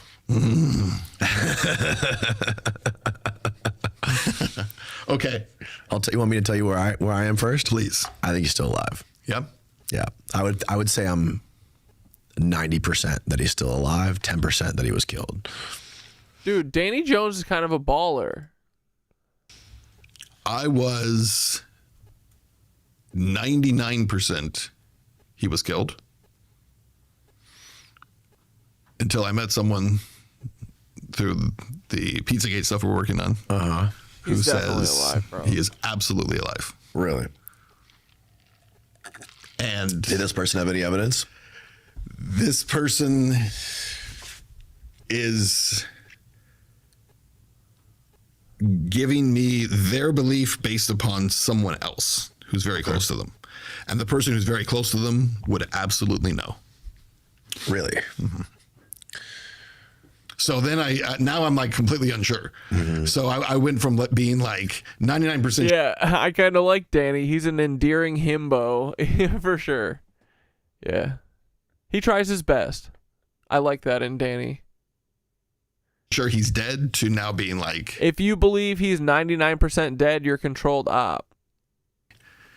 If he's dead, then yeah. But otherwise, probably like 10% sure he's dead. Well, why'd the FBI release the wrong... So he's 90% that he got picked up. Okay. Footage of the wrong jail cell. Number one. And why have an edit on it? Because the photo they released after he died was a different jail cell. Yes. And why, on his autopsy, were they saying they examined his prostate? Yeah. When the guy didn't have a fucking prostate. Correct. And that was on paper. There's evidence where he's talking to his doctor saying, "I don't have a prostate." Yeah. Well, and they admit in the Epstein files, you can find the emails where they admit that they did not roll his body out. That they put a bunch of boxes and things under a sheet and they rolled it out to trick the media. Right. And why also on a Saturday morning when they wheel the body out of the back of the prison cell, is there a photographer ready to go? Right. Right. Like isn't that one of the slowest news days of the week? Absolutely. Saturday. Now, in that case, if he was dead and they thought that was there and you tip him off, sure. But if you tip him off intentionally and say, "Hey, they're going to be bringing his body out. He's coming out this way," and then you put a bunch of boxes under a sheet and you roll the sheet out. I mean, that's just, I don't know. It's crazy. And you're right. The thing about releasing the wrong video and the wrong door and all that stuff, and the video was all... The metadata was all wrong. I think that is a symbol of incompetency. Yeah. I don't think they did it because they were trying to like trick us. I mean, not trick us. I think they were. I don't think that they were so clever that they were like, "Oh, we can put this out and we'll play with their minds a little." I think they're stupid. And I think they put it out not realizing that the average person can check the metadata and say, "Well, this is clearly not right. This is not right." Yeah. Right. Probably. John told me that it would be extremely easy to create a body double and exfiltrate him out of that prison cell. And another crazy thing is another guy I know who was a former CIA agent got a hold of, he did a whole show on this with Discovery Channel, I think, where he actually got the blueprints, the public blueprints for that block of the prison, right? And like how it was all laid out with like where all the concrete walls were, where all the doors were, all the plumbing and everything. And then he went somehow like he went super deep and got like the real blueprints or schematics of that of the whole prison. And there's a part of his cell that are not on the public blueprints. So there's like imagine if you're looking at like this corner of this room right here, from the end of that wall to like this TV, imagine it's a square. Yeah. Now imagine Steven's desk is a wall that goes all the way to the ceiling. That's what is on the real blueprints. So there's like a cut in, like a corner angle cut in like that goes all the way to the ceiling. Secret room. That encroaches into Secret the tunnels. room. And secret tunnels. It's very weird. Through the mountains. Secret tunnels. Weird. Like why is that on one part of the blueprints and not on the official blueprints? This weird cutout in the room. And then the other thing that he did was they built a replica of what his cell actually was, because they had all the photos, they had all the dimensions from the blueprints. And between the room of the bunk bed and the wall, it's like, I don't know, maybe 3.5 feet, something crazy. And they tried to simulate how they would hang themselves or do what Epstein did to himself with the exact, like, they got everything down to a T with the exact cloth that he wrapped around his neck and everything. And like, okay, if I'm gonna do this and it's tied right here, I got this thing around my neck, and how am I gonna jump and do this to myself? They couldn't figure out how to do it without like smashing your head into the wall directly in front of the bunk and getting a huge contusion on your head. Yeah. But he had no head contusions at all. Right. It was just that neck thing on that autopsy. So, and this guy Andy, who did this thing, Andy Bustamante. Yeah. 2 years ago when I talked to him, he thought Epstein was absolutely dead. He absolutely killed himself. Yeah. He believed the narrative. He would argue with me about it. Like, Danny, you're crazy. He's definitely dead. Why would we lie about this? He wasn't now he's done a full 180. Really? Like, this is a Occam's razor type dude who everything is Occam's razor for him. And now that he's actually like gone through all the evidence and like gone to the work of reconstructing the cell, he's convinced that Epstein was exfiltrated out of there. So that's fucking insane. Would not be surprised at all. I mean, there are even little things like the fact that we have the pictures of that one body they do have pictures of, and you can see his earlobe. Oh, this is crazy. So this is the cutout he's talking about? Look, so watch this. This is crazy. Hopefully we don't get fucking, what's it called? Copyright for this. Hit the. Conducting my most in-depth investigation yet. Taking you inside a full-scale replica of Jeffrey Epstein's cell. It does have that cutout thing. Oh, just like my old home. Where I meet with a former inmate who was Epstein's closest friend inside. I do know the last day that I watched Jeffrey Epstein, he really looked depressed. I tracked down an internet sleuth with shocking new details he discovered in cell block footage. They say that that's what that orange blob is, but I can prove to you that is not the case. Then I'll bring in one of the top podcasters in the country who reveals another wild theory. If you were to fake his death, we'd get a body double and make sure that everyone could see it, including the press. Wait, this is the fucking hair guy? The CIA hair guy has a Discovery Channel show about conspiracies? Christ on a fucking cracker, bro. And we'll meet with a leading forensic pathologist to help put all the pieces together. That is him. That's the dude who usually has the fucking huge hair, bro. Multiple fractures in these structures, yes. Have I seen it in hanging? No. My goal? To answer the question, what really happened to Jeffrey Epstein in the early morning hours of August 10th, 2019. Dun, dun, dun. Oh my God. Now Discovery Channel's talking about it. The CIA has fucking... Dude, they've gentrified the Jeffrey Epstein shit. Oh my God. You saw that little cutout in the room. Yeah. Crazy, man. What the hell is going on there? Yeah, it's again, I was not a believer in it. Now I am. Have you met Palm Beach Pete? I've not met him, but I've seen his stuff. My son's obsessed with Palm Beach Pete. He was convinced for a while that Palm Beach Pete is actually Epstein's twin, because he's a twin brother. Oh, really? Yeah. Not Mark, right? Mark Epstein. How many brothers? He does knows have? more about it than I do. So he does have a brother, Mark Epstein, who's done some interviews, and he's one of the guys. Like, no, I saw his body. I was there, right? And I confirmed that was really his body. But it's like, do we believe you? Right. If that was my brother and I knew he was alive, I would also tell the public that he was really dead. So no one wouldn't.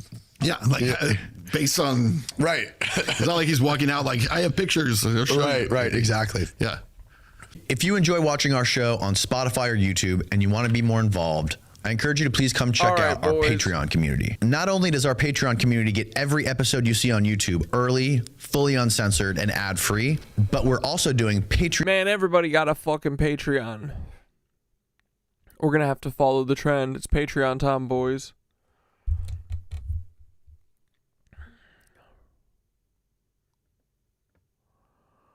But, alright, dudes. It was fun. I had fun. Y'all had fun? Hope so. Hope y'all had a good time. Whoops. Dude, the Dave Matthews Band in Minneapolis that I didn't realize was 2 days.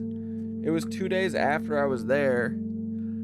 If I would have realized that, well, I got my tickets before I decided to go do Noise Boys. But, before we planned it. But if I would have realized it, I would have extended my stay until Tuesday night because fucking Dave was there in Shakopee, Minnesota.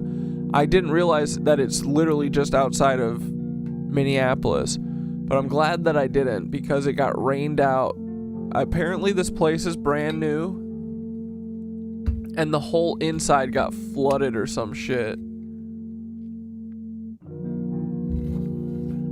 Carter Broford on the drums. But yeah, that's okay. 6 shows is enough for this summer. Then next summer, 7. But here we go, dudes. Y'all ready? Y'all ready for this?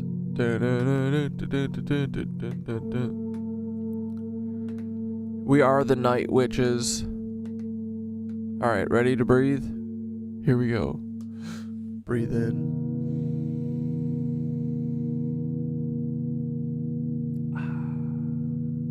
And breathe out.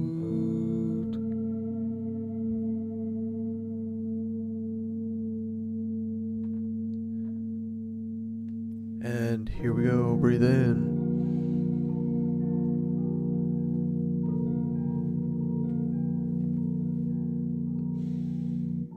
And out. Nice. Close your eyes and take one slow breath in.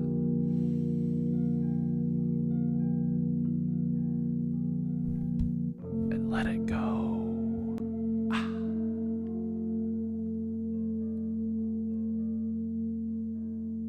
Feel the weight of your body resting against the earth. Nothing to accomplish, nothing to prove, just breathe. Now imagine you're standing at the base of a great cosmic mountain. It's older than memory, older than language, older than every story we've ever told. A quiet stone path winds gently upward. There's no rush, no finish line, just the next step. And as you begin walking, you notice something. The path isn't empty. People are walking beside you. You know it's going to be filled with beavers and cats and fucking bees and what else have we talked about? Some people are walking beside you. Some you've known your whole life. Some you met this year. Some you'll meet years from now. Teachers, friends, strangers, cats, bees, mushrooms quietly glowing beneath the rocks. No one is racing. Everyone walks at exactly the pace they need. A little farther up the trail, you come to a beautiful overlook. You can see your entire life stretching behind you like a winding river. Every bend, every mistake, every unexpected turn, every joyful surprise. For a moment, you smile, because you realize even the paths that felt like detours were still leading here. You continue walking. The air becomes lighter, the sky becomes wider, and in the distance you hear something familiar. Not words, a melody.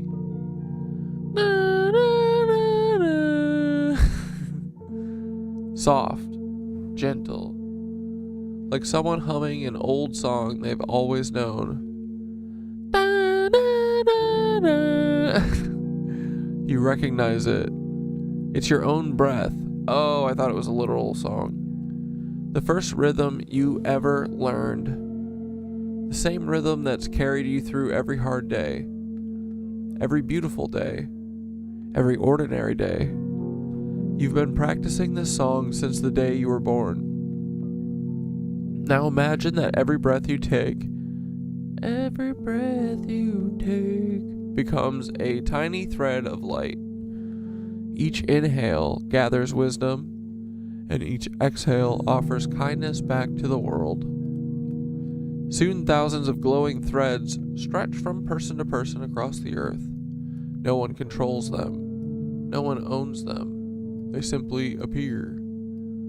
Whenever someone chooses compassion, and whenever someone helps a neighbor, whenever someone forgives, whenever someone laughs, whenever someone shows up. So take one final deep breath in and let it go. Tomorrow you'll wake up, you'll breathe again. Maybe you'll roll out your mat. Okay, buddy. Maybe you'll help someone. Maybe you'll pet a cat. Maybe you'll simply be a little more present than you were yesterday. And that's how mountains are climbed. Not all at once. One mindful step at a time. Good night, Knitwitchlings.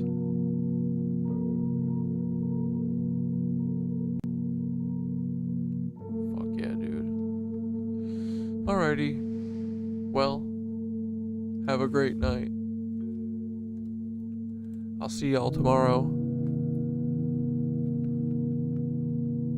Tim versus Paul. No, we gotta do Nancy Guthrie again.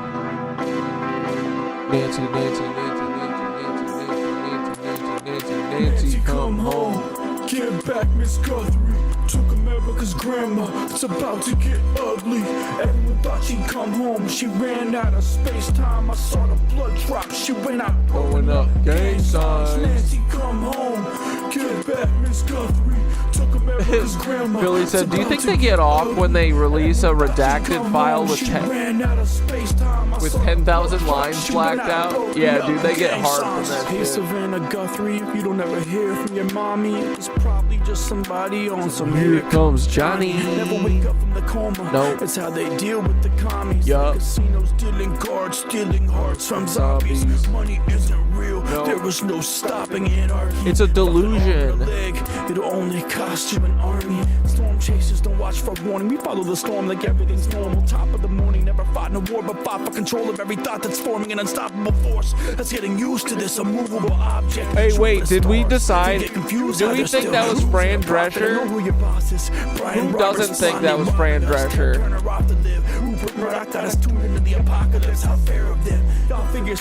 I'm putting it at like 75% Fran Drescher. Went too soft when she lost her shit, but I guess it's anything to get Nancy to care again. Skirt.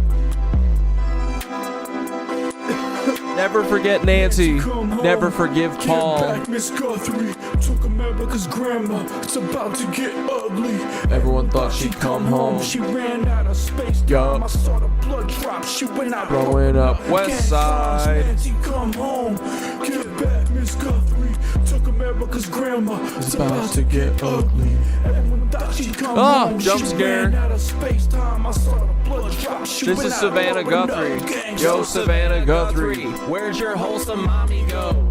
I know you know we know this whole kidnapping is for sure. I've been getting swole, raising my chi to the 5th dimension. And me and Nance, we moving upstate, but we living off her pension. Make a quick stop to Quantico, pick up Charlie, then we roll up to Casa de Sopel to fertilize his mind with this U-Haul. That U-Haul? Me Sid, please, I'm about to go on a spree. Just me and my girl. Yeah, you think that was the nanny? I'm pretty sure it was the nanny, bro. Three's company too high, 5 grams, just vibes. Saw God in the wood, no lies. Amy Sue says no. Alright. Savannah Guthrie, what the fuck? It's still mixed. I don't care though. I'm sticking with it. Still putting back into it while we this is Ann Coulter. I don't know why I'm stuck on. I gotta click off of her. She's the worst. She did it with the FBI. 9/11. And spewed their lies. Worked out and swallowed her pride for back shots of fame in her eyes. I mean, dude, you really think the FBI couldn't find her fucking mom if they wanted to? I'm right. Like, come on, man. They're all in cahoots together. They're so fucking dumb. They think that we're never, ever gonna figure this out. But Savannah, we know you know. Come on, Sav. Good night, dude. I have severe Savannah Guthrie fatigue. Big time. Icon says it was Fran. Dude, I'm saying, okay, look at what Kris Jenner did. There's no chance in hell Fran Drescher didn't get that goddamn Kris Jenner facelift. I'm telling you.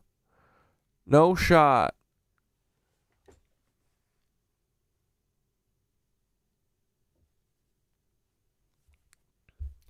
Telling my kids that's Savannah Guthrie. But yeah, so anyway, we'll have to watch this video tomorrow. This looks good. It's talking about Hollywood and 9/11. Dude, I remember this shit. Oh, he's got all the good clips, bro. Oh, you couldn't have a plane? That's funny. All right, sweet. All right, boys, we'll see you tomorrow. Have a good night. Thanks for hanging. Love y'all. Peace.